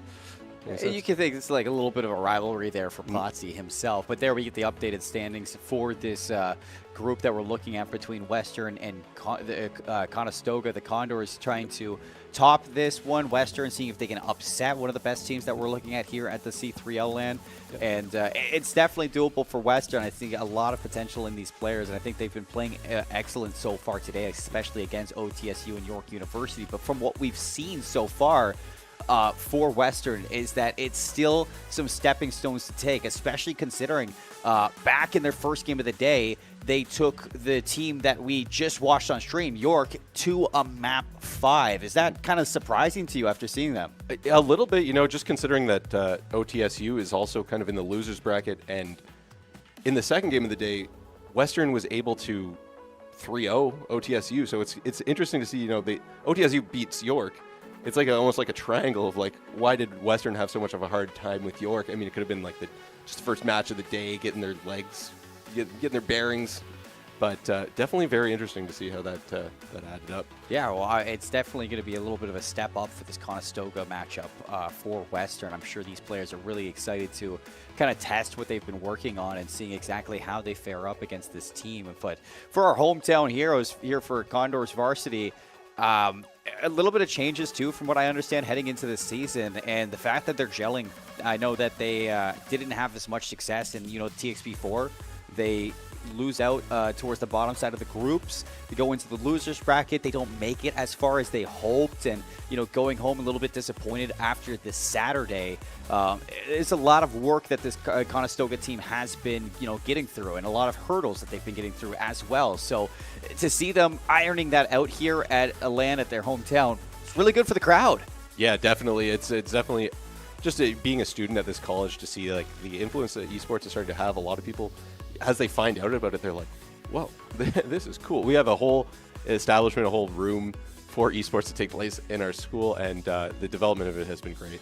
It has been. Well, here we go. We got Conestoga versus Western getting cooked up. You can see the players on the camera getting lobbied up, trying to iron some things out. I think it was a little bit of over-eagerness, full start to get into that game for the protocol. But for protocol, map 1, 2, and 3, I mean, you're going to get used to seeing protocol for sure, a whole lot, really fast. And for a team like Conestoga that is very structured, I know, kind of dissecting some of the brains of this team, they like to play the fundamentals, especially in that hard point. And somebody like Jay Ray, who likes to run routes, is going to try to be working those rotations as best as he can. And we saw it earlier, and I was trying to talk to Willow about it too. A map like Protocol is where those rotations will come in handy, because once you get into, your P3, P4 rotation, it's really easy to force the spawn outs across the map, and then you're just holding irons towards the top of these buildings, catching people on the rotations. And if you get set up over towards P4 after a successful P3, you got a potential kind of to soak up over 60, 70 points between the two. There's a lot of potential between those two, and I think for Condors, you're kind of looking forward to seeing them try to get into that trend. Yeah. Condors able to get first blood to start things off. Frizzy on 2 kills right off the bat. A third one for Frizzy as he takes the point. And now he's in there going to hold it as the Western team starts to come around that side for the point. So it's better spawns for side of Western. A little bit of time off the break, but they're going to have to drop into contest. Hyper looking for the slide around. 3 for Western as they clear out the hard point. Now looking to lock down some of that time, see if they can equalize, but what they really need to focus on is this rotation and make sure that nobody from the Condors can cross this line of scrimmage and flip them out. Yeah, it looks like the Condors are making their way in, but a few of them are cleared out. They're kind of stuck on the side there, maybe starting to decide, hey, it's maybe time to go for P2. Dremo out from the window here. This couple nice kills. It is going to leave an opening over towards that P2 rotation. Western should be able to beat them out, but don't have a proper setup. Sa's going to find Frizz up close and personal. Allows Western to jump into the time and start to push this lead, but Condor's not too far around. Looks like Frizz is looking to make a play. Has to drop down from the ladder, and it's Teddy above actually to clear him out. Still Condor's fighting. A back and forth trade. All yellow, though, taking over. It's a 4-for-2 trade for Condors to get back into this one. And Western, still with the close spawns, looking to jump back into the time. Yeah, that was a great job for the Condors to get control of that site there. All just overloaded Western's team from the top there, and doing a good job holding down the site is the Condor player. I believe that's J-Ray, name not showing up on the kill feed. No, he's got the 48. It's not going to pop up anytime soon. No, the dreaded 48. There's nothing we can do here, but trying our best. Western in the lead right now. Condors again focusing on the rotation over towards P3, and this is kind of where I set things up for them. This is going to be a very powerful spot for Condors to set up in. If you can catch a couple of these players on rotation, really lock down some time here, you can start to pull ahead in a little bit of a lead, but Western through the front doors, putting together some kills. Saw up top, lovely help onto his teammates there. It's 3 down for Conestoga, who are still spawning into the back. Before I say that, J-Ray, a rogue spawn across that, so potential to possibly pinch this out. It doesn't seem like anybody on Western is going to be ready for it, and as soon as he does, letting the AR sing. J-Ray breaking back in from the front. You got the teammates right around the corner. Conestoga right back into the hill. Yeah, that was a fortunate spawn for J-Ray. He was able to make his way in through that door, and they now have position on the hard point thanks to that kill coming in. But Saw is on a 5-killing streak, quickly put to an end by Dremo. Dremo's taken out by Shanks. Now Western back on the hard point. And for this rotation over to P4, we've seen teams lock this down. We've seen it be a little bit of a struggle sometimes to break. So seeing already a battle down and towards the bunker, it's going to be important to see who comes out on top. Western, the first one's into the time. Saw, can he go on that spree yet again? Shut down this time by J-Ray, but the job's not done. Players from Western still looking to put some pressure on from the outside. Shanks looking for some eyes, waiting for the rest of the team. J-Ray gets traded out, 3-on-3 for the hill. Yeah, Conestoga still holding this hill. It's a nice one to hold because you get a lot of protection from that backside, and J-Ray and Dremo are just holding it down. Saw's able to get his way in, but he's quickly taken down by Dremo as well, still holding this point. And looking to flip this lead as well for Conestoga. It was a quick lead for Western. They held it for a little bit, but seems like the time might be up. Shank slides in. Amos at the ready. Swaps the handgun, but not going to be able to put anything together. Dremo's putting a spree down. He's on 3, but it's Frizz on 5 in a row, who has now the Hellstorm as well as the Barrage. The Hellstorm is something that we're going to be looking forward to later on in this one, especially for Protocol, which is a very wide open plane. Yeah, very fortunate not fortunate for Conestoga. They've just been doing a great job holding that point. They're going to make their way over to P1 again as we go through the second rotation. And it looks like Western is the first team on the map holding Condors out of there, who are a little staggered in their attack here. There's a 3-on-3 still. Dremo in behind. Pistol's going to clean that up. And spree is across the board for both of these players still. It looks like Shrieks on the board for Dremo. He's going to get cut down by Shanks. Western still only down by about 20 or so points, almost 30 points here in favor for Conestoga. Heifer going to slide on in, but he's not going to be able to stay alive. You still have players all across the map. Big spread here for the Conestoga Condors, just watching from either end, making sure that Western can never set up properly. Yeah, trades going in from either which way for both teams here as control has been going back and forth, but it seems like Conestoga's had a little bit of an upper hand in holding this point. Now Western is on the point, and they're able to set up, hold these angles behind the turret there. And Conestoga is deciding, maybe, hey, let's go for P2. And they already have the setup. They're going to beat them there.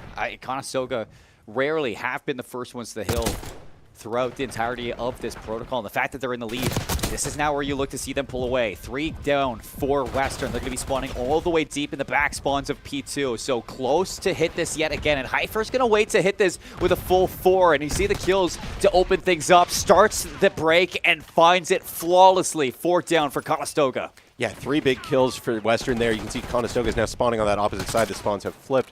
And Saw is there to clean up one of them, but they overnumber him. And they're quickly making their way towards the point as well. And they even find their way back in for Conestoga. Fortunately for Western, you lose that time, you're still down, but you have the rotations to nil. And we saw that Western were able to put together quite a strong hold back at this P3 Hills. So looking to replicate this now in the second set of rotations, possibly even pull ahead with this one, but they're going to have to hold on this upcoming Condors hit. It's going to be a 3-on-3 to play, and Drema waiting to go up top. Yep, they're down by 40 points right now, so they've got to hold on for that. Condors making their way onto the site, getting it contested, now taking control after a couple of quick kills. And J-Ray able to get a couple kills right there, getting on site. It's going to hold the site for Condors. Western has to spawn on the other side of the map, so they're going to try and make their way through the middle, but are quickly getting gunned down. I was going to say, you're crossing through the middle of the map. That's no man's land, and these ARs are just frying Western to pieces. The lead continues to grow for Conestoga, now 178 playing 122. A couple sprees as well yet again, as you can see that these members of Conestoga, they just do not want to die for free. Western grouping up for one more hit at this last hard point. Hyper's going to slide in for the contest, but quickly taken down. Now for Western, you got to start thinking about this P4 rotation. You need to make it a good one. Western's starting to get on site for the P4, but a few of them who have gone in there have already been taken out. Kill for Heifer makes a little bit of space on site, but it's still a contest, and J-Ray picks up a kill on Heifer. Shanks does slot in behind, and his battle's not done just yet. Conestoga going to eclipse the 200-point mark, starting to set themselves up for the winner's circle of this map number 1. Only 50 points away from making it happen. Western just haven't been able to get themselves a strong hold in what seems like 3 or 4 hard points.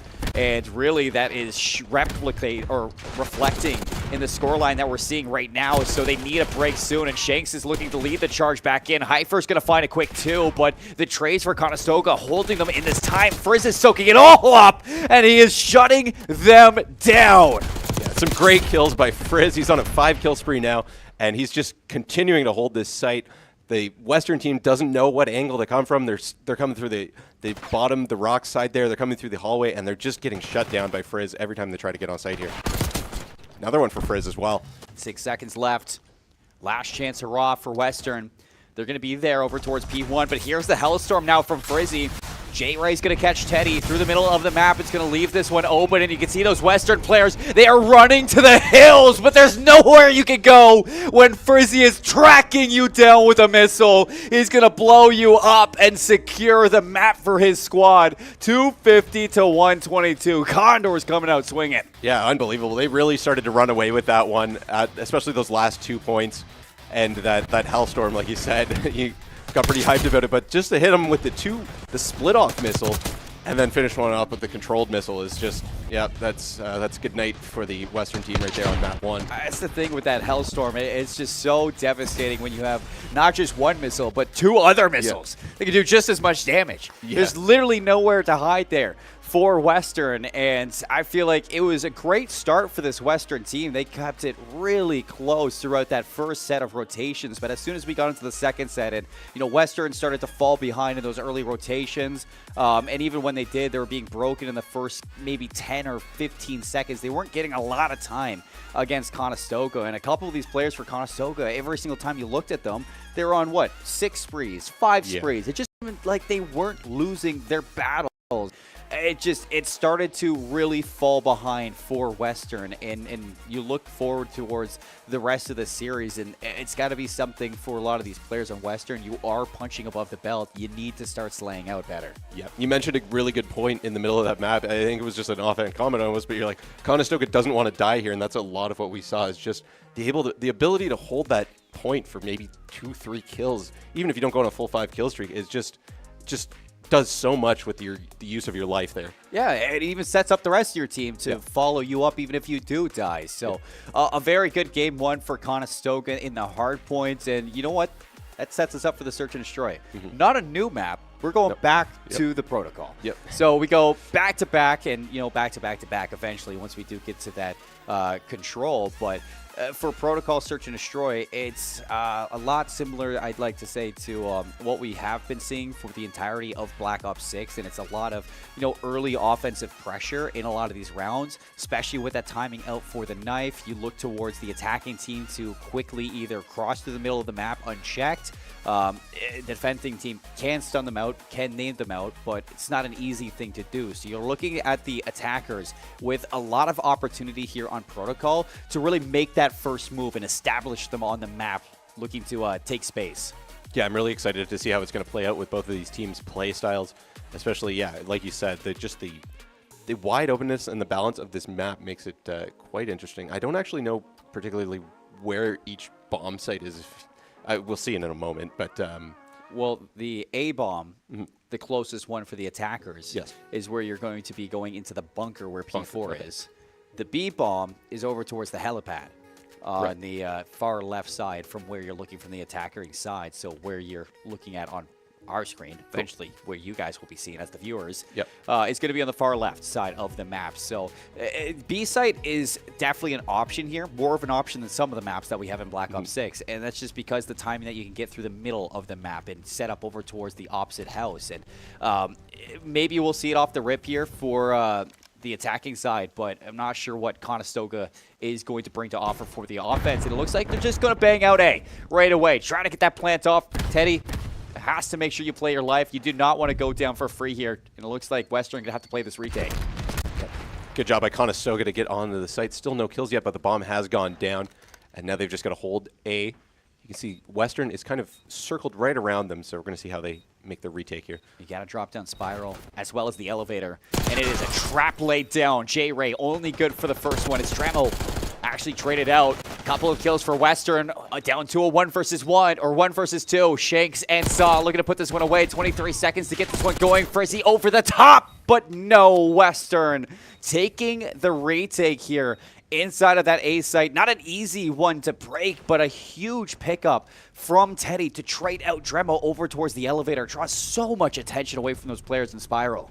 For sure, yeah. Just being able to get that quick double kill as well, or the 2 kills, I think it was between 2 Western players, but just able to get those 2 and then to make it put the odds in your favor against Frizzy for that final kill. There wasn't a lot he could do there. He tried to go over, tried to play some mind games. Unfortunately because I'm being biased apparently. Unfortunately for Frizzy, he didn't get through that and he was taken down. Round 1 goes to Western. We're going to see Western on the attack now. Let's see what they decide to do. They throw some grenades out. See if they can catch anyone off that rotation at the beginning. And the bomb is going to be sneaking around. Oh, Frizzy, doors are open. Saw, thought you could get across, but no. Conestoga is going to meet you for that first blood, and the door's wide open, allows for them to actually catch that player on a rotation. So Western kind of almost bottlenecked over towards this A point. There is no avenue over towards B possible. Yeah, they're going to make their way along the side here, trying to still maybe a little bit to go toward B, it looks like. They're going to try it. And a lot of people in the windows just got their eyes set on exactly where Western's going to be. Well, that's why that try is going to find no success. Frizzy just flying on forward. He's going to be traded out by Shanks, but 20 HP and Shanks nowhere close to collecting this bomb. You're hoping if you're Shanks that you can get something out of Teddy here, who's taking a long route all the way through Spiral, but as he's making this happen, Shanks ends up going down. It's going to put Teddy into a very tough spot. 1 versus 3, makes himself known, finds the first kill, but great around the corner. Conestoga answer back. Yep. Real good way to stand strong there and just, you have your teammates back. A little bit of tough positioning for Shanks. Jay-Way was ready for that as soon as he heard the shots in the hallway. Able to get there and take out Teddy off the map. So for Conestoga, I mean, not too bad of an answer back on their defense. Just shutting down that pressure towards mid from that attempt towards the B bomb. It puts the bomb all the way down as well through a very tough spot once you go down over towards P1. The second player who tried to make it happen, I think that was Heifer. But look at this. They're going to go for a triple nade through the middle of the map. Make sure that Conestoga can't do that to them. But instead, Conestoga going through P2 all the way around tower. 3 players going to meet that. Saw gets caught off guard. First blood for Conestoga again. And now they have a chance to fully wrap this through the building of Western. Yeah, that's a good start for Conestoga. Another kill picked up for Neb there. as he is going to get one more, and it's now just a 3v1 on Teddy at the last alive. Teddy's going to have to go all the way through, clearing out their building, up the zip, finding J-Ray, putting an end to that 4 spree. But again, it's Teddy in a 1 versus 3. Bomb down. He's going to fly at them. Catching another. Dremo chalked off the board. 37 seconds for Teddy to bring this one back. And the bomb is not going to make this any easier. Teddy has to do this with 7.5 seconds left to hit that defuse. Both players on the crossfire. Teddy makes it a 1 versus 1. Some great shooting by Teddy. You thought that player would have had him as he had the sight line, but Teddy was able to take him out. And Teddy getting a few shots on this last Condors player. Neb is low.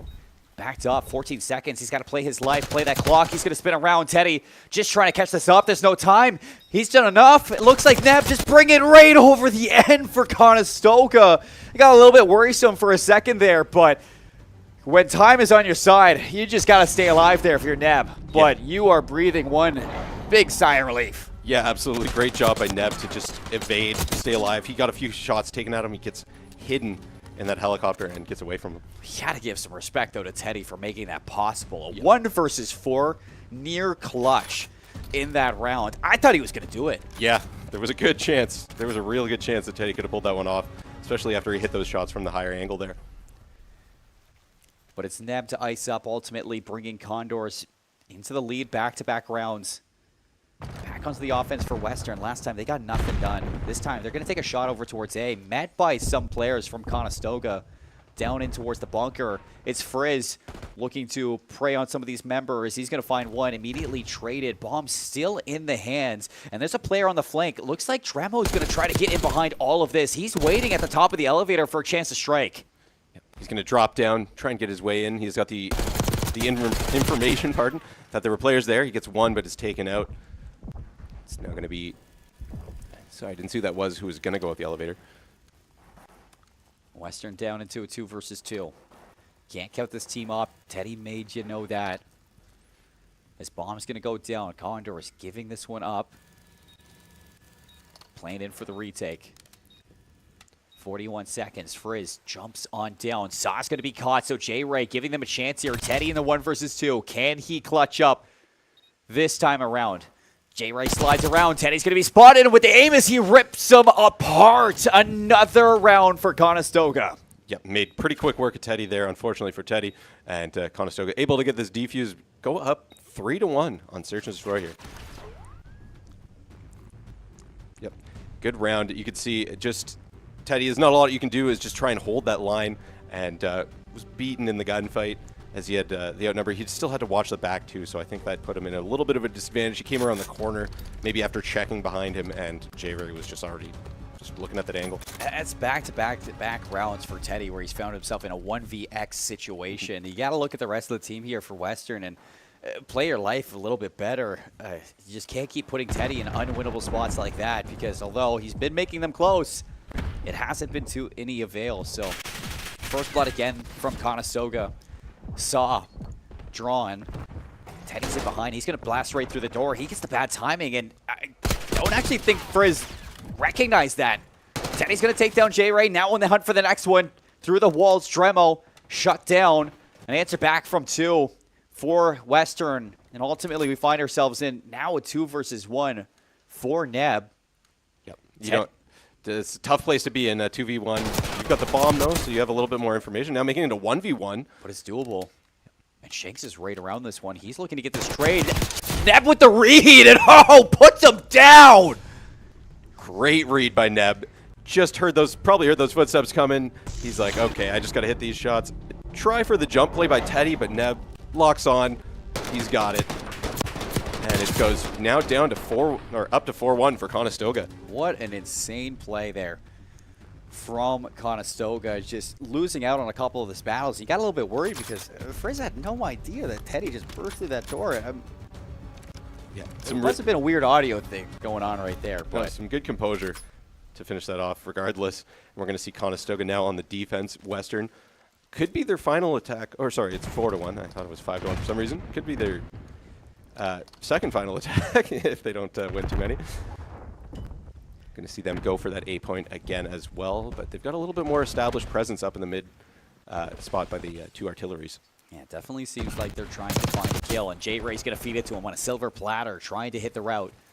Saw's been waiting, and it hasn't been making any progression across the map. They've just been waiting for Conestoga to make themselves available and finding themselves just kill after kill. Dremo's going to be caught as well. It's now all down to Neb. He's going to take some shots, gives himself away, and in a 1 versus 4, now Western, they just got to plant this bomb and post up. Yeah, it's going to be a pretty tough order here for Neb. He's got to get his way all the way around the map and take out 4 different Western players, which is not impossible, but sometimes unlikely. We just almost saw a near 1v4 for Teddy. Neb, 6 and 3, on 3 in a row. Gonna look to see if he can catch some value in this. 24 seconds, not a lot of time to work with here and a lot of angles to check. He's gonna slide out, and he doesn't even get past the first one. Western finally taking a second round. Able to get themselves back in the win column there. It just once they went up 4-1 there. It's good. It was a good strategy by them, I think, to post up in the middle and focus on thinning out the herd a little bit before they started their attack.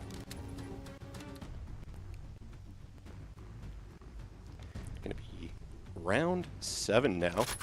Condors up 4-2, and we've got them on the attack. We'll see what they do with the bomb here. That's not It seems like not the right gun. Yeah. And that was a glitch on Call of Duty's end, I believe. I think he just had the wrong class out. Probably just swapping to get Ninja back, but it is Western back onto the defense. Saw once again getting caught in that first blood. Teddy eviscerated off of the second one. That's going to push Condors over towards A. Now looking to roll out the red carpet to a 5th round victory, 4v2. Yep, that bomb goes down for the Condors. It's a 4v2, so they've just got to hold off these last 2 Western Esports players. See where they're coming from. It looks like they're going to try and make their way in through the tower there. One in the backside of the boat here. Down to big door. Player number 3.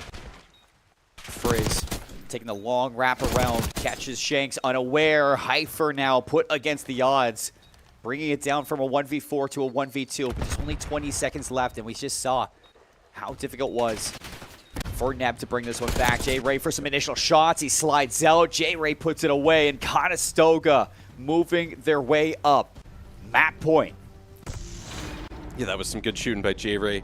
Able to just, be patient, wait for this last player. You had some intel on where he might be, and you're able to hold that last line off. Although, you can see Heifer gets a few shots on him. That could have been close in that final kill. It could have been close, but even still, it's just countless times we're fighting Western, just fighting against 1vx situations, whether it's Teddy or Heifer there. It's not a winning recipe for this team, and you can see that Conestoga are just doing a good job at drawing out these mistakes and how confident they are at taking these battles. Western, the patience paid off for them a couple rounds ago to get their second round on the board, but it doesn't seem like that patience is still all there. Bomb's going to go down, laid the rock at A. 3 versus 4, Western now looking to hold on to their map life. Yeah, Dremo was able to start things off with that first kill on Heifer Lou. We're going to see what goes on now. Shanks is in a gunfight with J-Ray. Takes him out. Sorry, that was Frizz. Another one for Shanks. He gets another one, and Saw takes out J-Ray. For J-Ray, last alive, slides out, and he's not going to be able to grab it either. So Western holding on now and showing a little bit of force in that post plant too. 3v4, getting that bomb down. And knowing that that bunker, it's a bunker for a reason, because there's really only 3 areas that they can come from, and majority of these players love to retake through that big door. You do a good job there if you're Shanks to find those opening 2 kills. It not only equalizes the odds, but it gives you that man advantage to start that trade fest back and forth in the bunker, and that's exactly what takes them across the end in that next round. So Western, 2 more rounds to look for, back onto the defense. If they can force around 11, see if they can light a fire. Looks like the Condors are going to be going once again for that A site. It's been the favorable site for this whole map. Just the easiest one to get to. We get a kill right off the bat for J-Ray, I believe, or it's Frizzy. But Teddy's able to answer back and slips away. 3-on-3 bomb yet to get planted. And Western almost setting up to look for this retake. Teddy on that spiral staircase. It's going to be Dremel actually to be caught out. Shank slides right in alongside him. So 2 quick kills coming out for Western. They're collapsing and they're shutting it down so far, climbing their way back in the search. Yeah, they're really making a game out of this one. It's now 5-4. They just did a great job of getting rid of all the Condors that were on site there. Not a lot that Nev could do to get out of the sights on that one. He had 3 Western players coming toward him. So 4-1 up. Eventually 4-2 up. Now Condors starting to slow down a little bit towards the Search and Destroy. You're seeing Western back on the attacking side, and this would be a good opportunity or a good time to throw a little bit of a curveball out. I liked it last time when Condors, switched things up and took their attacking side out towards Tower, see if they can catch somebody trying to rotate towards that big door. Heifer is going to be the one looking for that timing. I think he actually spotted Dremel into the top window. Back over towards A we go, and Frizz is here to shut the door! Frizz finds 3, and just like that, it is over! Wow, that's some great shooting by Frizz. Able to get 4 on that. It's just all of the Western team knocked out right there. Or sorry, it was J-Ray, but the kill feed was showing us Frizz. That was J-Ray doing all of that. Yeah, J-Ray taking that last final kill in the rounds and giving it back over towards Conestoga, continuing their success from map number 1. The Condors, man, they look good. A little bit shaky towards the end of that protocol, but for back-to-back map wins, a very strong look in that hard point on protocol. Now feeling confident enough to set themselves up for a possibility to go completely flawless inside their groups. Yeah, that would be pretty awesome for the Condors to just go completely flawless. They're hosting the tournament. That's something that you definitely really want. I'm not going to be too biased here as a Conestoga student, but I like what I'm seeing. You know what I mean? I think a lot of the Condors fans like what they're seeing right now, but gonna have to wait a little bit to see a little bit more as we got protocol control coming up next. And for Western Esports, if they want to put their foot down, it's going to have to be a reverse sweep here in this last group stage match for Group A. We're going to head to a quick break on the desk, get things set up for that Map 3 control. And when we come back, we're looking to see if Western has what it takes. Esports is for everybody. That's what makes this so special, where there's not a lot of barrier to entry. It's, do you have a passion for gaming? That's all it really takes. There's so many different things involved in this. It really does take that full team to make a successful event run. And that's what this program does. You got the lighting going on. You got the video capture going on. You got the whole production crew that are packaging this all together. You have the shoutcasting that's happening. We want to be, that pinnacle for esports. We want students to come here, learn from industry best, and launch their careers in esports. You have that new arena that's being built. To have that investment through the college, it proves a lot. We're invested in this. This can lead to something really big and something really neat and something that you're really invested in. It's a billion-dollar industry, and we really can't wait to see where this goes.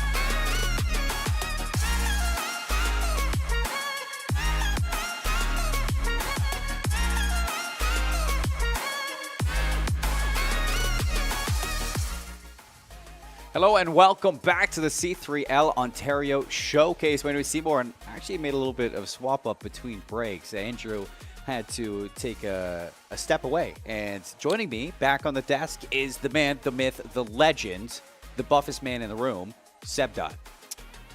I don't feel that jacked right now. This turtleneck makes me feel small, but thank you for the kind words. Very looking forward to this one because I've been hearing the volume coming from the actual player room, and oh man, the Condors are talking a lot. Really? They're talking a lot. They're talking. They're doing the talking. I mean, Western's not too far away from Conestoga. It's just a hop, skip, and a jump, just a couple hours down the road. It's funny because it's like complete opposites of like Smack Talk, where Conestoga, they're like an 11 in terms of volume, but then Western, they're also talking smack, but it's like I can't. Oh yeah, man. You know, get smacked. Like, oh yeah, man, get smacked. Like, yeah. Oh jeez. Oh jeez, get smacked, bud. Oh, get smacked, bud. Just watch out. Yeah. So, it's yeah, like you mentioned before while we were off air, it's a bit of a smoke show right now. That S&D got a little dicey. It did. It got a little dicey. I was watching it, and you could tell even when Conestoga made map point, it was like no smack talk. It was just, all right, business. Like, you know, we got to close this out before we can talk anymore, right? And it was still 6-4, so.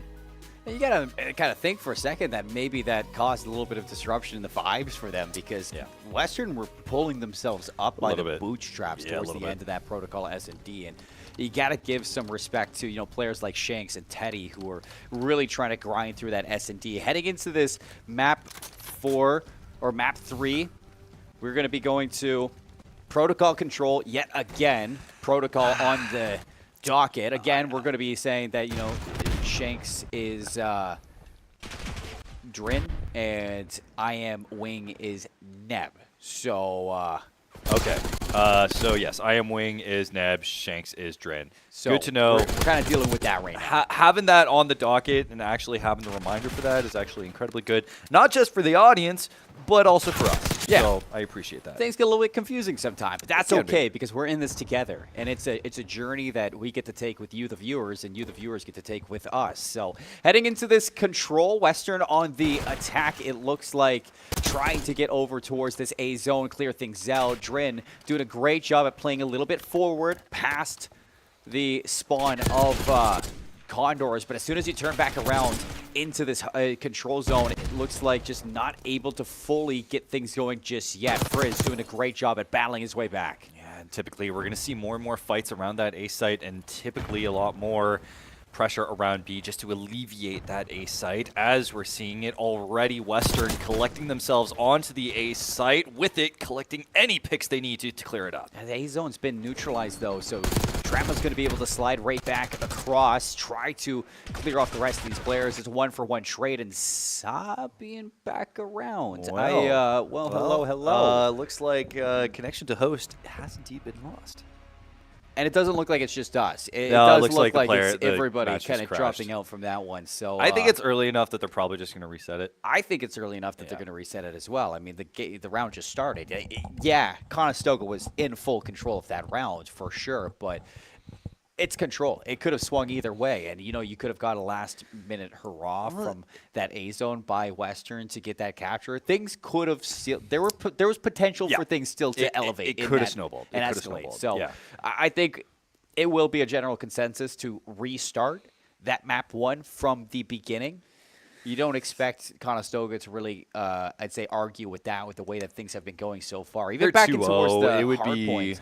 It would be a little beyond. I was going to say, even towards that hard point, this Conestoga team, yeah, it was a little bit of a contention early from Western. But as soon as some of these players on Conestoga get going in a map like, or in a game mode like Control, where lives are so important, you know, if Dremel goes on another 5-6 spree alongside J-Ray, like, it's going to really make a big dent into the Western team. So Western have to be aware of not throwing away the lives like we've seen back in that hard point and back in the search and destroy as well. And they need to make sure that they're locking some of these kills down before working their way into the objective. Yeah, and I think especially when we're looking at Jay and how pivotal ARs can be on this map, having that outside control around B before like big door and then around in the mid area around like obviously the 2 center buildings with lockers and whatnot. It's been a big factor, especially when trying to maintain that B side control and trying to just get guys on that point. Get guys on that point, prevent any sort of respawns from the defenders to come on, holding down that wall area and tower. Like there's so much angle and coverage that you can, it's why I like snipers, I meant, but it's also, there's so much coverage you can get from those ARs just from that left side on the attacking side on control on this map. And it creates a bit of a bottleneck, but not one that's impossible to deal with. I actually find it kind of fun. No way, shape, or form are we seeing snipers in control. No. That is... No, absolutely. I'm not saying they're going to be, but I'm saying that with how accurate, for example, the AMS is, it's not that it's a sniper necessarily, but it's so incredibly accurate that you can hold down quite a bit off the AMS alone, just holding down outside. You can. It beams. That thing does fry. But we did get a little bit of a quick bit, and I mean, it's like we know what we're doing here. It's going to be a full fresh restart for map 3.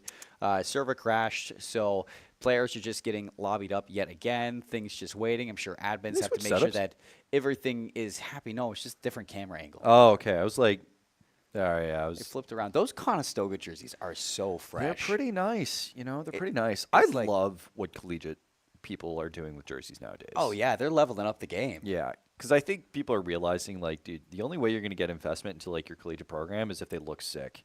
And, you know who I will say I think was ahead of the curve on that? FaZe Clan. They were, before 100 Thieves, they were, like, the ones who had, like, the weird hoodie as jerseys, you know, organization stuff. And I thought that was really cool. And then 100 Thieves kind of came in with that, and everyone started buying the crew decks like you did.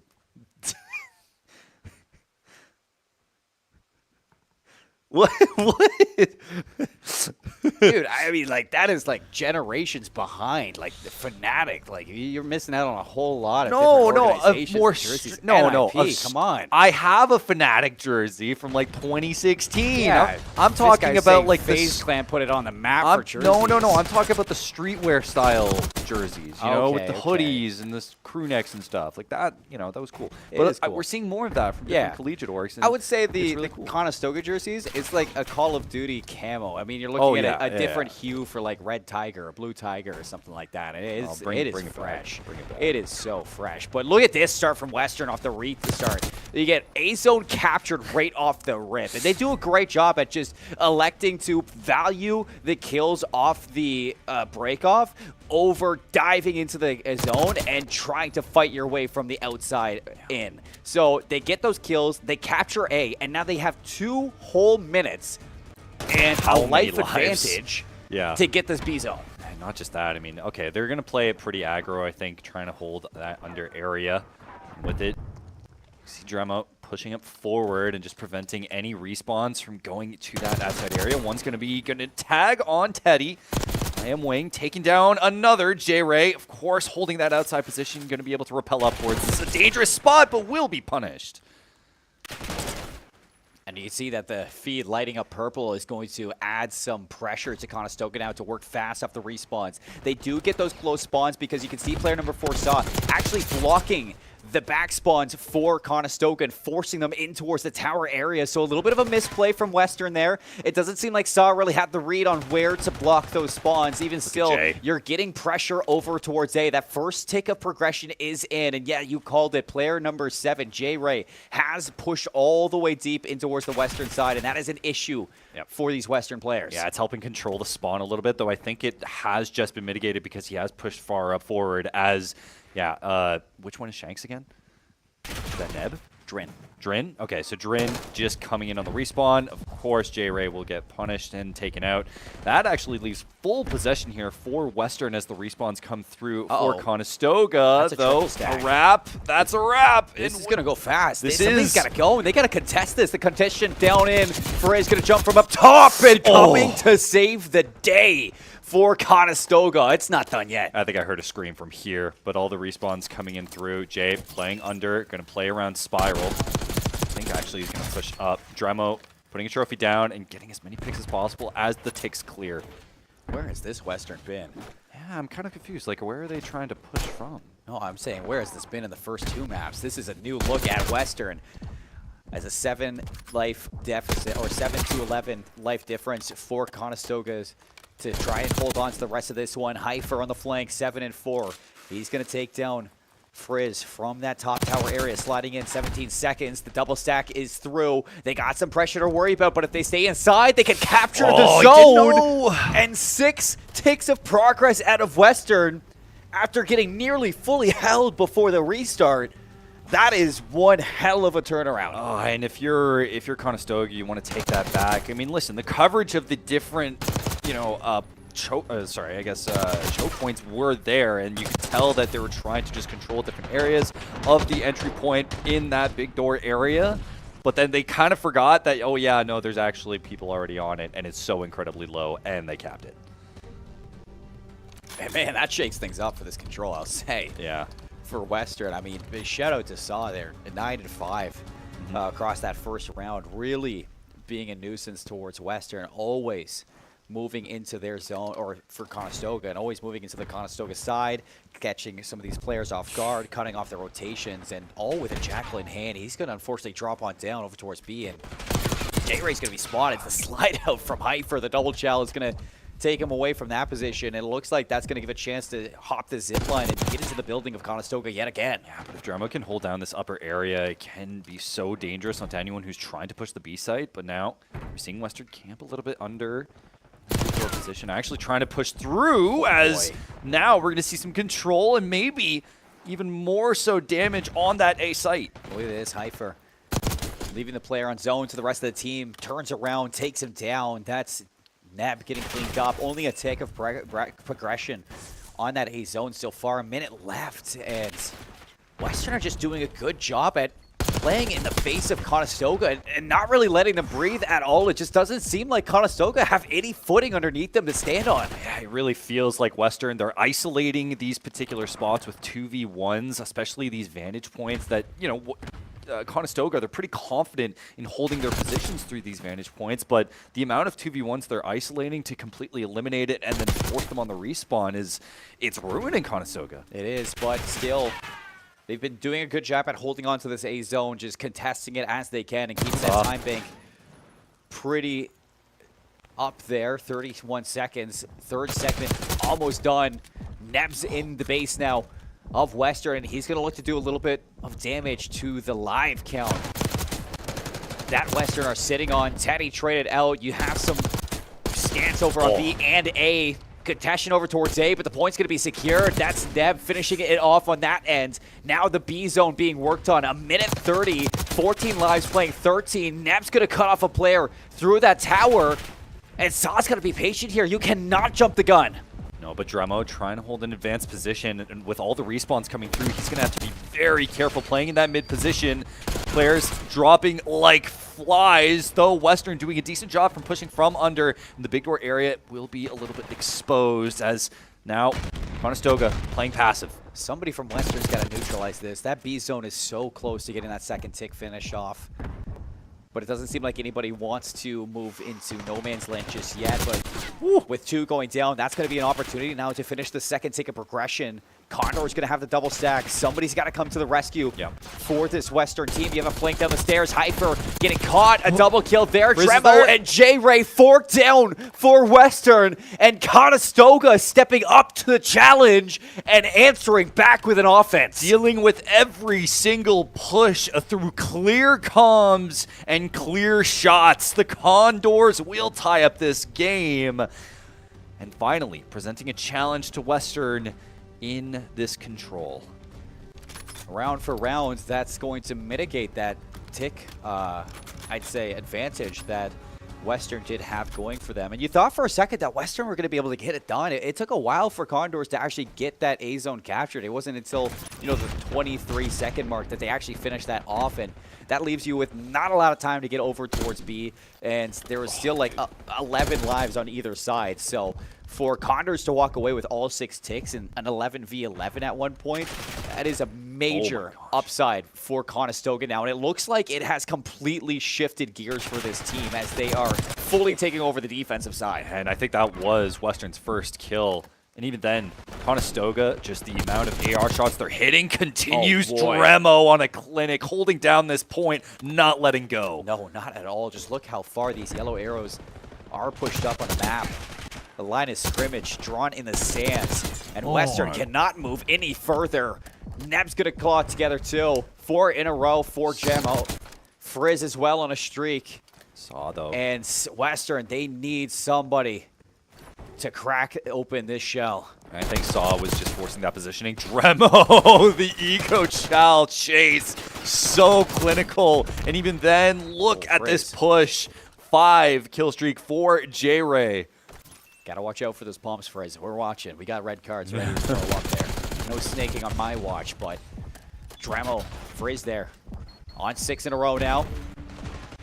Sliding in back towards this. See if he can get that artillery barrage. Now working towards that Hellstorm missile. 20 seconds left. Only a tick of progression for Western as they are getting snuffed out. The dimming of the lights right now. Nowhere to go for Western. Clock will be winding down. This has all been Conestoga from start to finish. Not a single ground given. And finally, Western can get on some points. Hold that clock at bay. Stack on point. Kills going through. Potentially one more. That will be A captured and a lifeline given. With 7 seconds left. Double the lives right now of Western were Conestoga.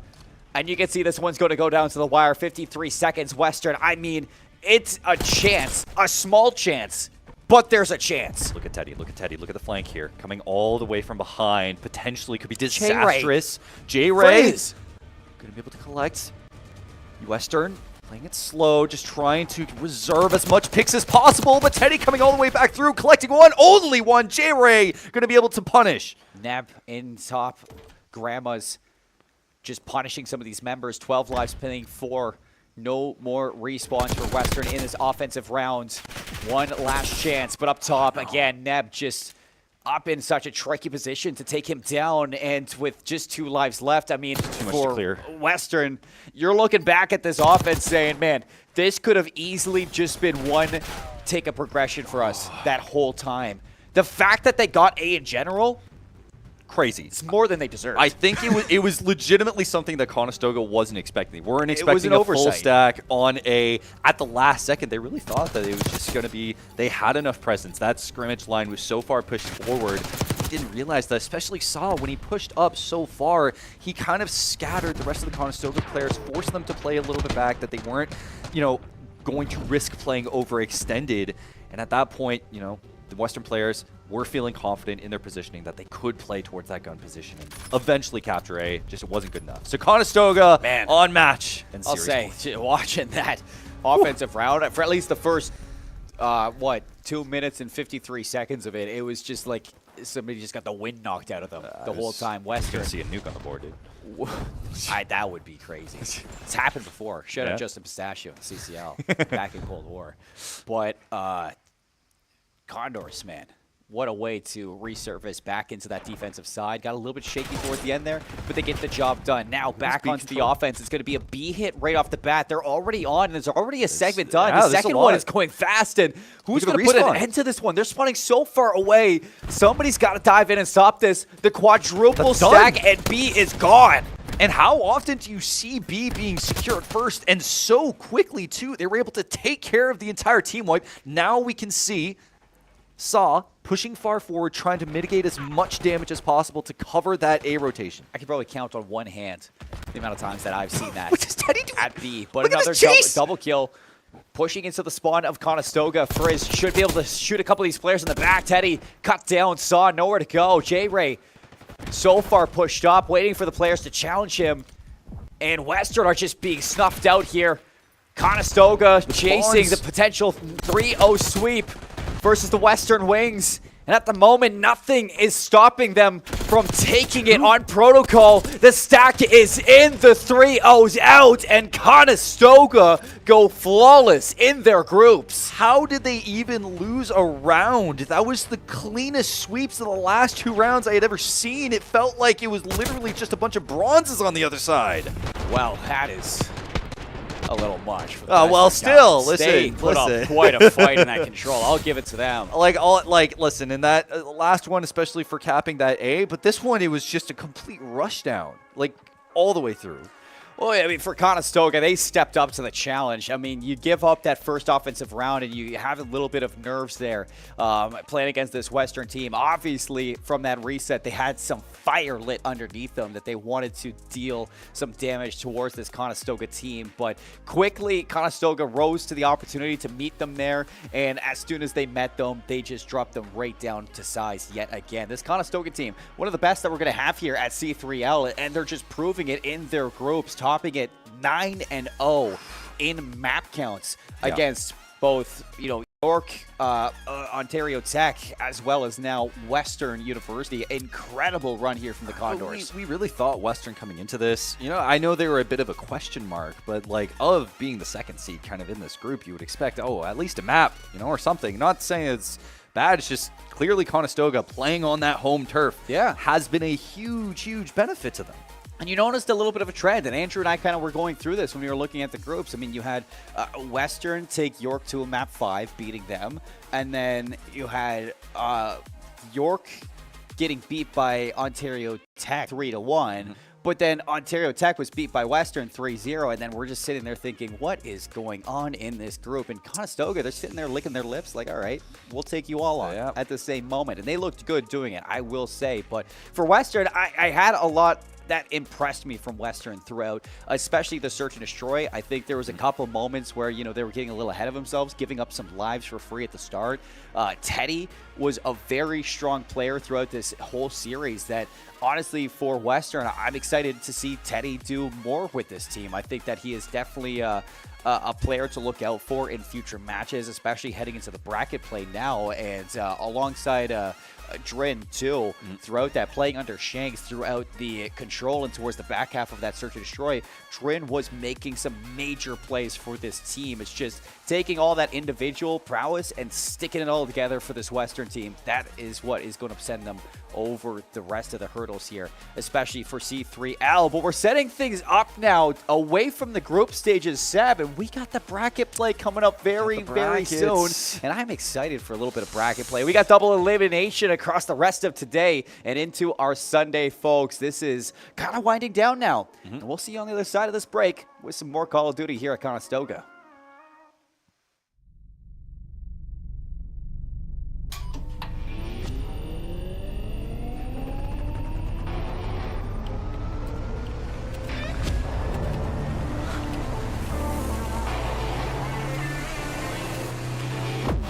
Conestoga College is setting the stage for a new era in gaming. In 2025, we're opening a state-of-the-art esports venue, a premier facility for high-performing gamers in Canada.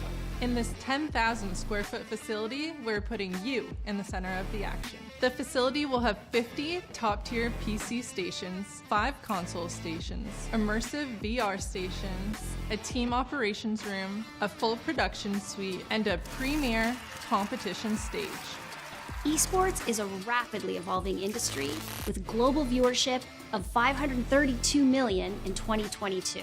This initiative goes beyond esports. It's also a platform for forging bonds, making memories, and creating connections. Since 2020, Condors Esports continues to evolve, providing industry-leading facilities and experiences to the esports community. Conestoga's esports venue expresses a sustainable and intentional future to compete, play, and work, all powered by gaming.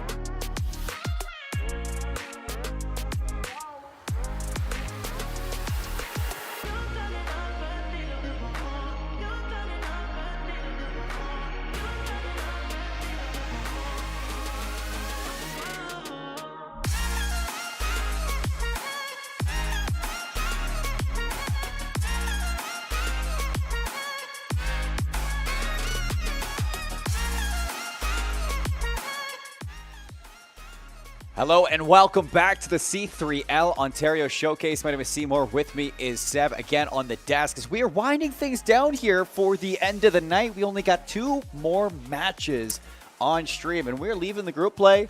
We are jumping into the bracket plays. This is where the fun begins. Yeah, I mean, you mentioned winding things down. Are we winding things down or are we winding things up?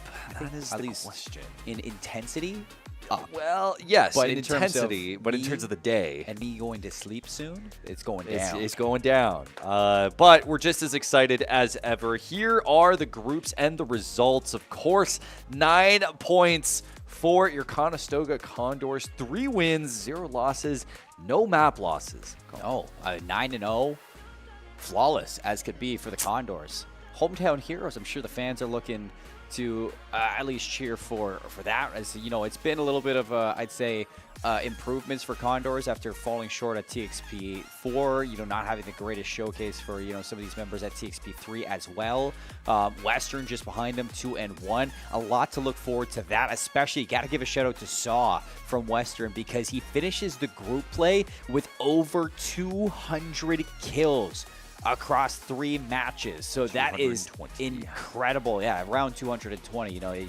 Sometimes we don't get the stats in the sheet, but we know what it was. We have a general idea, and we know that it's over 200. Without one S&D, it was around 202. So we know that for certain. But looking over to Group B, topping things off, Brock University and Carleton University. And at the bottom, that Condors Esports Academy. They take down the U Ottawa in a very close matchup that goes to 4 maps. But it's going to be U Ottawa ultimately going through this one 0-3, unfortunately. Yeah, Brock looking pretty good as well. We saw, of course, the first match of the day was Brock again. And they're a team that all like the Conestoga Condors are just oozing confidence. And we could see what the seeding of this bracket is here. In the upper bracket, we have Conestoga versus Carleton, and then Western University versus Brock University. So the first seed of Group A will go against the second seed of Group B, and vice versa. Group B first seed will go against the Group A second seed. Bound to be banger matches, but then on the lower side, we have OTSU versus U Ottawa, and then York University versus Condors Academy. That one, in particular, I think, of the lower bracket matches, is sure to be a banger. Regardless, we're starting things in the upper bracket. Yeah, and, for the upper bracket, you look at a couple of these matchups, and, for example, Carleton versus Conestoga for a first map. Our first matchup that we're going to be looking at, a second one that we're going to be looking at later. There's a lot of friendship from team to team in there. And these are players who, across TXPs, across, Challengers lands in Toronto, any sort of Call of Duty that's been happening in the Canadian scene, these are players who have been very present in that scene. So they know each other, they know how they play, and I'm sure that as we're going through the winner's bracket, it's going to be very fun to see how they interact with each other throughout these maps. It's going to be intense in terms of rivalries possibly against them, or maybe some friendly banter. I know J-Ray's been getting kind of loud in the pit lately, and friendly? I'd say not as friendly, but well, you know what? Maybe a little bit more friendly. It is friendly because even though Conestoga were talking as much smack as possible, we were, sitting with them as they're dissecting the post game and figuring out, oh, here's what these particular nades meant, and just talking about the game in general. So it is friendly in a sense, as much as it can be given the circumstances, and especially because, of course, Western being on the other side of the upper bracket obviously wants Western to do well against Conestoga's competition in Brock, who is, of course, the main competitor here this evening in that upper bracket. I've been told countless times that, when you look at the bracket, when you look at the teams who you expect to be in that grand finals, Conestoga is what a lot of teams have on their minds to beat, and same thing with Brock on the other side. So that's a good shout. 2 of the best teams we have here at the C3L Ontario Showcase. But even towards the bottom side, I think there's a lot of surprises to be expected as we're kind of intermingling between groups as well through the 3 and 4 seeds. And to have Ontario Tech just barely kind of edging out against the likes of York in their matchup, and now potentially going to be playing the sides of U Ottawa from the other side. That U Ottawa team, and I keep on saying it, I don't think we've seen the best out of this U Ottawa team, and I think they've yet to showcase the best that they have to offer. So I think in terms of the lower bracket, there's still potential upsets. There's still some what-ifs to be happen, and there's no certainties on that side of the bracket. I think one thing that has been very known, and a lot of people, I think I was talking to Eric in particular, the coach of Conestoga, and he's saying that without a team like St. Clair here at C3L, it is really open to any team walking away with a championship at this one. I think for Canadian Call of Duty, you got St. Clair on a pedestal at the top, and then everybody at this LAN are fighting to see who the next up is. Yeah, it's legitimately a best of the rest, but also who is kind of next up on that competition ladder. Obviously, throughout the course of the spring semester, you're going to see more and more matchups between domestic teams, and those are always really exciting across really any esport, whether it is in Call of Duty or outside of it. But it is very much cool to see that we are getting a LAN to determine that sort of title. Obviously, St. Clair, they competed in their own tournament. They're doing all right, and they are on their own level. But we also, because of this lower bracket, we get to see the development of some of these teams. We get to see your U Ottawas, we get to see Condors Academy, your Yorks, your OTSCs. Like, every single team that we're kind of getting through here is either A, new team trying something new, or B, just trying to see what works against more of the top tier competition that we have in Canadian Collegiate. Yeah, and I think for a lot of these teams, it's just showcasing that talent is there and putting yourself on the map and the radar for a lot of these teams outside of the domestic matchups, in the international matchups that you're looking at to challenge after this is done. But we got our first match of the winter semifinals. I think we could dive deep into this one. We got Brock University, the #1 seed out of Group B, taking on the likes of Western, who we just saw fall to Conestoga to match in that #2 seed through Group A, and now battling against each other here. Western still have a lot of improvements to make. That was known. Not the best hard point against Conestoga and the search and destroy. It wasn't until the back half that we really saw the best of them. The control, it was good at first versus Conestoga, but then they just fell off the face of the earth, and Conestoga took control. And now versus this Brock Esports team, a big competitor to that Conestoga side. This is where Western, again, just has to ask themselves between matchups, where can things go better, and how do we step up against a team like Brock? Well, it is interesting to see the map ban. I don't know when we'll be able to have it on the screen here, but it is kind of funny when we're looking at it. Of course, Western had to play 3 protocols in a row, both to their pick as well as Conestoga's pick this time around. Brock goes to protocol first, so that's where we'll be playing, but immediately in return for map 4, we're going to Vault. And then immediately for map 2, we're going to Rewind. So clearly, I think Western... You're spoiling it. Did I? It's right there. Now it's there. Okay. Yeah. But it is kind of funny. I think Western wants a little bit of a break. They're like, all right, we got battered on Protocol 3-0. We don't want to deal with that again. They're still going to have to play it. At least they're warm on it. That is kind of the biggest takeaway. You're playing one of the best teams on Protocol and playing them pretty well for a decent amount of them. Yeah, and you're kind of going back to both protocols on the respawn that you just lost to. So the hard point for Protocol, Brock's going to be bringing that out. They just watched this Western team play, and you can see some big mistakes coming out from Western. I think they, I don't want to say fell off for that game #1, but they slowed down for sure. I mean, right out the get-go versus Conestoga, it was a big contention in terms of numbers throughout the first rotation. It wasn't until the second set of rotations that you started to see Western losing the rotation battle and not being the first ones to get into that hill and get those setups. And Conestoga just time and time again were always there first, setting up and locking down those power positions towards the top of these buildings to cut down the rotations from Western. And if you're Western going from series to series now into the bracket play, you have to keep that on the top of your mind. The in-game leader for Western has to be the one to say, all right, 15 seconds left on this hill.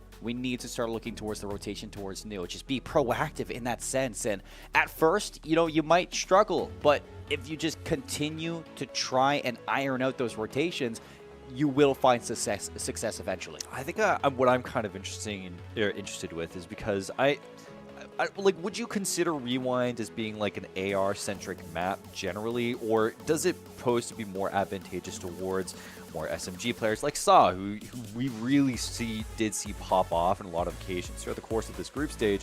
I'm curious if that's why they went towards Rewind in this case, and for later on, I believe we have Vault, where it's a little more SMG-centric. It's to mitigate the factor of Wonders, which we obviously know of, but also Ziz is still on the board for that Brock team, which, yeah, you either pick whether you want Wonders on the board or Ziz on the board, and you got to pick one. So I'd say for Rewinds, you get the best of both worlds Yeah. between the SMGs and the ARs. And that's saying that, you know, when you go over towards B or you're playing over towards Restaurant, you have to push into Amos, just holding down those irons.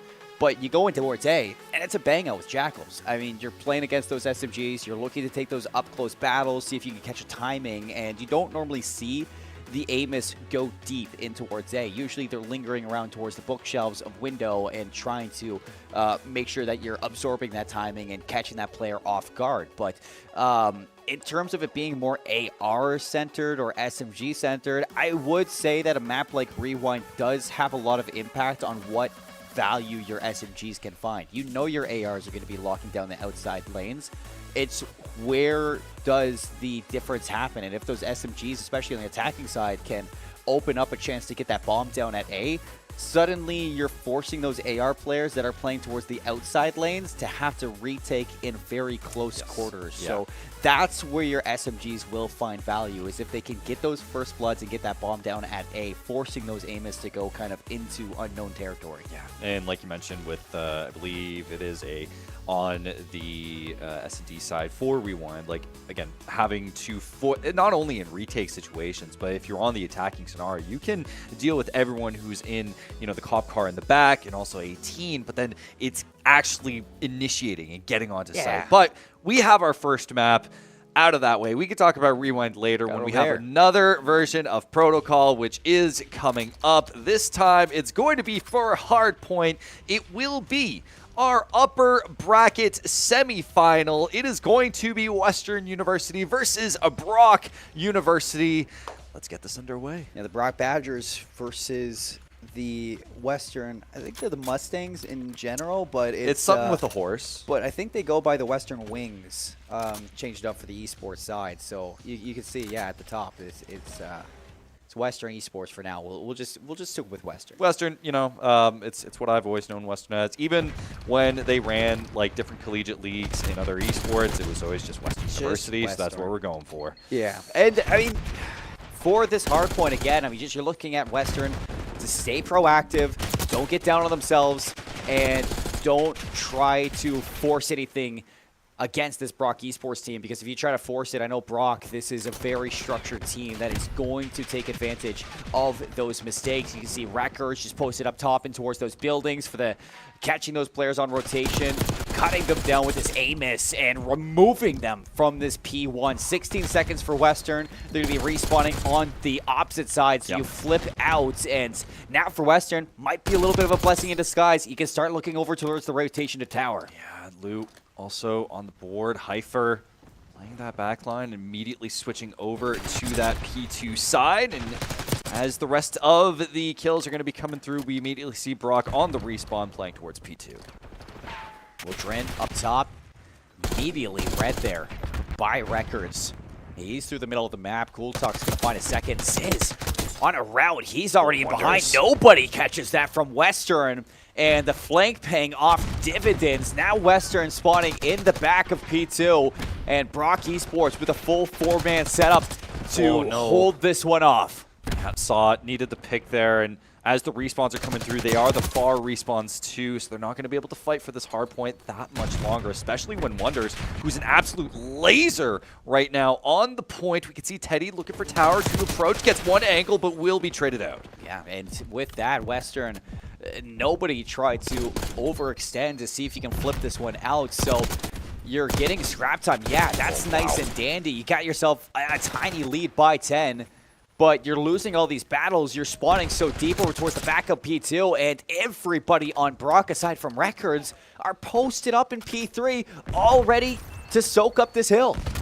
So we will see P3 come through. Teddy trying to push on. Everyone playing this under area. It's such a hard time when it comes to drain. That's going to be just one face shot over towards Brock as Cool Tux will take care of Dren. And Western break from the front, so into this time, you spawn out the side of Brock Esports, and it doesn't seem like Brock Esports or Western has caught up on this just yet, and Wonders is going to hit that from the front door. Teddy has no idea. Following up is Records with the Jackal and the Amos. Everybody just gets shut down, and Western immediately removed from that early break. And Brock Esports, their lead stands. The spawns have flipped over, and with it, Hardpoint will switch over. That's a to good the lower end, that is. But now we can see Brock, even though they have the far respawn, we do have Wonders on the board, but just going to wait for the rest of his team for a full stack. Actually, I think the rotating mid. San's going to get caught through mid. It looks like Cool Tux wants to lead the charge through Big Door, struggling through the start of this one, 5 and 10. But it's still okay because he's got some backup from the rest of the team, and the team is what steamrolls their way into this point. A trade from Records, and Brock find themselves in a little bit of a lead from Western, but soon to be swapped yet again as this back and forth affair between Brock and Western has been electric so far. Some nice shots from Cool Tux to the players down in the elevators, but the rest of this time for Brock at least should go their way. Western needs to start looking towards the new set. Yeah, and especially because Western, I think it could be argued they might have overextended a little bit too much, trying to be a little bit too eager. And as we switch back over to P1, Brock trying to fight for every single last point here. Western going to be able to collect the last one, but it will switch over as Brock immediately on the rotate. Western just trying to play it passive, looking for these individual picks by gun. 115 playing 81. It's been a close game up until that last hard point for Brock. As they start to pull away with a little bit of a lead, Western spawning towards the P2 side of the map. Backside of their house. Cool Tux 4 in a row. Watching from that P2 cross. See if you can catch any of these players. Nobody inside this time just yet. It is happily going to be able to touch it on that one. Slides out, catches Dread diving towards the point. Records now on 5 in a row. As it's actually Cool Talks that's messing with me a little bit on what we're going to be looking at. But it doesn't matter so far. Brock just dominating throughout the past 2 hills. And again, they're looking to start working over towards new. There's a big battle between Drin and Records, and it looks like Drin's going to win that out. Drin's going to win it out, and with it, secure the next point on P2, which can be so important for Western. I think it's time for them to start to get some momentum back in the game with how sporadically Brock are playing around the point, just allowing one man on while they just cover the rest of the respawns. It's been working out for them, but once Western gets locked down, like we're sort of seeing here, it forces Brock into a passive position every single time they're on the respawn. Well, 45-second difference. Western hoping that this lead can close here and now. Saw sucking up the clock in for the contest. Slides out. Oh, big win onto Cool Tux, but nobody there to trade. Records is going to take you out, and now for Western, it's just trying to find your way back in towards this hill. Drin, pistol, diving on through, player on the ladder. That's a tough one to take at range, especially with the rage head coming in, but Saw is able to jump right back in towards it, and Brock giving up the rest of this hill, setting up for new. It's ambitious, but it does work out in their favor. Sheer confidence, which is what we've seen from Western from the previous series to now. They're keeping it going. Just flips out. Western doing the right things. They push the issue, and they have cracked the code. Wow. Brock now spawning on the opposite end of the map. Gonna have to race through the middle, and Western are here. That lead that once was about 50, 60 points for Brock after the first set was done. Now it is looking to be Western just down by 5. Brock trying to push in from gun side, but they already are dealing with the flank from Heifer. And although they didn't get the kill, I think it was enough just to distract them. This kill will come through. Records able, but will be traded out. The kill's coming through. Teddy going nuclear on them. Roaring into that hill. Teddy just wrecking them. And now Western, another lead swap in this game. 162, they're pulling ahead and down and towards P4. Trent's gonna catch another one. Trent for 3 in a row. Absolutely coming alive when they need it most. Perfect time for the clutch as the point will rotate over to P4 side, having to cover under. And with it, having to hold Spiral. Brock trying to come from different angles, but holding that boat position, looking for the long form pick. Where have the Badgers gone? Just perfect. Haven't had an answer for the past 3 hills. Gonna need to fight this one from the front. Drin looks away. 3 in a row, looking for number 4. Slides out to the left, catches the first player. That's Records down, but Cooltux trades it, and Brock, they have the break. Cooltux doing everything he can. Though Western, they're going to play a bit wider and just allow the overextension from Brock, waiting for the retake, waiting for the response. You can even see now Western, they're slowly gathering as Teddy going to take the wide approach, try and come in from behind. This game is so neck and neck between both of these teams. And it really reflects as well from the performances of all these members in the server. Records and Wonders, 2 members from Brock on the AR line that you expect to have some good games. They are 23-12 from Records. But it has been this man on your screen, Teddy, alongside Saw, who just continue to find breaks. Drin went big, back at P4, this time to P1. He's going to be the first one to fall. So opened in the hill, Brock jump on. Now their lead up by 10, looking for more. And with it, that's going to be 1 pick off on top. Brock able to clear out lockers, and although respawns will be coming through, Western taking it a bit wider. Just going to try and go for these huge rotates all the way around, looking for these flanks. With it, Records still on point, though no one's currently fighting for it. Everyone is just playing it patient. Well, Saw pulls out the Hellstorm. And now it's time for the jump into this one. Cooltux, some nice shots, cleans it up with the help of Wonders. A couple kills for Brock Esports, and the Badgers now up 2-17 and counting. Looking to put this one away in the next hardpoint. Western, they're going all in on this rotation. Cooltux going to be caught, first one to drop, and it looks like Western now sinking their feet in towards this hardpoint. Some big work to do for Teddy, but he gets caught out, and Brock immediately flip out Western from this one. This could be it. I think it could be, but still, with the spawn by tower, it allows Brock to get a bit more leverage, and with it potentially putting Western away, the respawns are just too far. The picks can't be done. Brock have clutched it out after a scary affair. 1 more pick for Wonders, and Brock will collect map 1. What a test that was, though, from the side of Western, just putting Brock against the iron all throughout that protocol hardpoint. It wasn't the same Western that we saw versus Conestoga, and it just seems like a little bit more was clicking throughout that. Drin looked great inside that second rotation, but as soon as we get to the third rotation and Brock get out to a little bit of a heater in the later half of that P4 prior to that third set P1, you saw a couple of these members just stepping up when they needed it for Brock. I mean, Cooltux just taking things 1 step at a time, getting into that. Finishes off 25 and 23, but I think a majority of that 25 was taken in towards that back half of the second set of rotations. A big step up for Brock, and kind of what you expect for the series, for Brock to come out to an early lead. But I think Western, like I said, bringing out some big guns there in game 1. I think it was a perfect warm-up game for them. It's clear, I think, even though they picked Protocol, that they're doing all right on it. They're going against, like, the second seed, I believe, of the tournament. Like, it's not as if it was a disappointing game by any means from them, and it clearly was swinging in their favor at one point. But I think Brock, they're too good of a team not to make the adjustment where they were just being a lot more aggressive on those respawns, and it did. They were getting the read and eventually ran away with it. And I think that when you just have Records and Wonders just with just so much presence towards the top side of Protocol, it's difficult to really rotate through the map and try to find those routes. And they did a good job at really setting up Cooltux and Ziz to have as much space as possible to make those Jackals work towards the end of that protocol. That kind of takes us into the next step, which is this rewind, search, and destroy. And you were kind of talking to me about, if this is an SMG map, or is it where we're going to see Saw and Teddy really come alive for Western. And I want to believe that. And I really am rooting for this team to pull things back and, even us up in a 1-1 scoreline. But we saw this Brock team at the start of the day play Rewind versus Carleton. And it was not close. 6-2 versus Carleton. Another top team that we have here at C3L.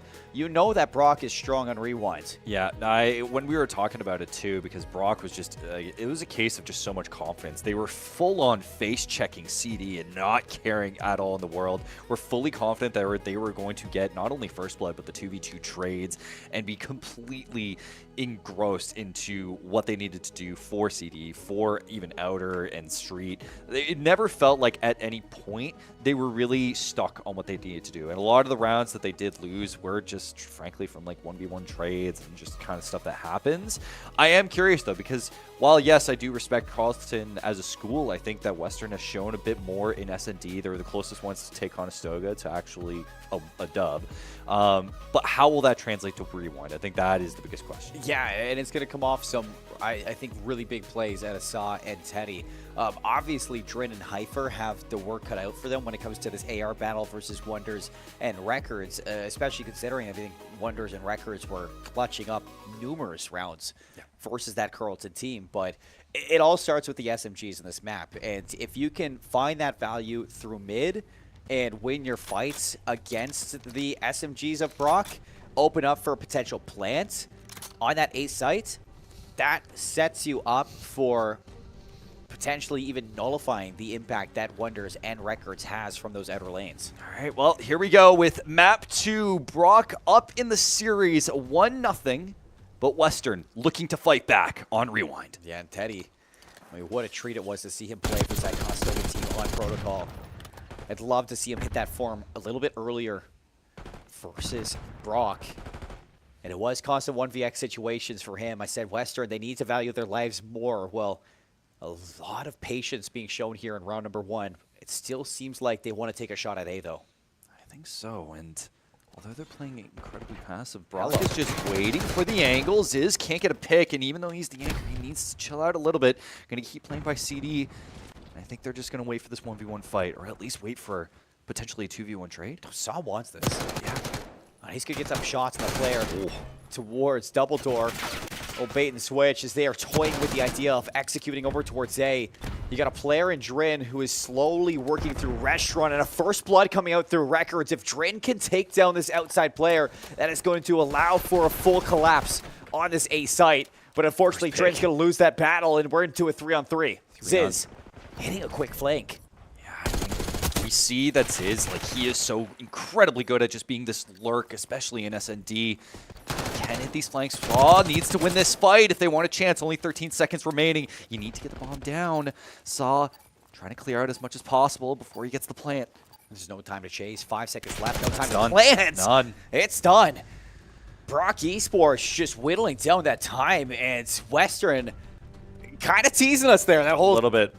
A little bit. You can see that they wanted to go all in at A, but they could never find that moment to just hit the site. Brock were throwing shoulders, just toying with them, and you never saw that green light to go, which is unfortunate for Western, but for Brock, I don't think it doesn't get cleaner than that. Yeah, it's just, it was clear Western was trying to bait Brock into just over-peaking just a touch, and Ziz almost did, but the fact is that there was another player on the A site, legitimately on bomb, and at that point, they couldn't get the trade that they wanted, so I think they're going to maybe try and just play the defense a bit more passive as well, just kind of give away that A site a little bit. Well, it helps when Wonders finds 3 kills in round 1 as well. Yes. Shutting down that full flank from Restaurant. But this time in the next, Cool Talks taking the trade. Teddy going to keep 1 foot forward as it's numbers for Western, quickly snuffed out by Cool Talks here, and it's bringing us down to a 2-on-2. Bomb is down, and look how disconnected these Western players are. Yeah, a little bit at this point with the 1v2. They got Heifer the lead. Potentially needs to get this pick. Not going to be able to.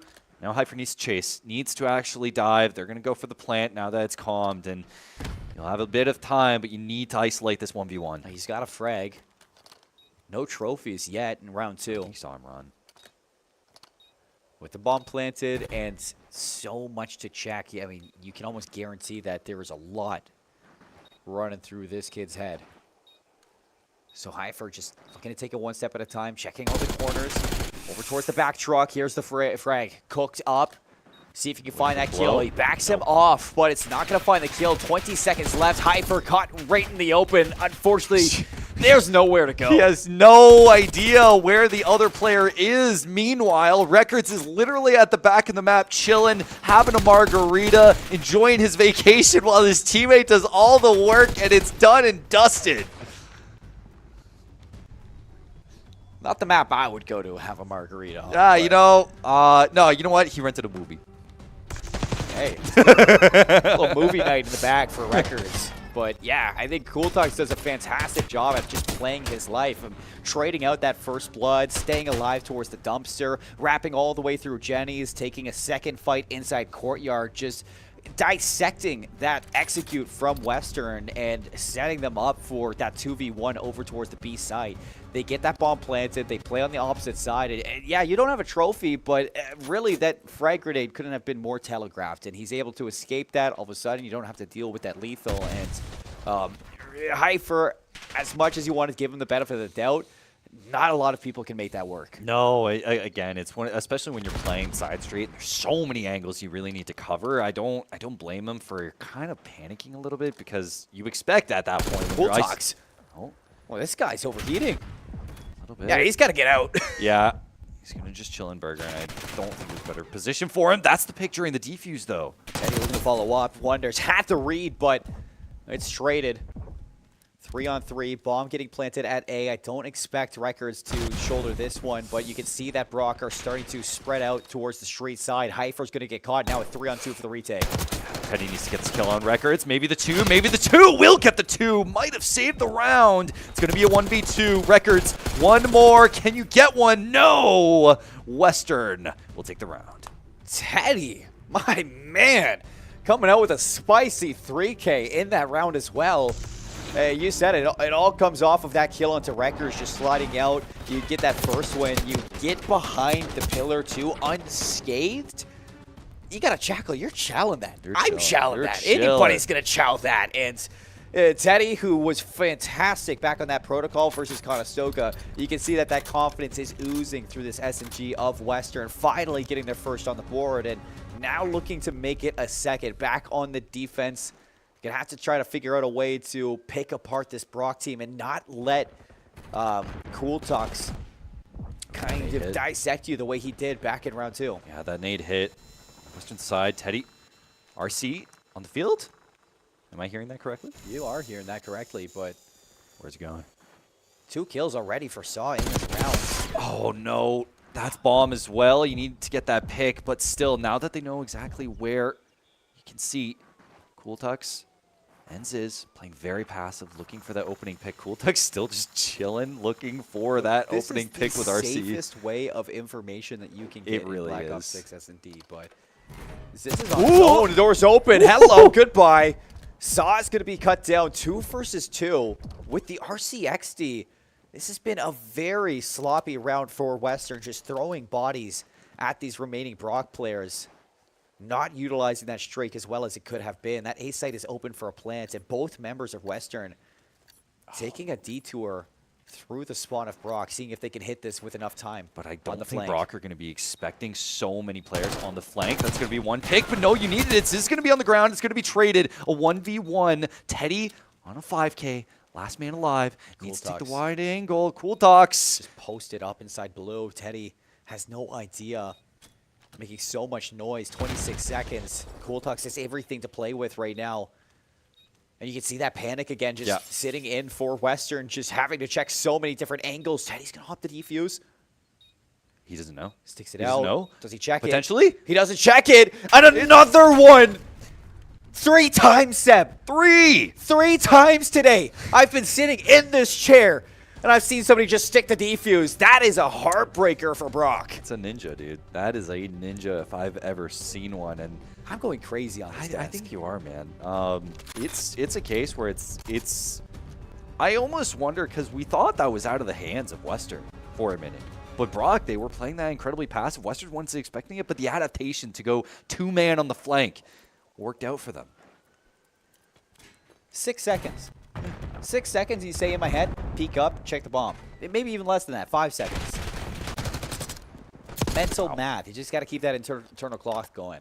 2v3. This is a big swing round 2 for Western. Back-to-back rounds, back onto the attack, and now off the opening engagements. Yes, you lose Drin, but you've taken out both SMGs from Brock. You know you're playing into the ARs, so I like this wrap. Wow. They catch Wonders getting a little bit overzealous, back in towards blue, and now Records in a 1 versus 3. We've seen him clutch up on this map in the past, but will he be able to do it against Western? Do they have the info, though? That's the question, and they do. Records will be put down.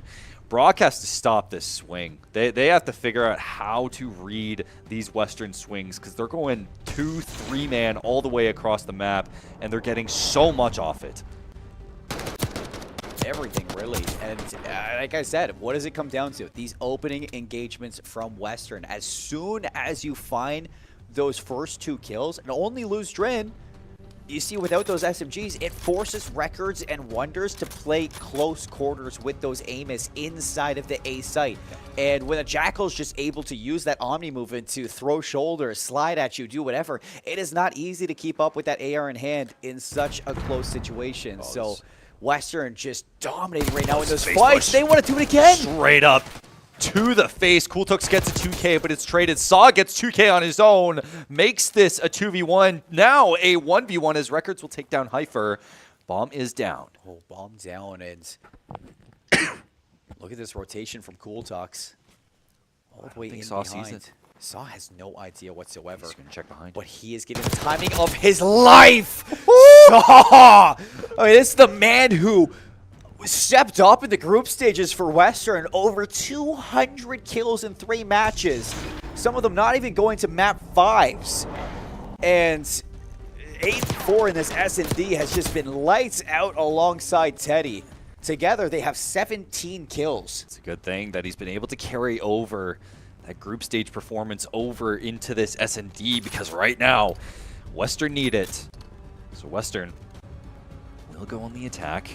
Brock are going to have to figure out just how to stop it. Brock has tried everything. They've tried to hard face check. They've tried to play more passive, and Western has adapted every single time. But now they're going to play outside on street, looking for this early pick. Saw with the AR, going to fight for this in burger. You can see Hyper looking to face check, going to try and get one. Records will take him down. Yeah, big win from Records. Cooltux actually just stepping away from that. Spots underneath the truck. Kobe. Banger. And it hits nothing. Yep. So, able to get away from that one, not cooked enough. 1 minute left on the clock. Numbers for Brock. This is a good chance to finally cauterize the bleeding that has been these past 4 rounds, but Cooltux just handing a free kill to Saw. That's his 5th in a row. Yeah, I don't think you can expect just free kills off of a team of Western's caliber with the AR, especially when they're matching you gun for gun on this site. So now we're seeing Teddy. 3-man here trying to approach. I think they're going to try and make an approach on B, but they're going to run right into the hands of Records, who's going to put the info down. So they're going to have to rotate down into A, which I think they're going to try and Drew. Over the top. He gets the info into both members. Saw knows he's there. 6 in a row. 9 HP Wonders last alive, and it's just not going to happen this time. Western, what a change of dynamic. Rewind treating them so well. And it's been the Saw show all game long. Brock in good spirits, though. You can see them on cam. They're laughing. They're having fun. They're realizing, okay, you know, we're not playing our best, but they're chilling. They know what they need to do. Western, though, on match point, haven't really dropped too much of a beat, I'd say, since, you know, round 3, potentially. And with it, looking for another. As again, we'll see Brock on the offense. How are they going to approach to this? Are they going to face check? And they're going to go super hard into A as they have done in the past. You ever been to Brock? No. One of the vibiest schools you can go to. These guys are not going to be down on themselves whatsoever. But bomb going down at A. Brock down 5-2. Map on the line now. How much can they hold on? It's going to be a 4-4 for the retake. Opening things up is going to be Cooltux, and Teddy's on the hunt right now. See if you trade one out. 3v3. Teddy taking down Cooltux in the trade. Dren holding the long angle as Wonder is going to play outside and try and keep it going. 2 and 3. Dren and Teddy trying to play the interior, but need to clear out some picks for the defuse, and it's all falling apart. Teddy going to try and collect one more 1v1. and does. Down to a 1v1. Teddy, all on you to clutch up. 10 seconds on the board. Defuse is going to go through. Are you going to check this time? Ziz, yes! Fool me once, shame on me. Fool me twice, that ain't going to happen. They knew. They knew. 5-3. Man, Brock, I mean, they put one on the board, but it has been 5 rounds in a row before that for the side of Western Esports. So that is a much-needed moment of relief for the Badgers. And Brock now trying to expand off of this one. You're swapping back over to the attacking side, or sorry, the defensive side. And really got to find a way to silence both Teddy and Saw on these A executes. Just Brock Esports, you almost want to see them kind of maybe post up on some angles, see if you can catch some timing onto these members getting aggressive. Oh no, look at that trophy. That hurts, but that will be a pick in Record's favor. Just going to continue to hold this angle as bomb goes wide. It's going to be 4 and 6. Face checking. Sizz takes him down. It's 2 quick kills from Brock. Again, just approaching this pressure with patience.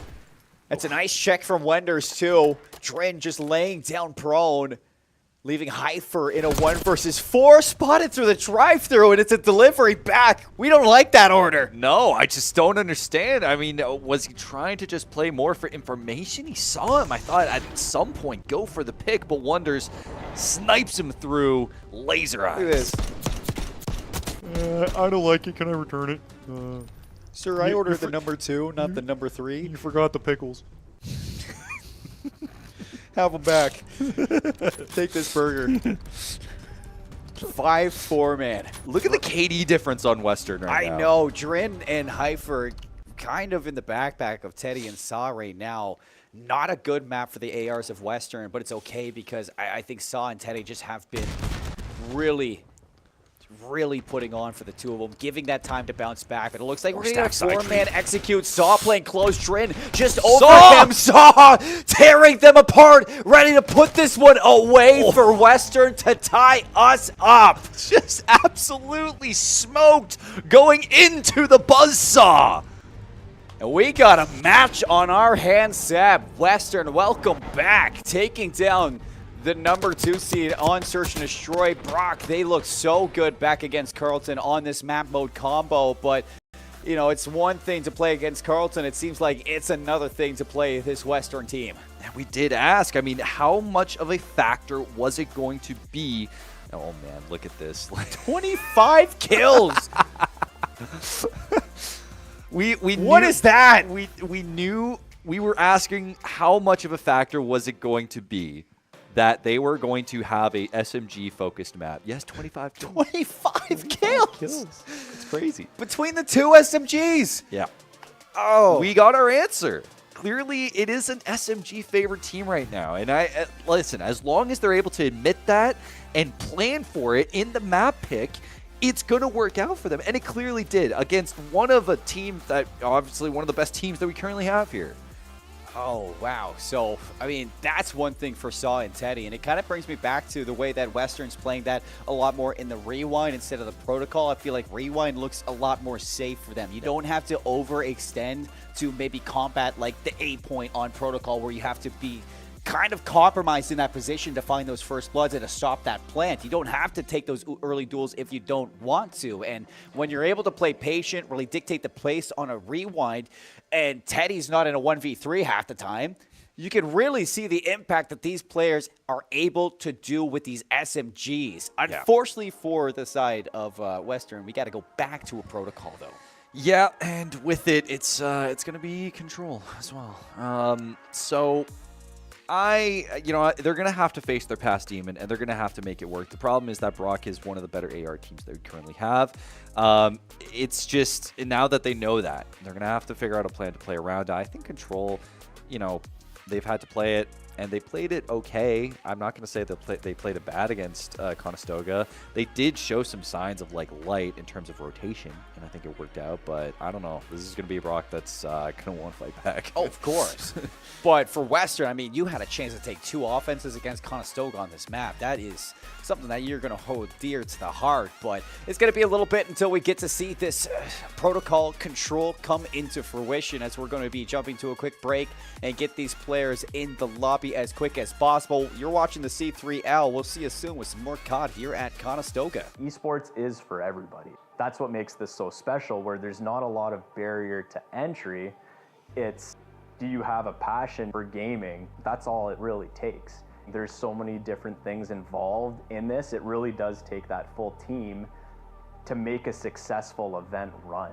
And that's what this program does. You got the lighting going on, you got the video capture going on, you got the whole production crew that are packaging this all together, you have the shoutcasting that's happening. We want to be, that pinnacle for esports. We want students to come here, learn from industry best, and launch their careers in esports. You have that new arena that's being built. To have that investment through the college, it proves a lot. We're invested in this. This can lead to something really big and something really neat and something that you're really invested in. It's a billion-dollar industry, and we really can't wait to see where this goes.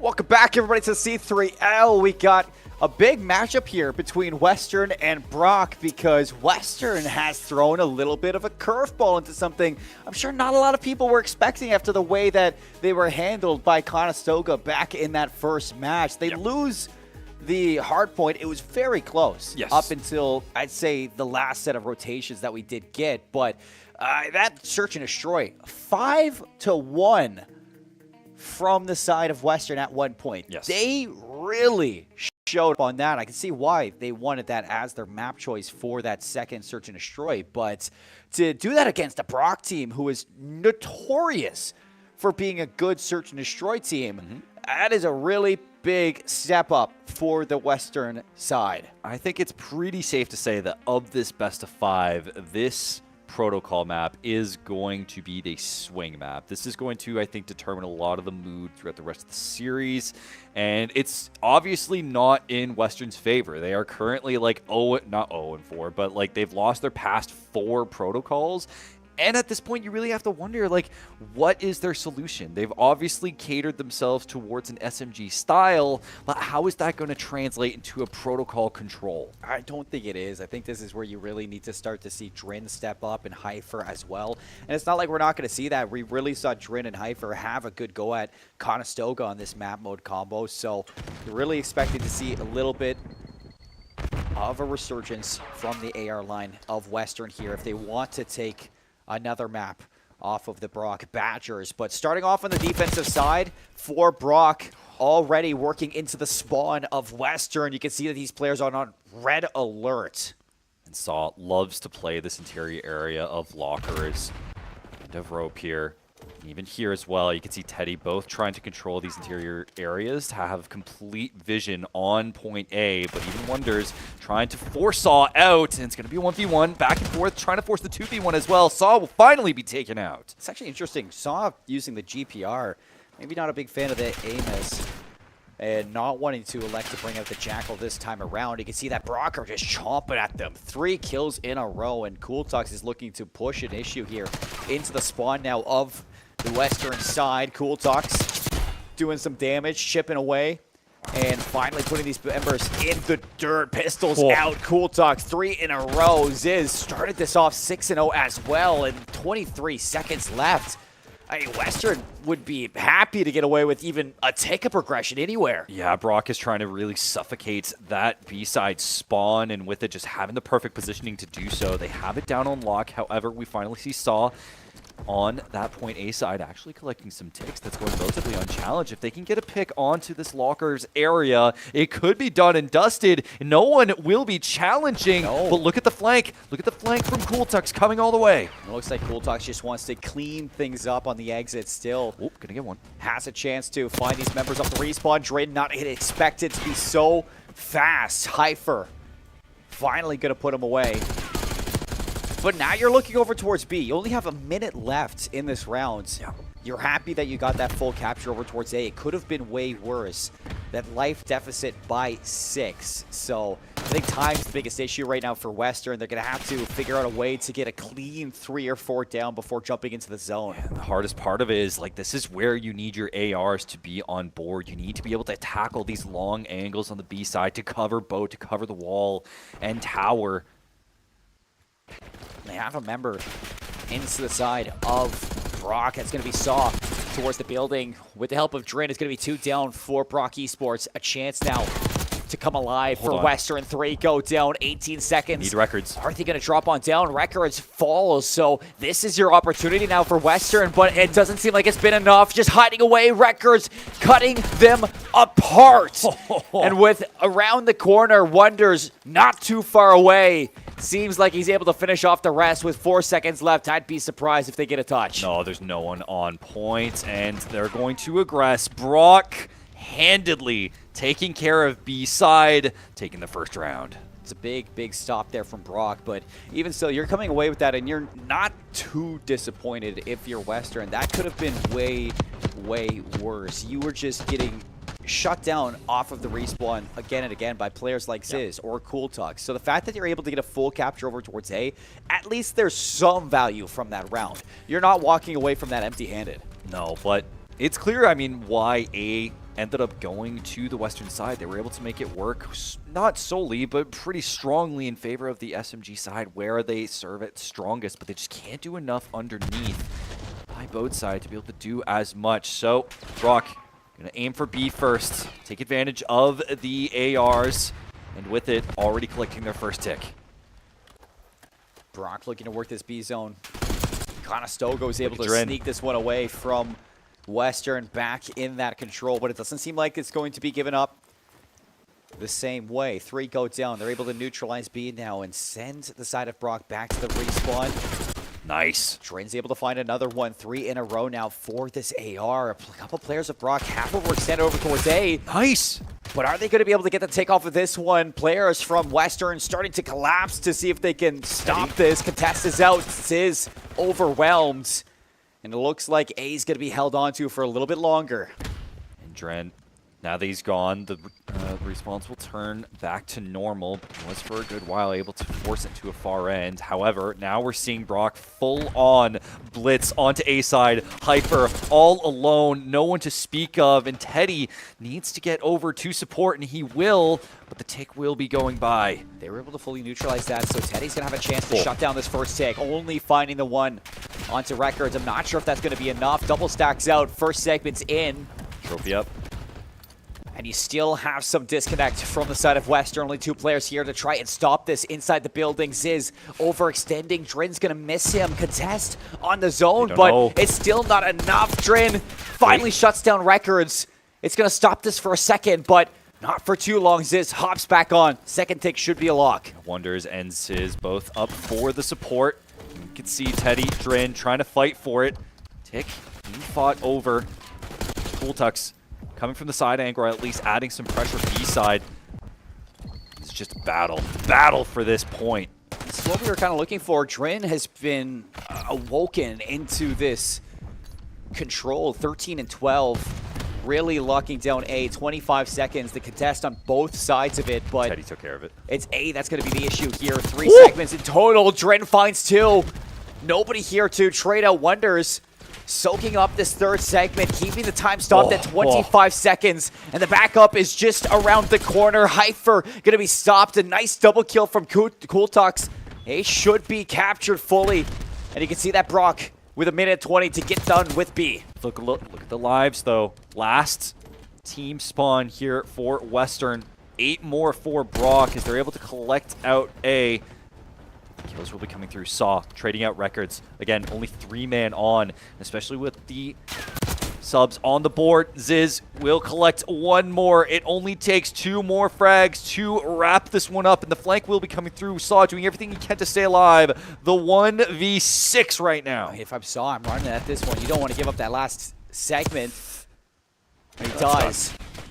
Stack comes out, it forces Saw's hands, and Brock answer with an offensive round. So shutting down that defense, or shutting down the offense of Western and following up with an offensive round. This is really Brock bouncing back in full form after losing that S&D. At the same time, it is kind of feels bad. This is the one time where I feel like Drin and the ARs were starting to get activated on the Western side. They were getting the picks they needed to at least defend A as much as possible, and they kept it to like a pretty low live count. It's just still not enough. I mean, yes, you're having one player step up, but you're lacking in other areas. And those other areas that round was Cooltux was just constantly finding value over towards B, just forcing one member of Western to try to take that 1v1. And it allowed for Brock just to have the numbers on that A zone for so long. It really was just a masterclass there from Cooltux to keep all eyes on him. Hyper really struggling in this game. 4-18. Having a hard time just having any strong positioning records. Stay in the back line. Heifert needing to play around the A area, but it's going to be too much. And now we're seeing Brock lock down the mid area. Teddy doing everything he can in the opposing half. So you're kind of thinking about win conditions here for Western. Yes, you have to win on offense, and most likely you're going to have to win 2 offenses. The fact that you got 3 segments back in that first round means that it's 5-3 in favor of Brock in terms of that segment control. So even if you do find this offensive win, all Brock needs are 2 segments to win out on that round 5 defense. So for Brock, I'm sure they're feeling comfortable on both sides. They've already proved that they can find value on defense and offense, and already coming out to quite a considerable lead here in terms of that life count. 24 playing 16. This just reminds me of the last control game that Western played against Conestoga, where it was a bit of a steamroll. The last 30 seconds, there has been no presence on the point almost at all. Cooltuck's going to be able to take care of Teddy. The SMGs have been stopped in their tracks, but finally we'll see some presence on B. 15 seconds though, 21 lives versus 13. This would take one of the biggest breakdowns of all time to lose if you're Brock Esports, but don't want to count out Western until the time is done. Switch to SMG. 3-1 trade. Drin gonna hop on, stop this clock at 10 seconds, just trying to play his life. Allow for some players off the respawn, maybe to show up here, but it has to be an offensive round. Nothing less than that. First segment's in at B. The rest of the team is here to stack it in. Heifer going to be taking to the skies, but he doesn't have the read onto Records. Players dropping from Western. Here comes Brock on the collapse. Unfortunately for Western, that search and destroy, it may have been great, but the respawns for Brock are just better. We're only hoping that for Western, they're going to take this in stride. Protocol is not their game. They're going to play towards their strengths. And even in situations where they were playing against their strength, Brock's had such a good stronghold on those respawns. And even in the long-range game, yeah, Heifer was able to get something here, but like the ARs were just completely stopped in their tracks. Yeah, you could really see a difference in the killing on both teams. 22 and 13 from Wonders, 24 and 12 from Cooltucks. Both of those players, Cooltucks especially, I feel like Cooltucks on defense spent more time in the offensive zone than he did locking down a lane. Yeah. He was just always putting on the pressure, finding double kills, triple kills, and I think that that's the biggest issue when it comes down to these respawns for Western. They're having a tough time really shutting down the aggression that is coming out from the SMG line of Brock. It was an issue back in the hardpoint up protocol, and it's an issue on the control as well. And it doesn't seem like that issue is going to get any easier because now you're going into the next hardpoint, map number 4, Vault up next, and you still have so much to think about in terms of SMGs. Yeah, though I will say that this one is going to be a bit more of a coin flip for me. I really do think that how they're going to handle that cat area, I think is going to be such a big deal, at least for P1, because we know that with how aggressive Saul likes to push in, he is going to be taking care of that cat area, of that opposing spawn area. It's going to, like, he's going to be pushing as much as possible, and it's on Brock of whether or not they're going to punish it as hard. It's just we didn't see that same Saw from map 2 in map 3. It was almost a non-factor for Western, and that's what gets me worried. So heading into this map 4, I mean, for Western, this would be a really good moment to seize hold of your destiny inside C3L and push Brock to the distance. If you get to that search and destroy, we saw how good this team could be in S&D. It's getting to that map 5. I think you look at Western to have a real chance to steal this away. So we will be underway on series point here for Brock Esports. Western trying to make a statement for themselves against the #1 seed of Group E as we get going with Vault on hardpoint. Opening up to B1. First one's in. Drin for the time dives out. Cool Talk says, all right, I'll take that one.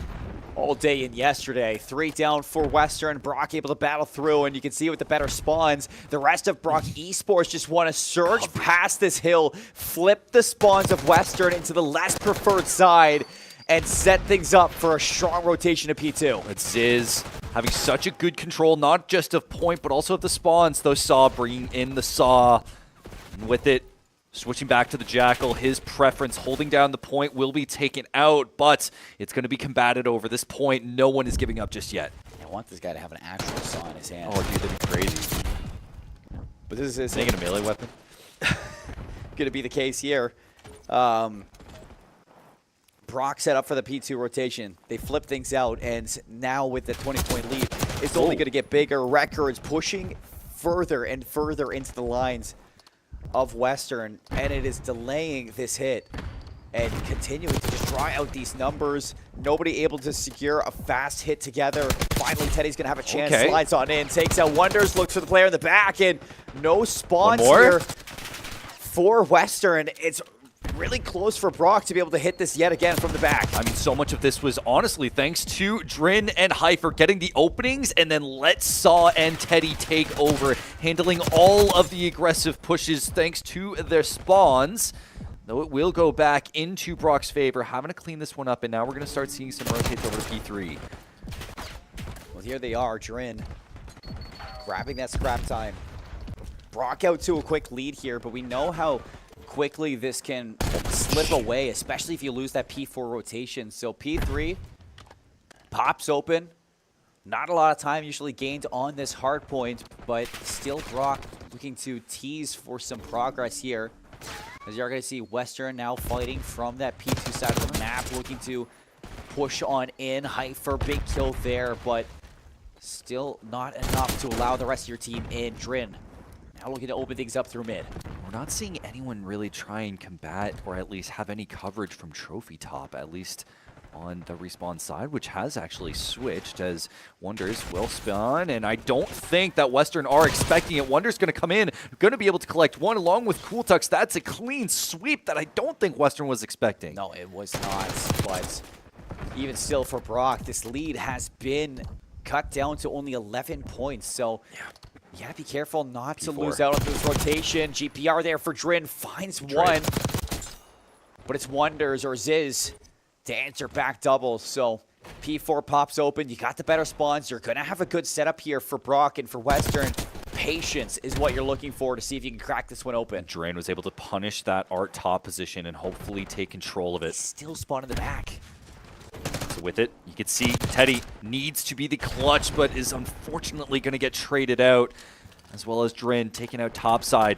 You can see Heifer just maintain some presence, but no, this one's done and dusted, as unless Western can find an opening. But look at Records just going all the way across. Finally some presence on the point for Western. They're going to collect some pity points at this point, as the point will be going over to the next one. 30 points for Brock off of this hill.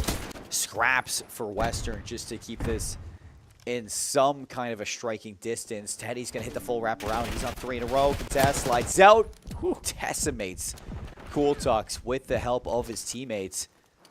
But back into the second set of rotations, I mean, Brock just, it seems like they are really ahead of the game here. Just constantly looking for the better spawns, getting some really good setups, not allowing Western to get away with some free kills here and there. Every single time we see Brock, they're doubling up in moments to shut down these Western players, and that is really what's holding them into this lead.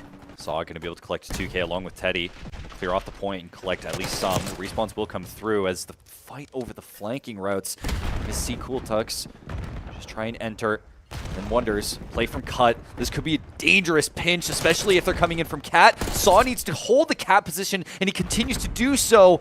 We're going to see one more entry. Teddy handling it with ease. And that's a breath of fresh air for Western. This lead now down to 5. Heading into P2, you can see a full focus from Western to see if they can lock down these back spawns, but you got Wonders who is going to detour his way back there, sit pretty, and allow the rest of his team to spawn up. Cool Tux going to try and get the cutoff here on Teddy. You need to eliminate the SMG player, and I don't think Teddy's going to be expecting it. He's going to stay alive, not going to be able to get the kill. Western still in control of this hill. Wonders traded, Drin swaps out. Back and forth. Saw needs this. Would be a good kill, and he reads it too. Ziz gets cut down 2 again here. 3-point difference between both of these teams. Only Wonders back here to see if he can win out the rest. He is dancing around though, but it's still not enough. Wonders getting the 2K, still not enough, and there's still so many combatants fighting for this particular hill. Though now we're going to start seeing the rotates. We're seeing a chase right now between Teddy and Records. Teddy trying to set up on this long position for the P2 rotate, as Brock will finally call off, play for that P2, and actually they're going to be chasing down Teddy right now. This is dangerous. If he's eliminated, that could mean P2 is exposed. Teddy down to 70 HP, going to be able to have that chance to regen. Would be a great distraction to have Teddy up there, but cool patience from Wonders. He's going to be able to remove Teddy from that angle, and while that happens, the team actually breaks from the middle of the map, so Brock are able to at least penetrate this hill and start to swing this lead back in their favor, but only for a moment as Western, with those close spawns, clear it back out. They're going to be able to take control of this and with it hopefully cover cut, but now we're seeing Brock. They're going to do these wraparounds and push towards cut. Yeah, look at Records going all the way across, but I think Saw sees it. He's going to face Records straight to his face and take care of him with ease. Such a big win. I mean, you know how much emphasis goes to those P4 spawns, but look at the P4. What happens there for Brock? I have no idea how they spawned there, but it seems like Western has been able to read this in some sort of fashion. Now Saw still having some work to do against Wonders, rips him off the heady, and that is sweat wiped off the brows of these Western players. That could have been dicey. Put an AR in this man. This man doesn't become a buzzsaw. This man becomes a drill straight to the head. The AMS just being a weapon on Saw right now. Yeah, man, they're holding off this oncoming traffic too. Hyper looking to deal some damage to the player out front. On the backside, Saw still holding things down for the back spawns of Western.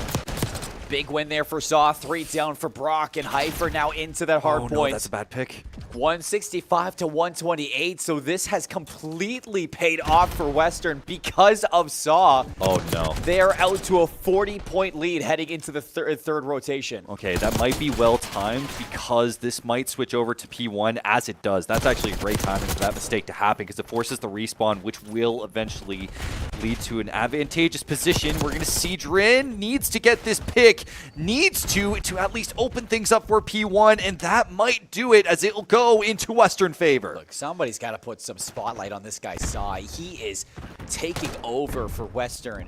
22 and 17, just off of that P4 alone, getting 40 points for Western to take the lead that they have right now. Brock Esports suddenly on the back foot. 3 go down for them as well. And you can see that this whole time, Western dominating the top catwalk, and they have the better spawns in P2 while getting this P1 time. Not only that, I know you want to give Saw credit, but Drin and Hyper, this is a complete 180 for we're seeing from them. The amount of times they're anchoring sight, they're doing a great job. Yes, Brock will be there, but now we're starting to see the transition over to P2. Western already in position for it, already locking down the lanes. It's no longer the Wonders and Record show from Brock. Oh, that is hurts. Some good shouts there to Drin and Hyper. They are stepping up for the Western. Respawn right on Pete. And look at this player in the back. Records is taking a deep flank here. Looking to see if you can penetrate this back line, and it will. Drin goes down through the front. It's only Saw in this hill. You have Teddy behind you, but he's quickly going to be removed, and that is a double kill from Cooltex to get his team in. Records putting himself on the board, needing to clutch up for his team and at least gain some positional presence on this P2 point, though I think they're playing it a little bit too passive. The space they're giving to Western here, but it doesn't matter if Wonders can take care of the lanes. That's 2 picks for him. 25 and 24 Wonders. I mean, you talk about it, it's not their show, but it's not their show at the same time. You know this Brock team can 180 just in a moment. He also killed his teammate. A 3-point game heading into the third hill in this third set of rotations. And yes, Brock, they have the better side, but we've seen Western flip things in a moment. Again, they know how to put this one away, and it looks like they're trying to play proactive and get it done. They're going to play towards cut, but also send Teddy far side around Lion. They expect it though, and it's a good trade from Saw. So they're going to try and play one a bit far from both sides and pinch onto sight. It's actually working out, especially as the respawns go in their favor. They're just slowly getting this time on P3 as well. Yeah. This is not something that Brock can allow happen, and you can see how quickly they are to adapt to the middle of the map. 4 goes down for Western, and Brock sweep them under the rug. Look how far they're spawning. That might be a lifeline, especially now you can see they're transitioning over to not only cover these lanes, but also to keep that control of P4 as it will spawn, which could eventually determine the map. Look at where the positioning is from Western. They know how important P4 is. They're taking the furthest lane possible, getting as many picks as possible, but Brock are wiping them out one by one. Oh, here's Teddy in the back. Will he have the reason towards Records? Just trying to do some damage onto the players, and he will. Finds 2. Records. They're so far inside the top of this house. And he's going to be able to hold off the rest. 232 for Western, 223 for Brock. This is winnable for Brock to put it away on this hard point, and it is one of the hardest hills to break for Western to deal with. The question is this going to be enough to wrap it up? Are they going to be able to hold on to it long enough? They're just going to dive in. Teddy, I think you needed your teammates there, but it doesn't matter. They're going to be able to wrap it up. The 2v1 will work out. Brock diving onto site. 15 seconds. Western looking to send this to a map 5. 9 seconds, and he's in, sliding through the teammate onto Wonders. Oh no, but Brock, they get in, they get through, and they have another chance with 10 seconds left. It looks like players are trying to get into this one for Western. Is there enough time for Brock to end this? Is for switch? Anybody to touch this one? 2 seconds left, and it looks like Brock putting it away. Close to the distance. A 6-point game, Brock trailing by 30 points heading into that third rotation. But they hold on. Man, Saw giving them a run for their money. Western in general giving them a run here in the winner's bracket. But Brock, they weather the storm and they move through to the winner's final. I have to wonder what Brock are thinking right now. Whether they're happy, whether they're shook. Because that was as nail-biter as you can possibly get. And I think so much of that, we look at it, I mean, dude, Wonders.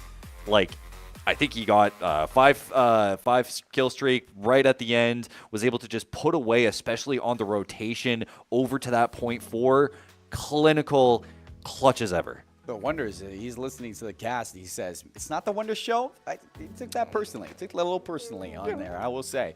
But, man, what a game between them. So good. 35 kills from Wonders, 30 kills from Records. Again, just the AR is really locking down those long lines of sight. And it really pays off for something like P4, where you kind of see the way that Records is playing it. He wins that back spawn. He immediately goes to the top of that house to get onto the balcony and see if he can find somebody off the respawn. And that is just draining the life of Western every single time he's able to do that. Those double kills are, it's like a stake in the heart of that Western team. But I don't think there's a single person after watching that Conestoga game who would have expected Western to push Brock the way that they just did. No, and if anything, I think it kind of exposed Brock a little bit on like where their weakness was. Like, not only was Saw able to really dominate on different parts of the map with the SMG, but when he picked up the AMS, it was like, oh, okay, he's an AR player now. He's balling out.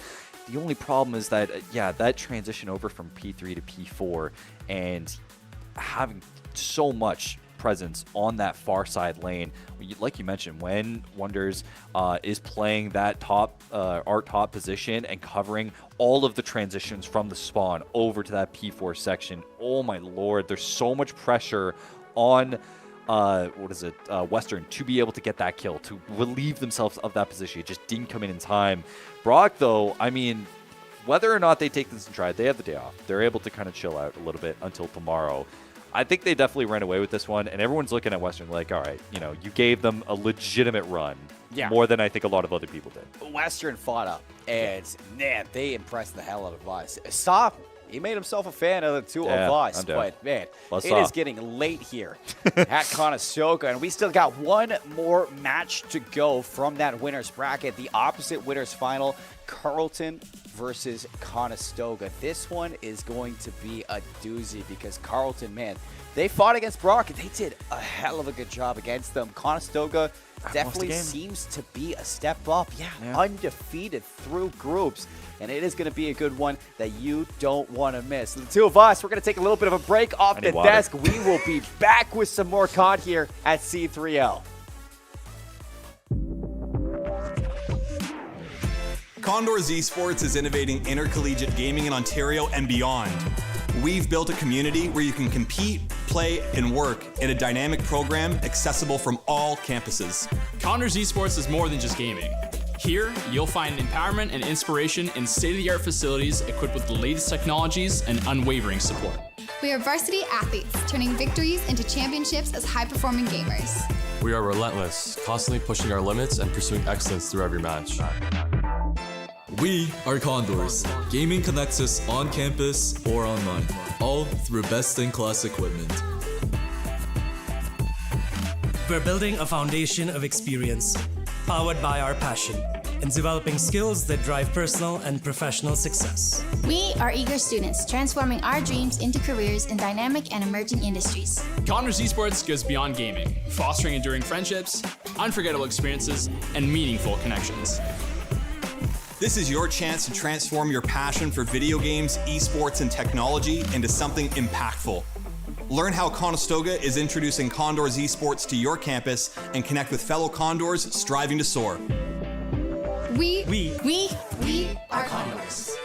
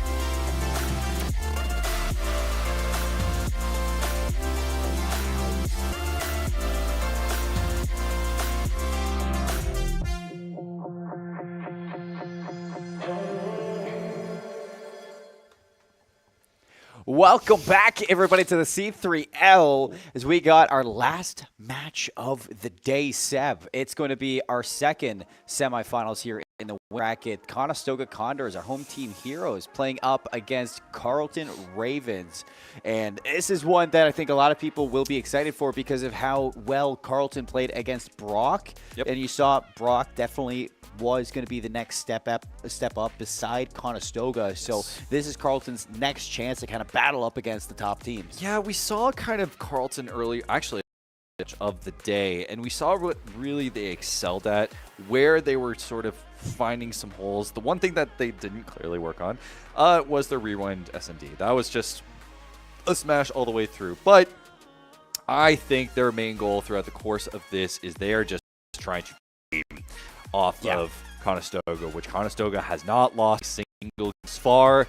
If Carleton can do that, which I'm pretty confident they will be able to, I think they're going to look all right. But you can see what our bracket is thus far. We already saw Western, unfortunately, fall to Brock University. So shout out to Brock and be able to make it further in the upper bracket. Western is not out, however. They will have another chance in the lower bracket as OTSU will be facing them tomorrow.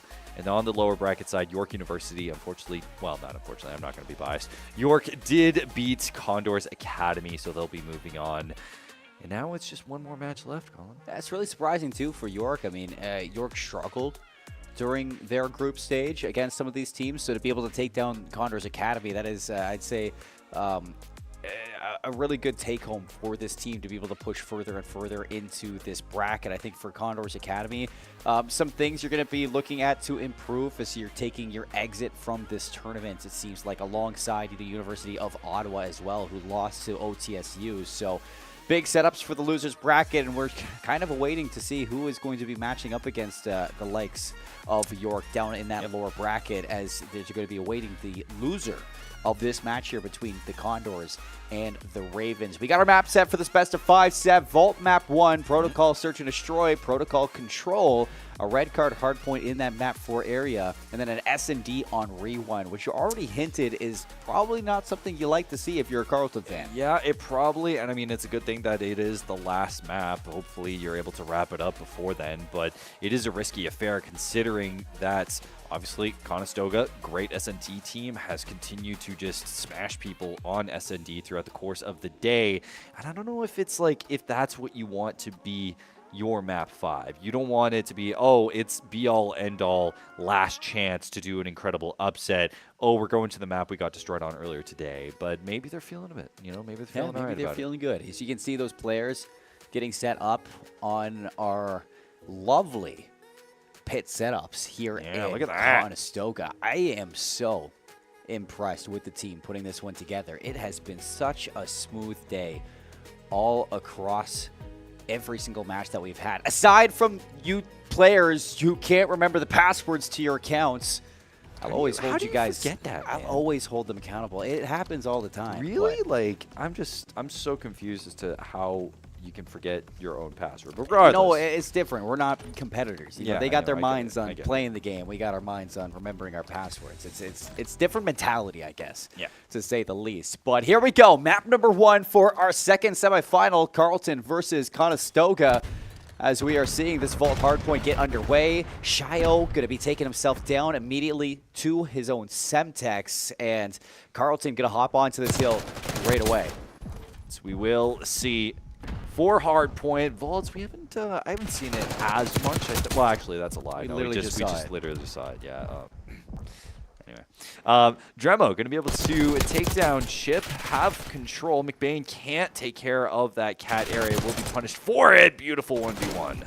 Yeah, and Carleton coming out with a lot of time off of this first heal. They don't have the spawn flip just yet, so Conestoga has a chance to, you know, really dig deep to pull things back in this second set rotation. You can see a player of Carleton working over towards the outer palms on that pool side. That's Chip trying to slowly ease his way towards the side. And I think he's actually got unnoticed. Shio has no clue that this is happening. And in behind, Chip's going to be able to shoot him in the back. Now look towards the respawns. Unfortunately for Chip, he's not able to take that kill. But it is going to be Conestoga to take care of that pressure and hop in for a little bit of this time. So we will go to P2, and you can see the flank coming in.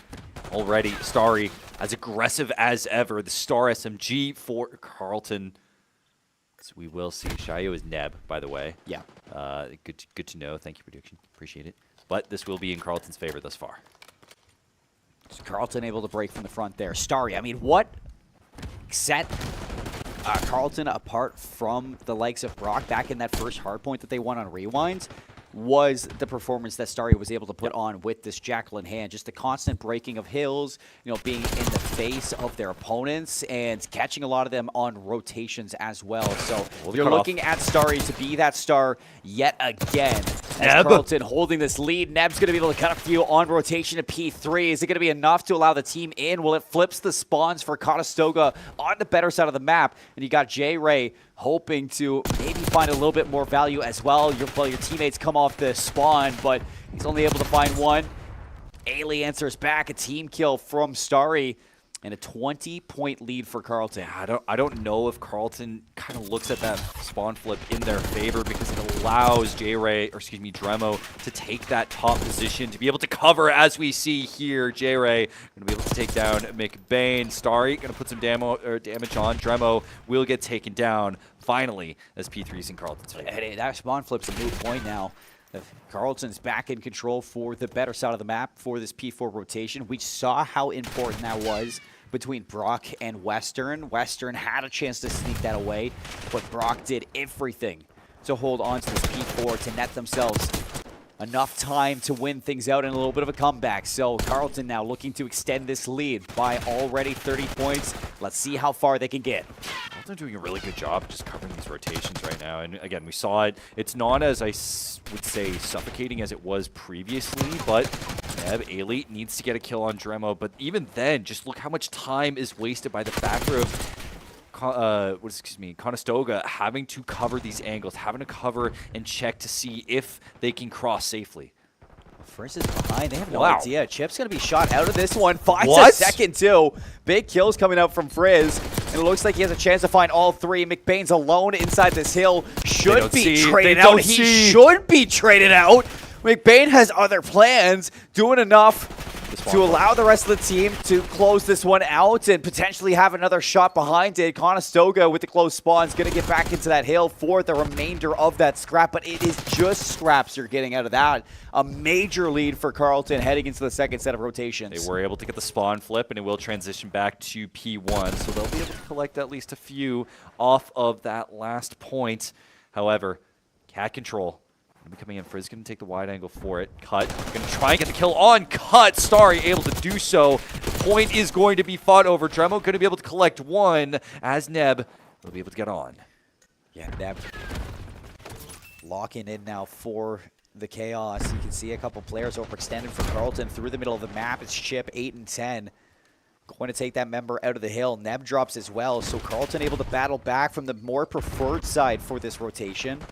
105 to 56, a 50-point lead for Carleton right now with every single kill so far on rotation to P2. Getting locked down. McBain on 9 HP, hoping to stay alive in the catwalk, and things looking good so far for the Ravens. You can see Starry already setting up for that P3 position. McBain looking for the cutoff on Cat, but also coming out of P1, P2, and with the spawn. Everyone rotating on over. Neb, Chip, Carleton cleaning up. 3 down. Only one here. Actually, the spawns. What happens there? Conestoga get blessed. Again, we see the fault spawns just... It doesn't matter. Look at where Chip is. A little bit of sense. Yeah, you see the kills still flowing here for the Condors. Or, sorry, for the Ravens. As they're able to battle against that wonky spawn in the back. Ailey cuts down 3 inside of the hill. 17 and 9 from Ailey to open up this vault. And the Ravens are running away with the start of this hard point, quite like they did against Brock. Starry coming away with the 3K. Alien Ship getting the flank of their lives, completely ruining any momentum that Conestoga had on that P2 position. So now Conestoga, they're going to be forced to have to rotate. J-Ray looking for the last few seconds. Needs to get one. Will be able to do so. But as we switch over to P3, Conestoga set up top. Yeah, you have a couple members through. McBain. Big shutdown onto Neb, expecting the next one into at a top arc position on the hard point. Again, just Carleton locking things down for that extra time. Slowly pulling away with this, and again, a total 80-point lead for the Ravens on Vault, and that is scary for the Condors, who have just been waiting for their chance to continue their dominance throughout this bracket. Starry. This could be where we see Carleton steal the first map away from Conestoga. Oh my lord, someone stop this man. Starry, as much as possible, just putting a stamp on Conestoga, saying this site, this hard point is not available. Out of order. In fact, Starry, 4 in a row, can't find the 5th. And now you're a little compromised if you're Chip. Up top, P4. Gonna have a lot of battling to do right now with the Amos, and he's not expecting Dremo to be underneath him. So big kills for Condors on this rotation. They have the setup. And this is where you have to say enough's enough. And see if the Condors can put on a little bit of a clinic here. Starry's gonna get traded out back into the time, and Condors, they need every second. I think that's what they're looking for, but also just to make sure if they can transition over to P3 or P4, excuse me, they're going to be able to have as much time to work with and try and just keep that clock stopped as much as possible. Keep that train going, the momentum going to the next point. Look at Starry. A little bit of a ways away, but it still seems like Carleton are going to take one last swing of things. Alien behind. Nice pistol down onto Shio. You know there's going to be more in the hill, and Alien's just going to dive on in. Takes down Dremo. Clears out the hill. And back in for the remainder of Scrap. We're going back to P1.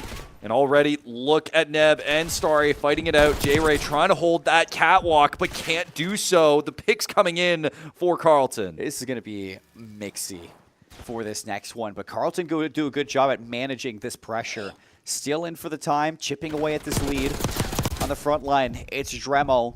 13 and 21, not the best game here on Vault, but still not out of the race. Down by 60. Shio slides out. It's Neb to find one, traded by McBain, who on the other side has stepped up for Carleton. 23 and 19, not able to find number 24. But it is allowing the Ravens to just get into this hard point and now eclipse the 200-point marker. Oh, they got the far spawn as well. Makes it so difficult to have to retake this, but possible benefit as it will switch back over to P2.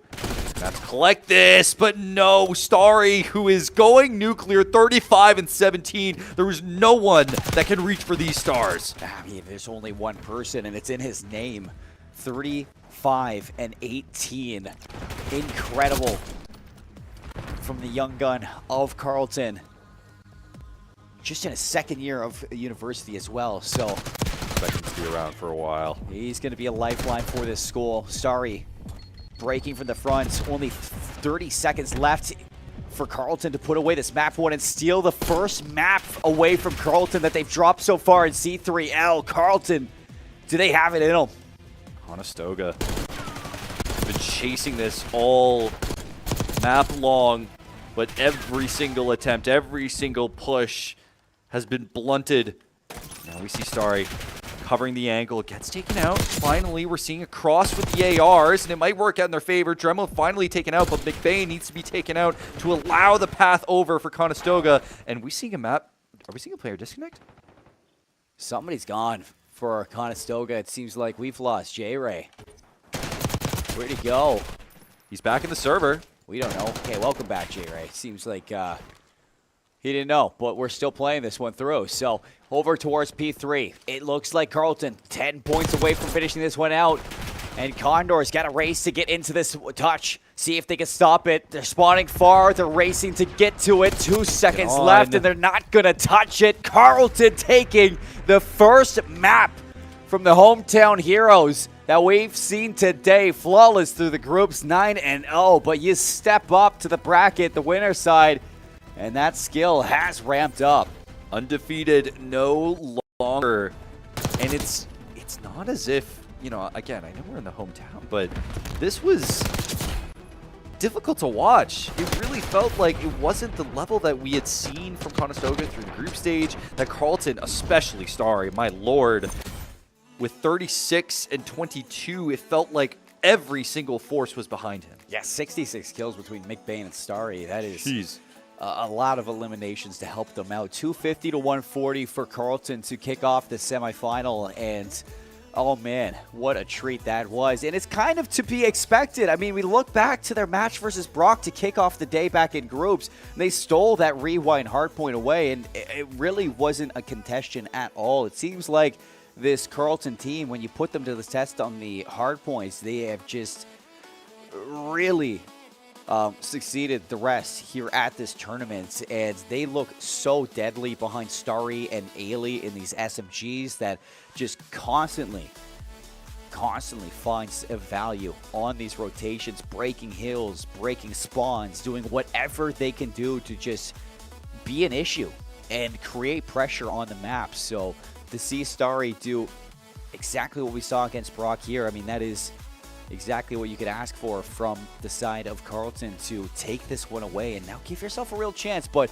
heading into the rest of the series, back over to the Search and Destroy, I mean, we're heading to Protocol, and it's a change of scenery to what we saw them play against Brock, but they did not have a good go at the Search and Destroy. That's where Brock completely shut them down, and for Conestoga, this is a strong Search and Destroy team, so you don't expect them to kind of stay down for long. Yeah, and I'm very curious to see how this goes, because we've seen Conestoga take pretty strong Search and Destroy games, but we've also seen them borderline slip at times, and I think there is a case where they kind of let themselves off the gas, let the foot off the gas just a touch, and with someone especially where we've seen SMGs really start to pop off, Starry, he is going to be a nuisance in that lockers area. He's going to do everything he can, so we will get going with SND. Carleton versus Conestoga. Conestoga looking to tie up the series.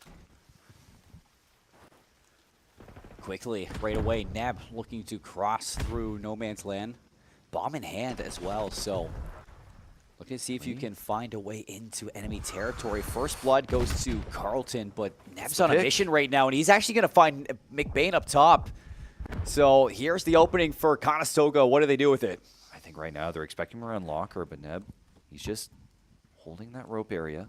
Going to stay around top until the rest of his teammates start to clear out these odd angles.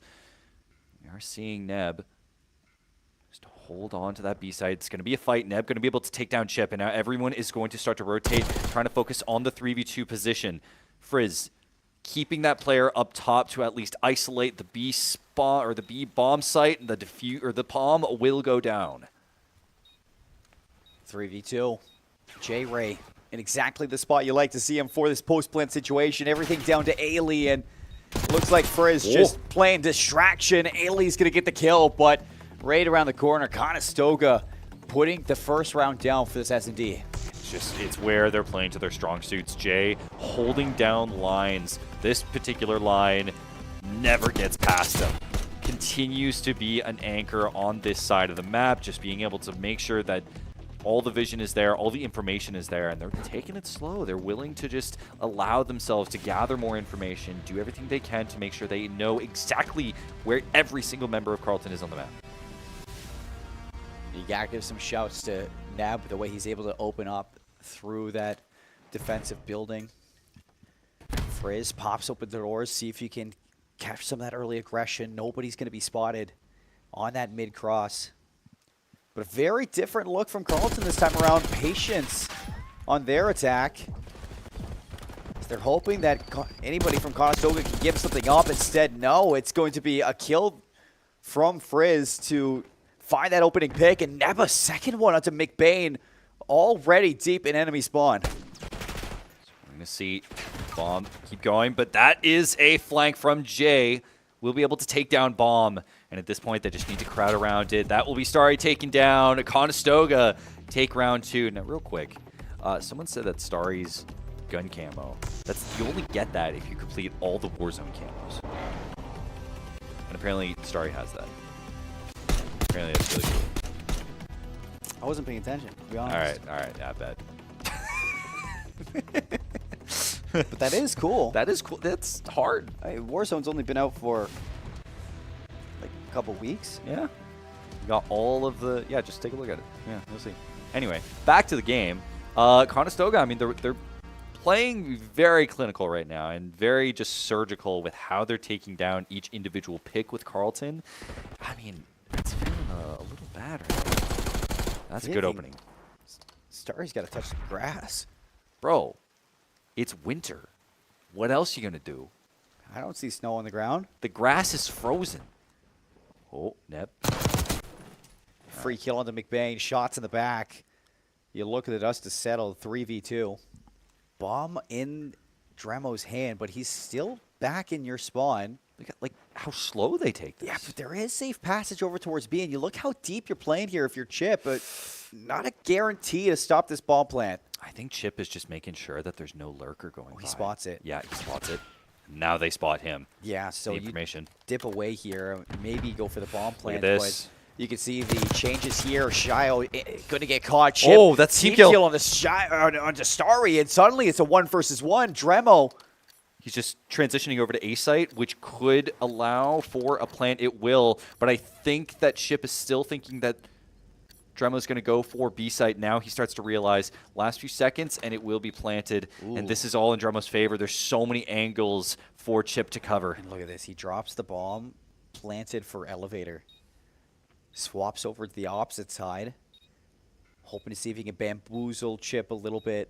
And as soon as he sees that bomb, he's going to think it. Slides backwards. He thought it was over towards the elevator, but Chip stays alive. 22 seconds. Dremo now forced to take this fight. Slides out, plays his life. You got to play for time. Looking to burn that clock, and the chase is on. Chip just trying to run it down. He's defusing. Please. It's on the other side. Dremo has to go check this one, slides through, and there's a lot of time to get that kill. Conestoga with the first 3 rounds. That was a fight that I thought was going to end a lot sooner.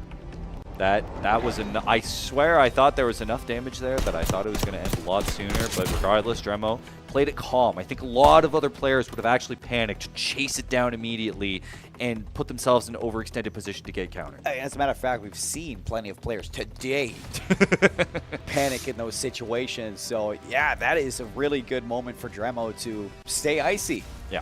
In those clutch situations. Playing to the time, playing to exactly what you wanted to do, planting it for elevators. Chip had no idea until it was too late. CJ covering the long. Ailey's got some timing here, and J-Ray's gone down, so Ailey can slip all the way through. Frizz, oh my lord, this is a fight back and forth. The pistol comes out for Ailey, who is going to collect, but now it will be a 2v3. J-Ray's still alive. You need to isolate this kill on McBain. You need to take him out of the equation so you can figure out where... Where's the bomb? Actually, it's on A site, I believe. Actually, I think that's why, is because bomb is down. Yeah, bomb right is next down to A. Hey, how have Carleton kind of thrown this in the bin? Well, if it's a 3v2, you're able to actually trade off. Stuns back. That should land. Nade as well, looking to weed Neb out into the open. He's going to escape. No. Ailey crosses. Shots are good, but not good enough. Neb with a double kill. Putting things together. 1v1 again, but on 6 HP. Not enough time to get the regen for Conestoga. Still making that so darn close in a round that realistically should have been a lot cleaner from Carleton. That was incredibly clutch action from Starry, because he already got hit. And it would have been so easy for them to trade out. But that pistol, that Strider 22. I'm still wondering why the bomb was on A. They had full control of B, push all the way through the middle of the map. Like, what's the call there? Like, send 3 towards B. Well, you can maybe distract, get that bomb down at A. That doesn't achieve much because as soon as that bomb gets planted, everybody on the defense is like, okay, like, we're just going to collapse on this solo player. Like, I don't know. Yeah. No, I don't blame you. But I think Conestoga played it within the best of interest, but now we're starting to see Carleton taking advantage of a grouped up Conestoga. At this point, we're in a 2v4. It's a fantastic read from Carleton. Drop the trophies on A. It eats up the stuns and the nades that Condors were looking to exasperate to take control of that bomb site. And in fact, you just sat stunned, and it's Carleton who reaps the reward. The opening 2 kills, J-Ray and Dremo caught off guard, and they have made no progress to any bomb site. In fact, Carleton's now going to be able to reinforce B, so Is the call here for Conestoga to wait things out? I think so. Draw out the clock and see if they can maybe make this A side a little bit better? No, Neb's they're so going deep in separated. towards B. They're so separated now, and Neb is pretty much praying at this point that he's not going to run into someone, so he's going to be able to maybe get the... They didn't spot each other. They Okay, didn't. wait, no, Chip had There's to no have time. seen that. 16 seconds. I mean, There's you are no time. really playing this towards the end here. There's legitimately no time. Even if he I'm gets... not sure what you thought you were going to achieve here.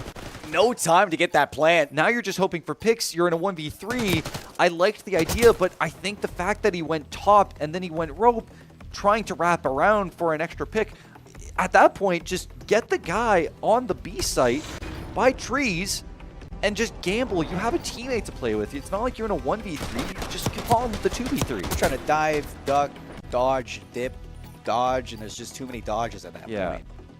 I understand, like, you got to clear out your angles, right? That's absolutely the most important thing, but there is a case when you are on the clock, you have to make a compromise. Well, in the moment, it's hard to tell sometimes with that timer just escaping you there for Conestoga. You give up another round. That's back-to-back for Carleton. Yeah. And suddenly that 3-round lead has been completely answered back, and the Ravens are starting to catch a little bit of fire here. Nab for the first blood onto Ailey.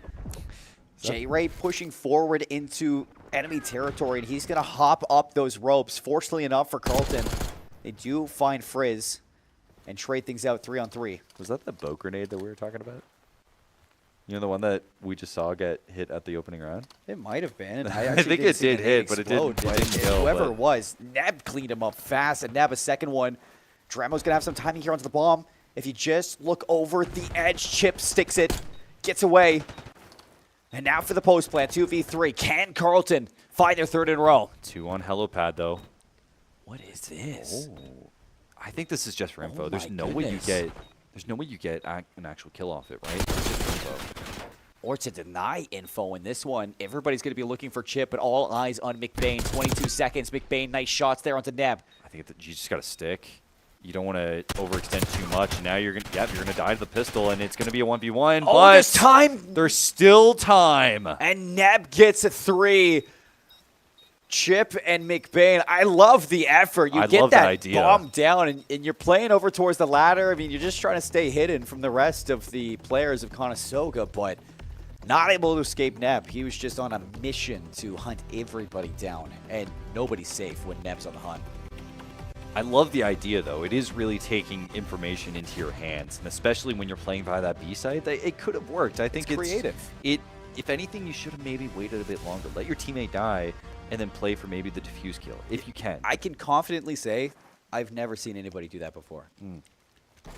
Well, so whether that's just, new game. it says more about my knowledge than it does about this, I mean, I'm just impressed to see them try something different. Nade onto Starry, and Dremo with an easy cleanup there.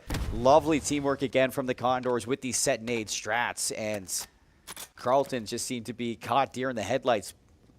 Rock being laid down at A, and now post plant with numbers. Conestoga, all they need to do is trade things out, and they're looking at map point. Just have to isolate now. Trying to make sure you hold that outside for any positioning, but I think that's a pick coming from top. Frizz going to play it, but we're already seeing more presence coming out top side. McBain finally making an entrance. Going to have the drop down. Ailey taking down Neb as well, leading in 2v2. Sliding out, Neb's still alive. Ailey knows he's low, 7 HP. The regen's coming through, but it's not enough. 11 seconds, lots of time for Ailey. And the retake is fantastic. 4v3. And Carleton still get it done against the odds, bringing this one back to a 1-round deficit. I swear, Carleton has been so clinical with these man-down positions that it feels like it's natural to them, whether it's a 1v2, 2v3. Every single time they're in a deficit, they somehow find a way to pull it back. And it's just how clean Ailey is to take that first fight, damage up Neb, and with full HP, you challenge the person over towards elevator. You just ego that you win it, and you know you got Neb in a corner shaking in his boots. J-Ray's in trouble, and Starry's on the chase. First blood to Carleton. Starry Going to stick around gun to at least prevent any presence from going on to B side. And it does work out, though the drop down onto boat still gets the kill. Tremo is destroyed. Oh, let me drive the boat, says Starry. He's going to jump off with a double kill in this round. 3 versus 2. Carleton half the numbers. The bomb slowly making its way over towards A. It seems like they want to hit this from the big door, and only person to stop it is going to be Neb, who just got the information. Going to be a spiral. Neb does.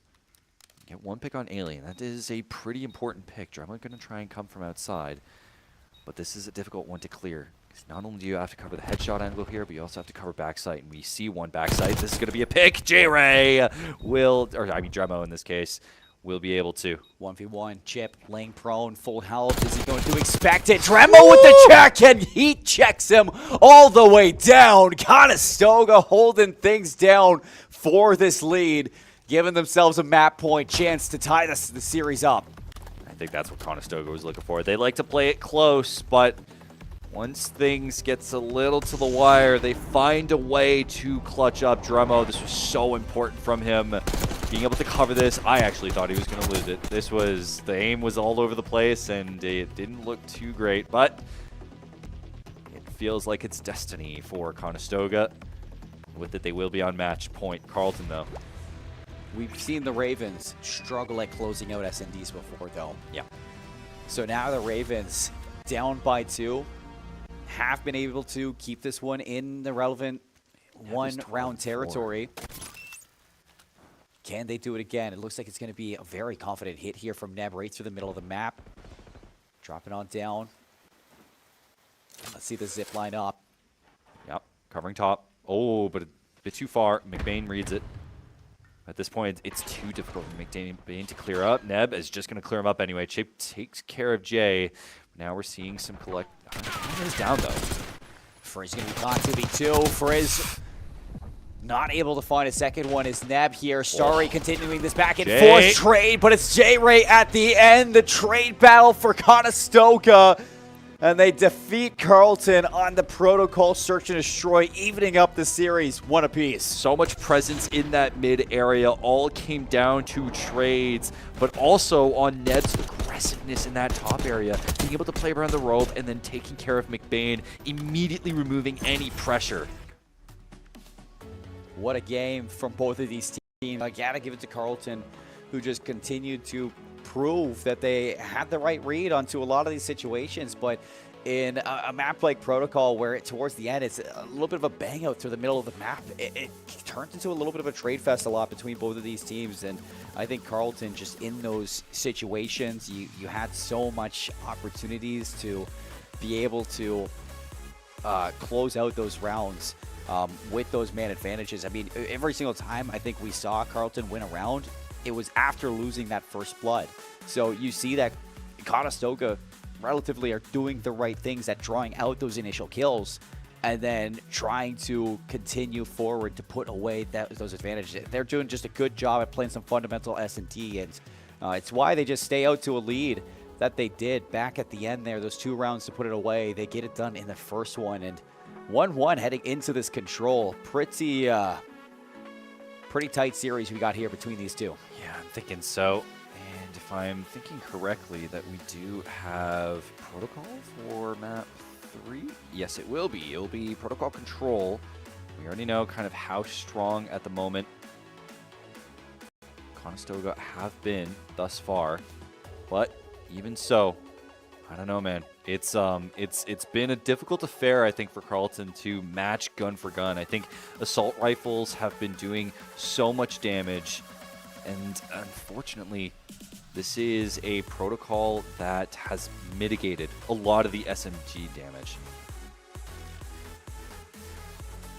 Yeah, protocol control, I think the most that we've seen for every single time that we see this game kind of come up is the fact that it is it's just a game where you kind of look up towards the grandma's control, towards that zip line. If those the defending team can get into the base of the attackers, it is proving to be very difficult to not only get B, but to even have a chance over towards A. I mean, there is so much, there's so many power positions that have had such a big impact here on Protocol. And I think for Conestoga, we've seen them find success here. And that is just a big thing for Conestoga, looking to go back-to-back now in the maps. Okay, so we are going to start with Control. Ailey going in, diving in, but will be traded out by Neb.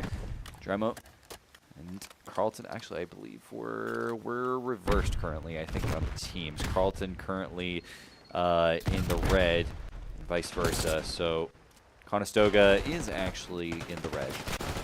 Yeah, Conestoga in the red, Carlton in the yellow. That's going to get confusing. That's going to get a little confusing across this one. Let's do our best. Yeah, so, we'll be right. It's the names that matter. Yeah, Conestoga coming out to a little bit of progress over towards B. We've seen them do this versus Western, and they were able to clean up that B zone relatively fast. That second take hasn't been secured just yet, it seems. So, seems like Conestoga can have to take another shot at this if they do want to capture that. They do take down McBain before he's able to finish off any more of these respawning players. So a big moment there for Conestoga, working out of their spawn. They have to reclaim their building and probably take a little bit of a look over towards A with only 40 seconds left. I think Conestoga trying to focus a lot on that upper area, but also preventing any rotates from the respawn. Dremo doing a great job of that, getting 2 picks off the respawn to at least allow Conestoga to focus on the B side. We're seeing this. We saw this in the previous series against Western, where they did favor that B push, and they have capped it. So they have gone ahead, capped B, and will now have a ton of resources to focus on A. You've taken care of the hard part right now if you're Conestoga. Let's see if you can finish things off here for a strong offensive start. 5 life lead, minute 13. No progress on the A so far, but you have been explosive when it comes down to this map mode combo. Back to the respawn for a couple of these members. They still have building control. If they can find Chip up top, that is going to be the first step outside of your base. But Chip with a big shutdown there, and it seems like you're starting to get Carlton setting up in these angles and starting to set up shop inside the base of Conestoga. Yeah, they're playing such an advanced position, whittling away, but at this point, Neb needs to settle this down, needs to prevent any more spawns from being taken. Though Starry can't get the pick, especially on the GPR. You need to be able to settle those, and this leaves an opening here for Conestoga. They're not going to take care of it right away because Chip is being a nuisance and covering that top position. Another 3 down for Conestoga. Carlton really stepping up in terms of slaying. Big read onto Starry as well onto that flank from Neb. So everybody shut down, sent back to the respawn block. 11 lives, playing 8. Starry on 3 in a row. The Ravens taking flight inside of this map number 3. And although it was a tough loss, losing out to that B zone, you're able to fully ride it out to the end, locking down A, not giving up a single tick. So Carlton, not Conestoga. Don't look at the overlay. That will be a Carlton early win, and I admire the effort in that. Okay.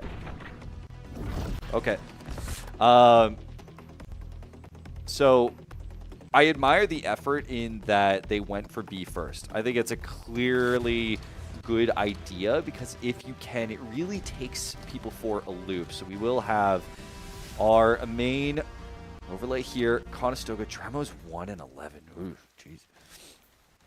Yeah, not a good start there from Dremo in round 1. Losing 11 lives. I mean, you gotta give it to Condors. It was a fantastic break over towards B, and you look at the next round, Neb starting off hot, taking control of the attacker's building, and now this is where Carlton looking to get forced on the respawn block. This is spawn trap territory. Yep. Though Chip having this top position, he's not doing much to at least stop the B site, but it prevents any more pressure on the A site. Though he's just watching this rope. He's carefully watching it. J-Ray, though, they're just collecting. They're looking and probing, seeing what they can do on B side. Now J-Ray is going to cover this top position. You haven't covered all of it, Jay. You need to cover the rest, and Chip's going to come in, especially taking you out. It's a slaughter here for Conestoga. 3 swift kills and the double stack over towards A. First segment already gone. Second one being worked on. Nice shots there from J-Ray, but it's not enough to stop the second segment. Nades and stuns. That's where you're looking at. Dremo not able to make it across. This third one, will it be enough? The kill's still coming from Carlton. Starry doesn't seem like he wants to go down just yet.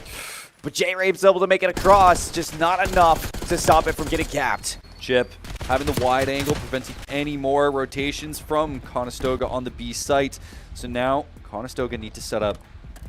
They will take care of Chip. Frizz going to make his way under. Starry, 2K from him as B site is exposed, and Conestoga trying to mitigate by taking an advanced position around the mid area, but it might not be enough. Though Frizz and everyone's starting to pop off the Conestoga side. 12-6 from Frizz.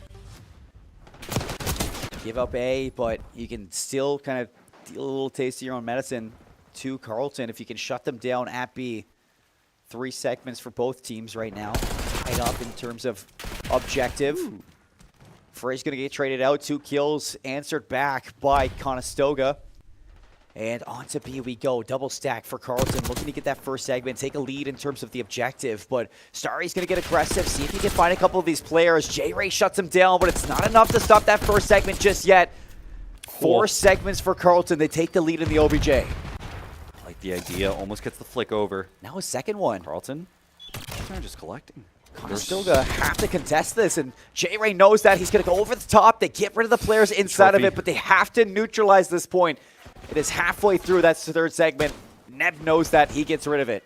Neb holding on to this boat position for dear life, especially as Carlton are going to take wider angles, trying to go for these rotations around and just swing. Swing as hard as they can. Neb looking to hold on. Frizz going to be able to take down one. They're going to approach it from gun position, but I don't know if they can set it up this early. 17 and 8 from Frizz. I mean, oh my lord. An absolute animal right now. I just can't imagine what he's like in the room right now. 21 seconds. Conestoga, they have to set up, but here comes the last effort for Carlton.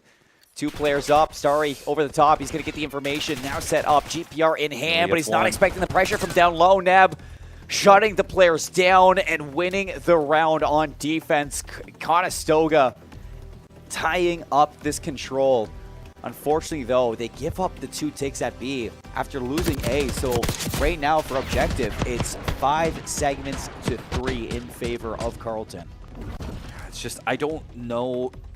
I think it might have been that they just waited too long, especially for that last retake attempt.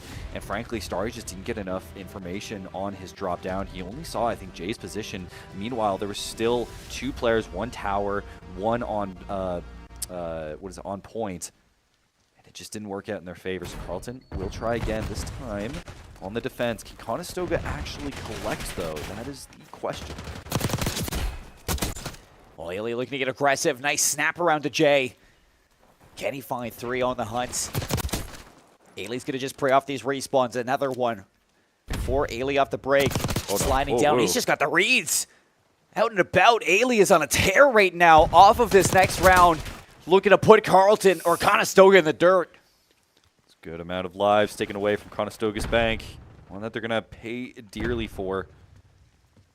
At this point, just being very careful. Going to have to take care of one. Won't be able to make it to Spiral. Another one off the bank. Gonna have to clear off top. Jay does. Neb also able to take care of Starry. So that creates a bit of an opening. But look at Ailey. Still back in the same position. Looking for the flank. Gets called out. Going to be able to collect the kill. Ailey, you monster. Yeah, Dremo wants to get that one back ASAP, Rocky. But here comes Ailey. Up the zipline. Nobody has a raid right now. He's so active around. And just decimating those respawns from Conestoga. Look at the life lead you got. 22 playing 18, 4 life advantage for Carlton. Ailey has to be careful. I mean, yes, he's going in, but you have to be careful not to give too many lives of his own. That's Dremo catching him out again, and this will be a control going the way of Conestoga. Will be taken out. 25 seconds on the clock, and Carlton have wiped. The last respawn will come through. The last attempt. There is a trophy on for Conestoga, but they have the wide rotate. And look at Carlton's positioning. They want to stop Conestoga in their tracks. Chip in the top area, preventing any sort of push forward. Yeah, Carlton's starting to slow down in these respawns, and you can see it. A and B progress. J-Ray playing close. Out the window goes McBain, and you still have players here locking down the zone. 8 is collected. An 8 life difference. Make it 9. And only a minute to get to B. Neb is in the top area, though. A lot to push up. That's 2. That's 2 in the top area. That is cleared. Beautiful from Conestoga and great comms. This drop down. J-Ray needs this. Gonna get the stun. If you can get collected under P4, get the rest of Conestoga settled under P4. Great 2K from Dremo to open things. Time stopped at 44 seconds, 13 lives, playing 7. Another set of kills from Condors, and that's the first segment in. This is doable. Second set going fast. The stack is out. You have to jump if you're Starry. It's being collected. You gotta touch! And Conestoga stealing away the offense. You see it on J-Ray's face. He's surprised even. Even the dive, you can literally see someone dive from top in a dive to attempt to save it. And it just wasn't enough. At least we know how close you need to be to actually register if you're in the air. And in this case, Conestoga able to take this one and force things to match point. Taking an offensive win, that is completely shifting the tides of this game for the Condors. And they were struggling down to about 7 seconds on that A zone. They stack it, they get it done.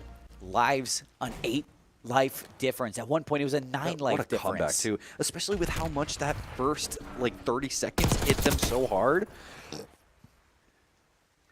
Well, now Carleton have to answer back with an offense of their own. 2 early kills is going to open up the floodgates over towards this A zone.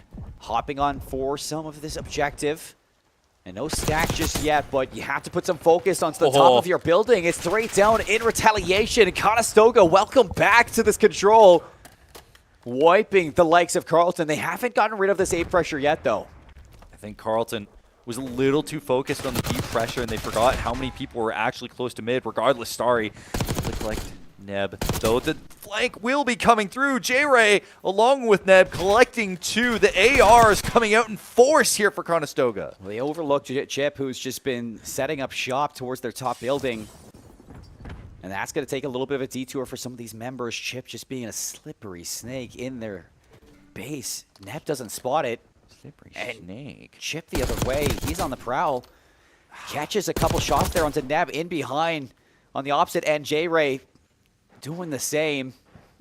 A tick at B, a tick at A. Halfway towards that second one. Chip on the A zone. And it looks like Chip is just trying to do it all. McBain, though, settling in that respawn suffocation position.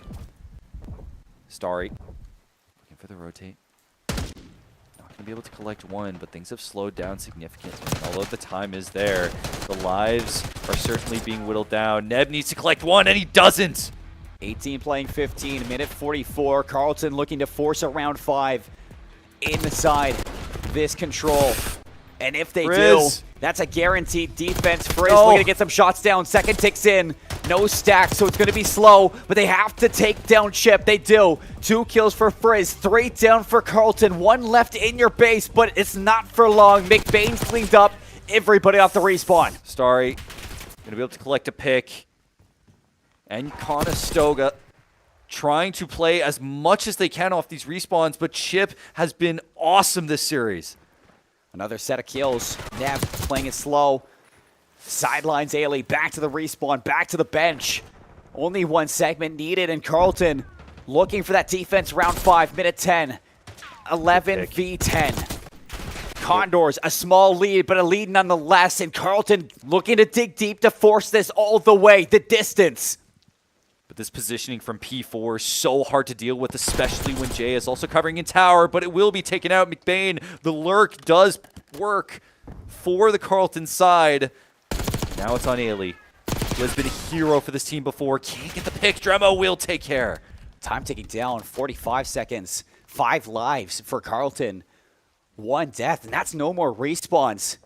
You are playing with a very fragile line right now, and there it is. No more respawns for the Ravens here. Last-ditch effort, back and forth trades, down to 3. Shio gets caught. Hold on. It's a kill onto Neb, and the stack is out. 2 members here. Carleton sending Conestoga back, forcing the round 5. The distance is here on Protocol. Amazing end, and we're not even halfway through this series. It feels like this is going to go forever. Incredible Call of Duty all the way through. I thought that just off this positioning, which looked so strong, that this was in Conestoga's favor, but Carleton, no matter how many lives they had, were willing to never say die. It just takes one good break. 1-4 down, and that was only one segment at B. It goes fast, especially with a stack, even with just 2. And there's just, seems like the gas on both sides is running low.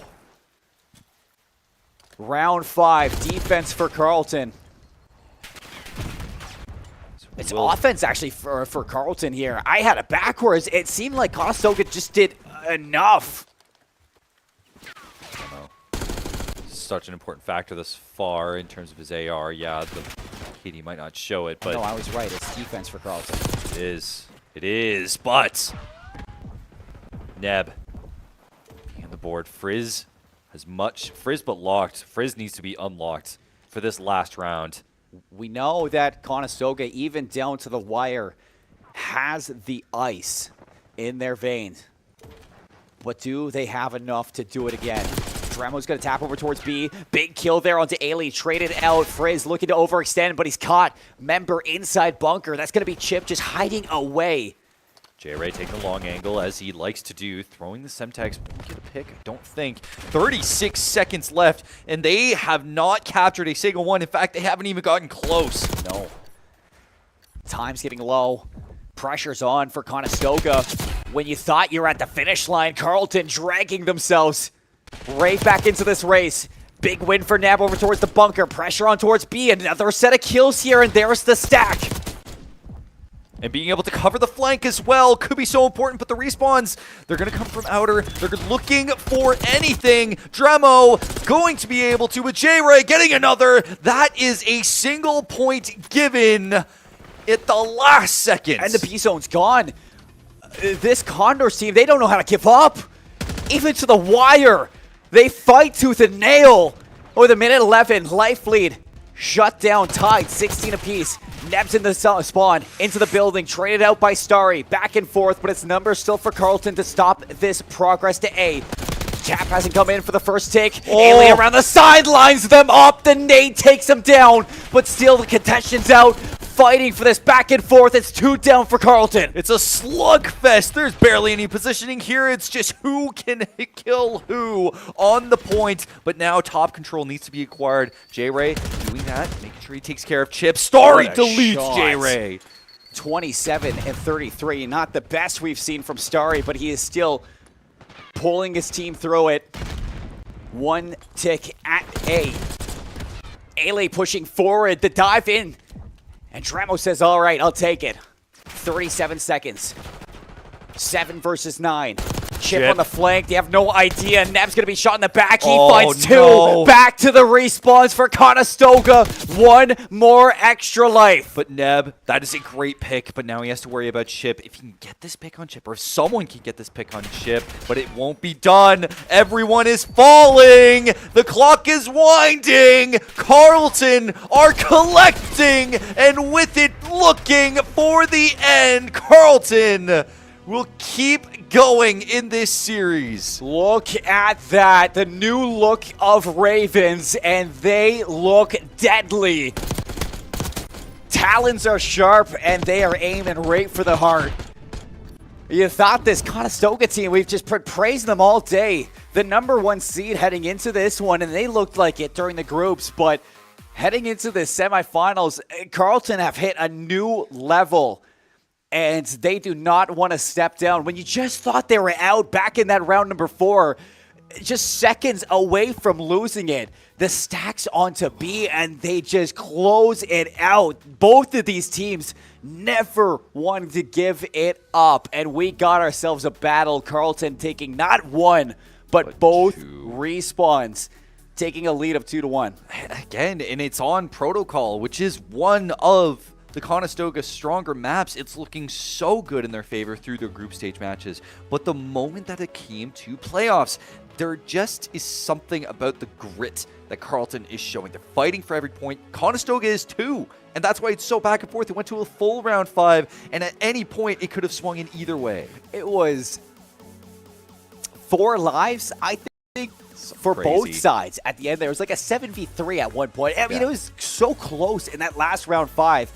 Both of these teams, you can see how much they want it, but at the end of the day, you can only have one victor, and Carleton, they are setting themselves up for success. We're heading to another respawn. We get a little bit of a break here to rest our voices, but when we come back, we get to continue what has been the non-stop onslaught between this winner's semifinals. Don't go anywhere. You're watching the C3L. We'll see you soon with some more.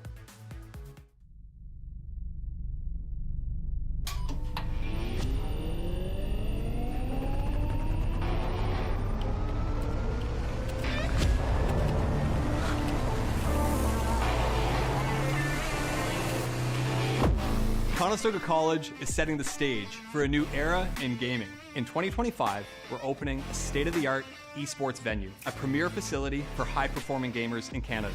In this 10,000 square foot facility, we're putting you in the center of the action. The facility will have 50 top-tier PC stations, 5 console stations, immersive VR stations, a team operations room, a full production suite, and a premier competition stage. Esports is a rapidly evolving industry with global viewership of 532 million in 2022.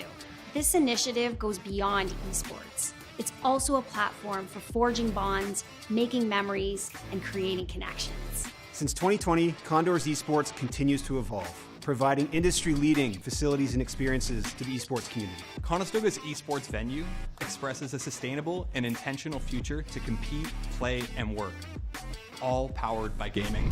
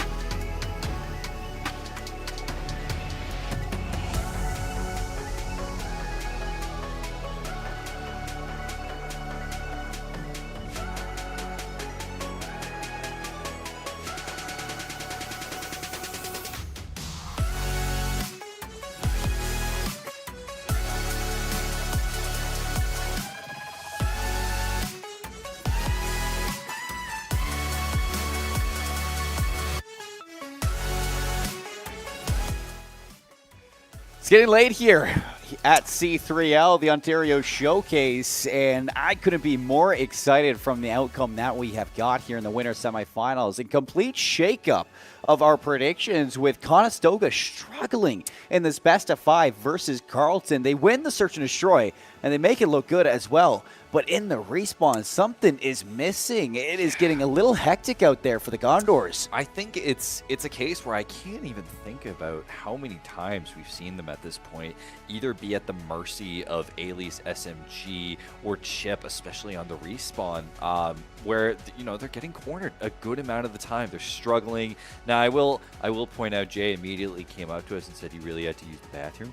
So you play differently, but I don't think Jay was the worst. I don't think Jay was the worst on his team at that point. So Jay was actually making some plays. He was kind of clutching out, and maybe it's just because he just needed to, go to the bathroom. So we will see how things turn out on, I believe, are we actually on red card? I think we're going to red card. So everything seems like a blur right now. We've been going for a long time today. Yeah, long time. We get a false start, though. You saw it on the screens of the players that they were loading into the map. Maybe sides are wrong. Maybe some frames are wrong. Maybe somebody needs to use the bathroom. Maybe somebody's got to use the bathroom. Anything is possible here at C3L. Yeah. Anything is possible. And including a crazy upset, potentially.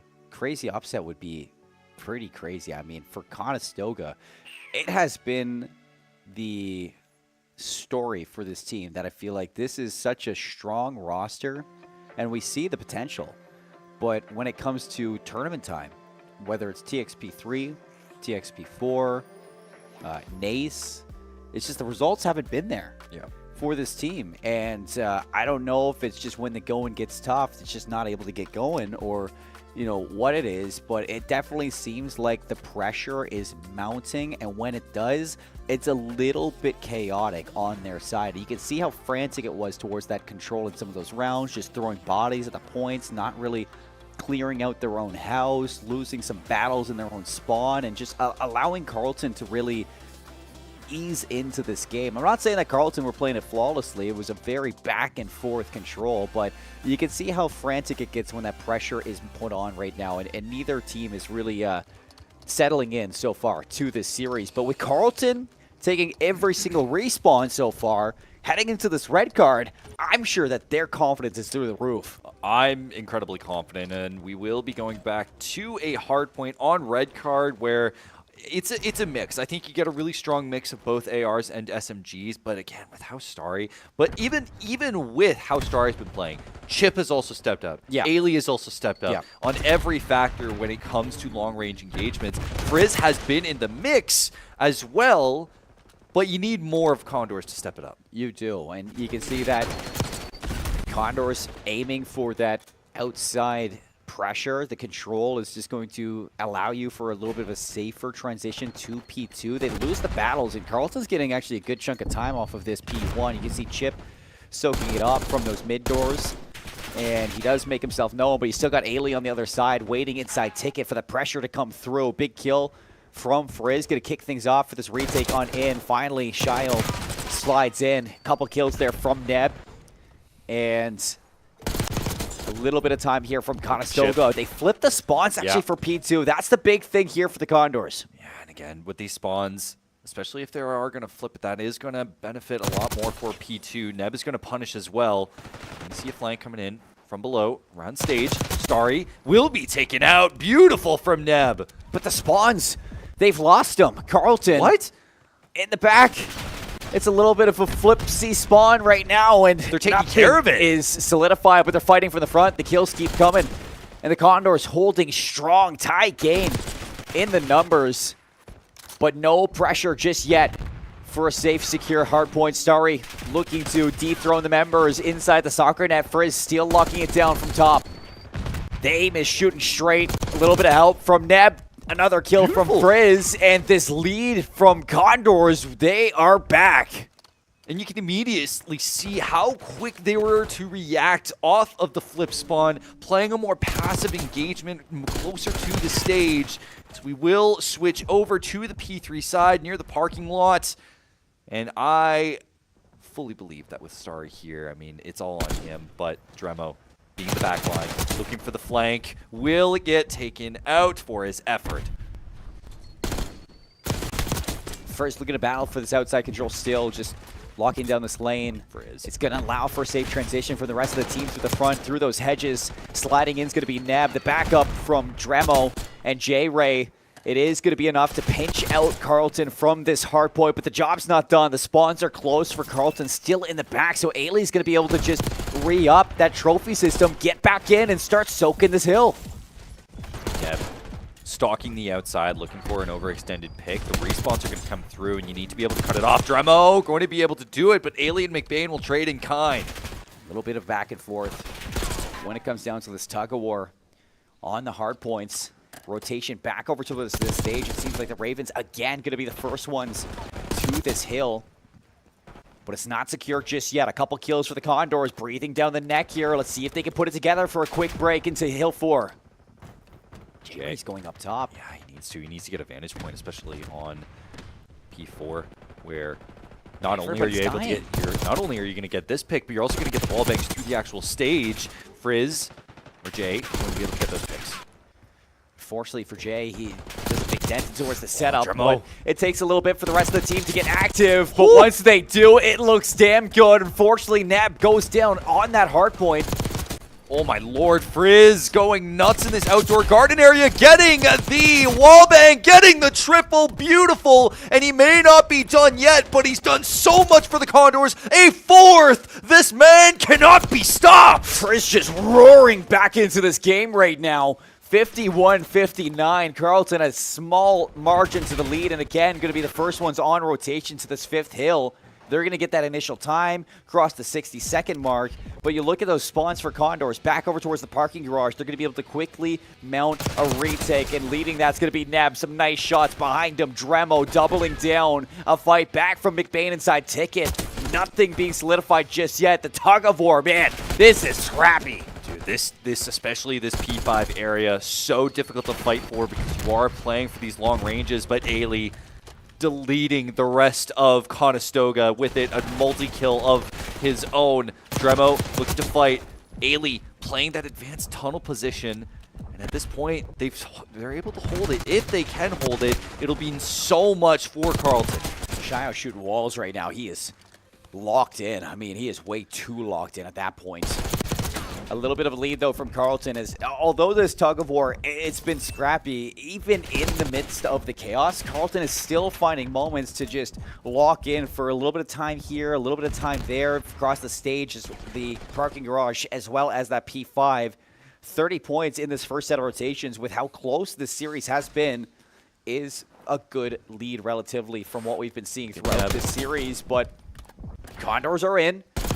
Let's see if they can put a little bit of a comeback on for this first hill. Neb finally sees Starry right on top. Neb is playing it very slowly, but he needs to get the flank on Starry at least when transitioning over to the new point.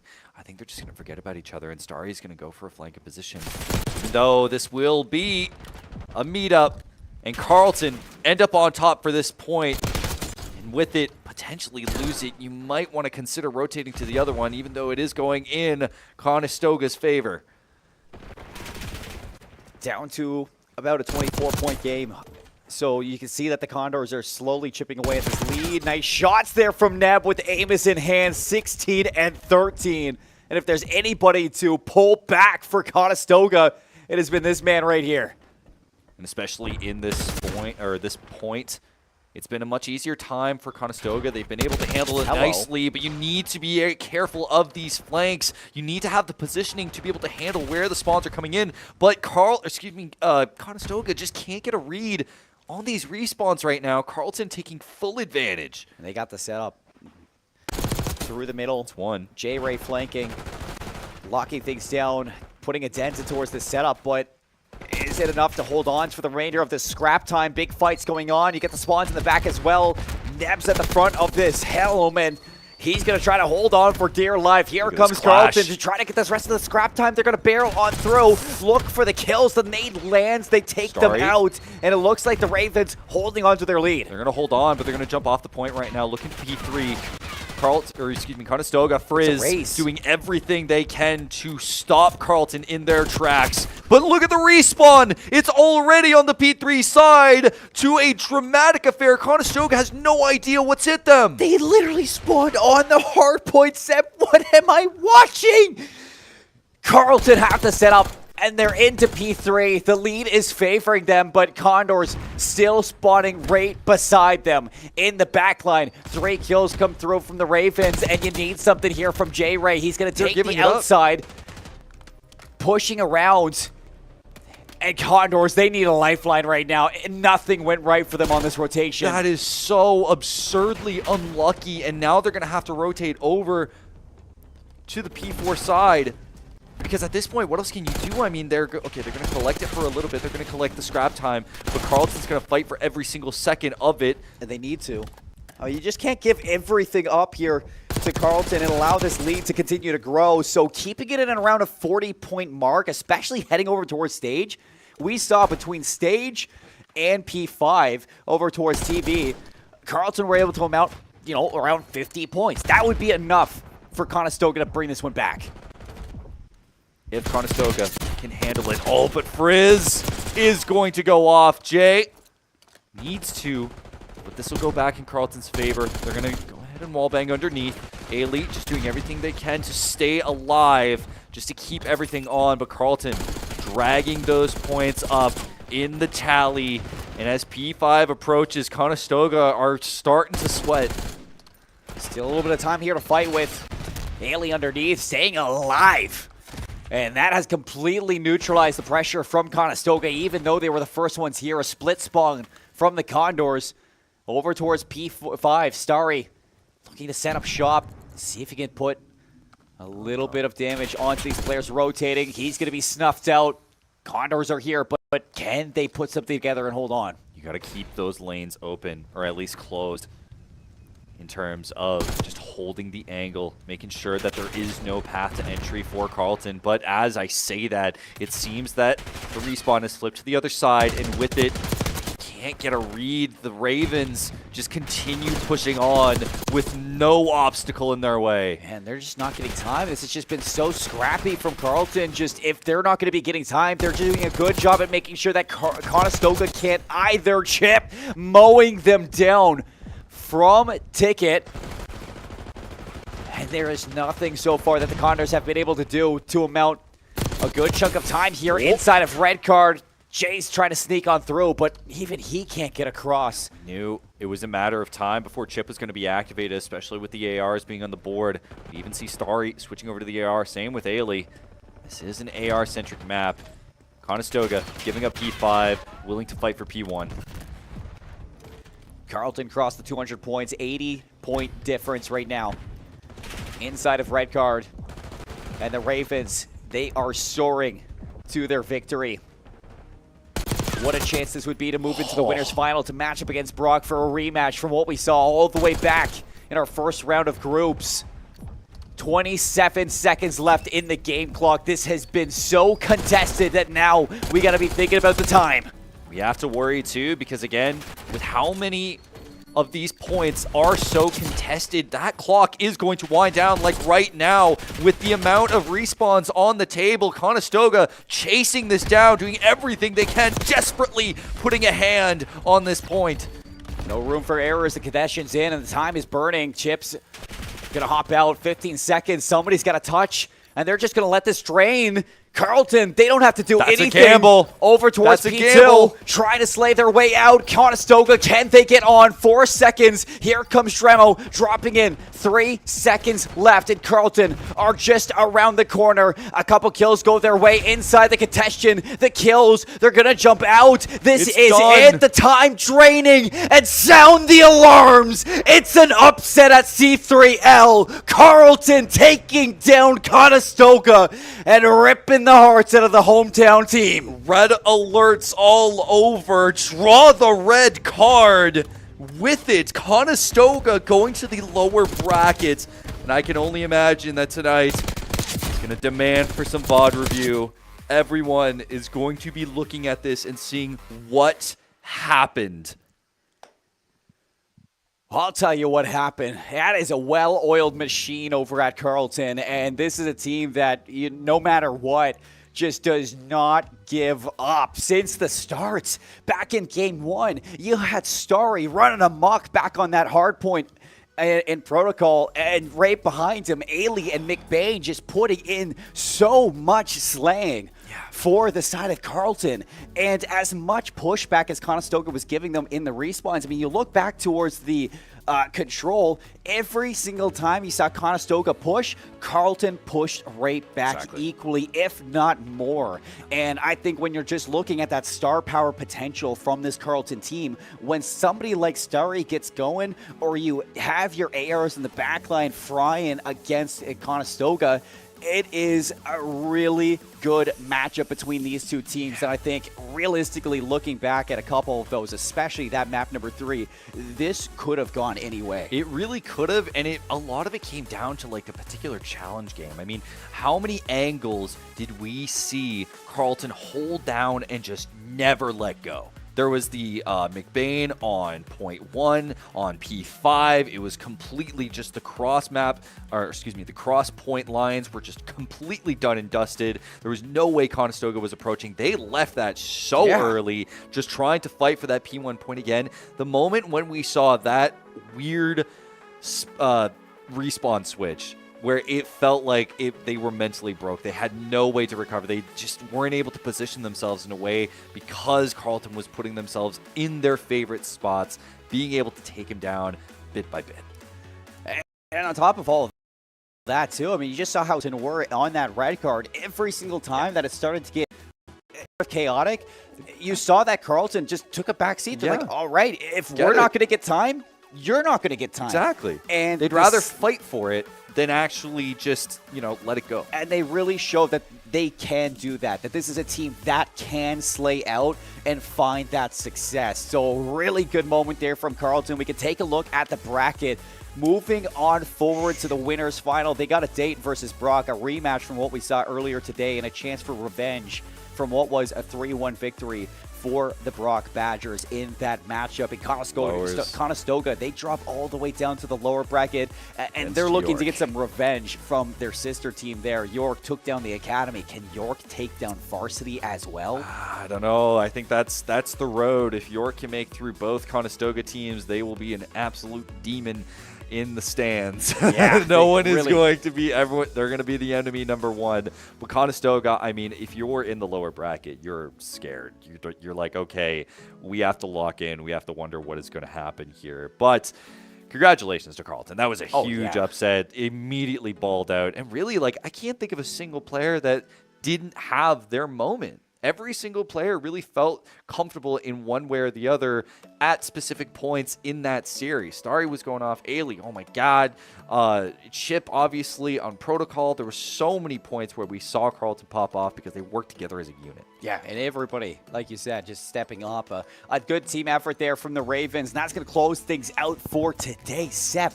A whole day of action here. And you can see that tomorrow is just going to continue. 10:30 a.m. we get to the rest of this bracket. I think we're going to be dropping down into the lower side of things to kick things off for tomorrow. And that is going to be such a ride. I think that we were just proven that quite literally anything can happen at this tournament. I think there's so much that can happen. I think we've seen not the peak of it, but it's showcasing that Black Ops 6 is a new game. You can't go off of conventions in the past. You need to be able to adapt and make optimizations. We've seen it. We're seeing that boat nade on protocol and how much it's having an effect. You're sure it's getting adjusted, it's getting adapted, but a lot of these collegiate teams are taking some lessons from challengers, from the professionals who are currently screaming, and they're applying it at the collegiate level. We're seeing it in real time, which is so exciting to see for a new game. And it's so exciting to see for the first ever Canadian collegiate LAN that things are just so hotly contested on every facet that we're looking at. But for us on the desk, we are going to be saying goodbye for the night as it's time for us to go to bed and for us to get ready and hyped for what we got tomorrow. The action continues here at Conestoga College, 10:30 a.m. Eastern Time. for the rest of the bracket. We want to see you there. We hope you all enjoyed, but stay tuned for tomorrow as we got more Call of Duty to watch. Have a good night, everybody.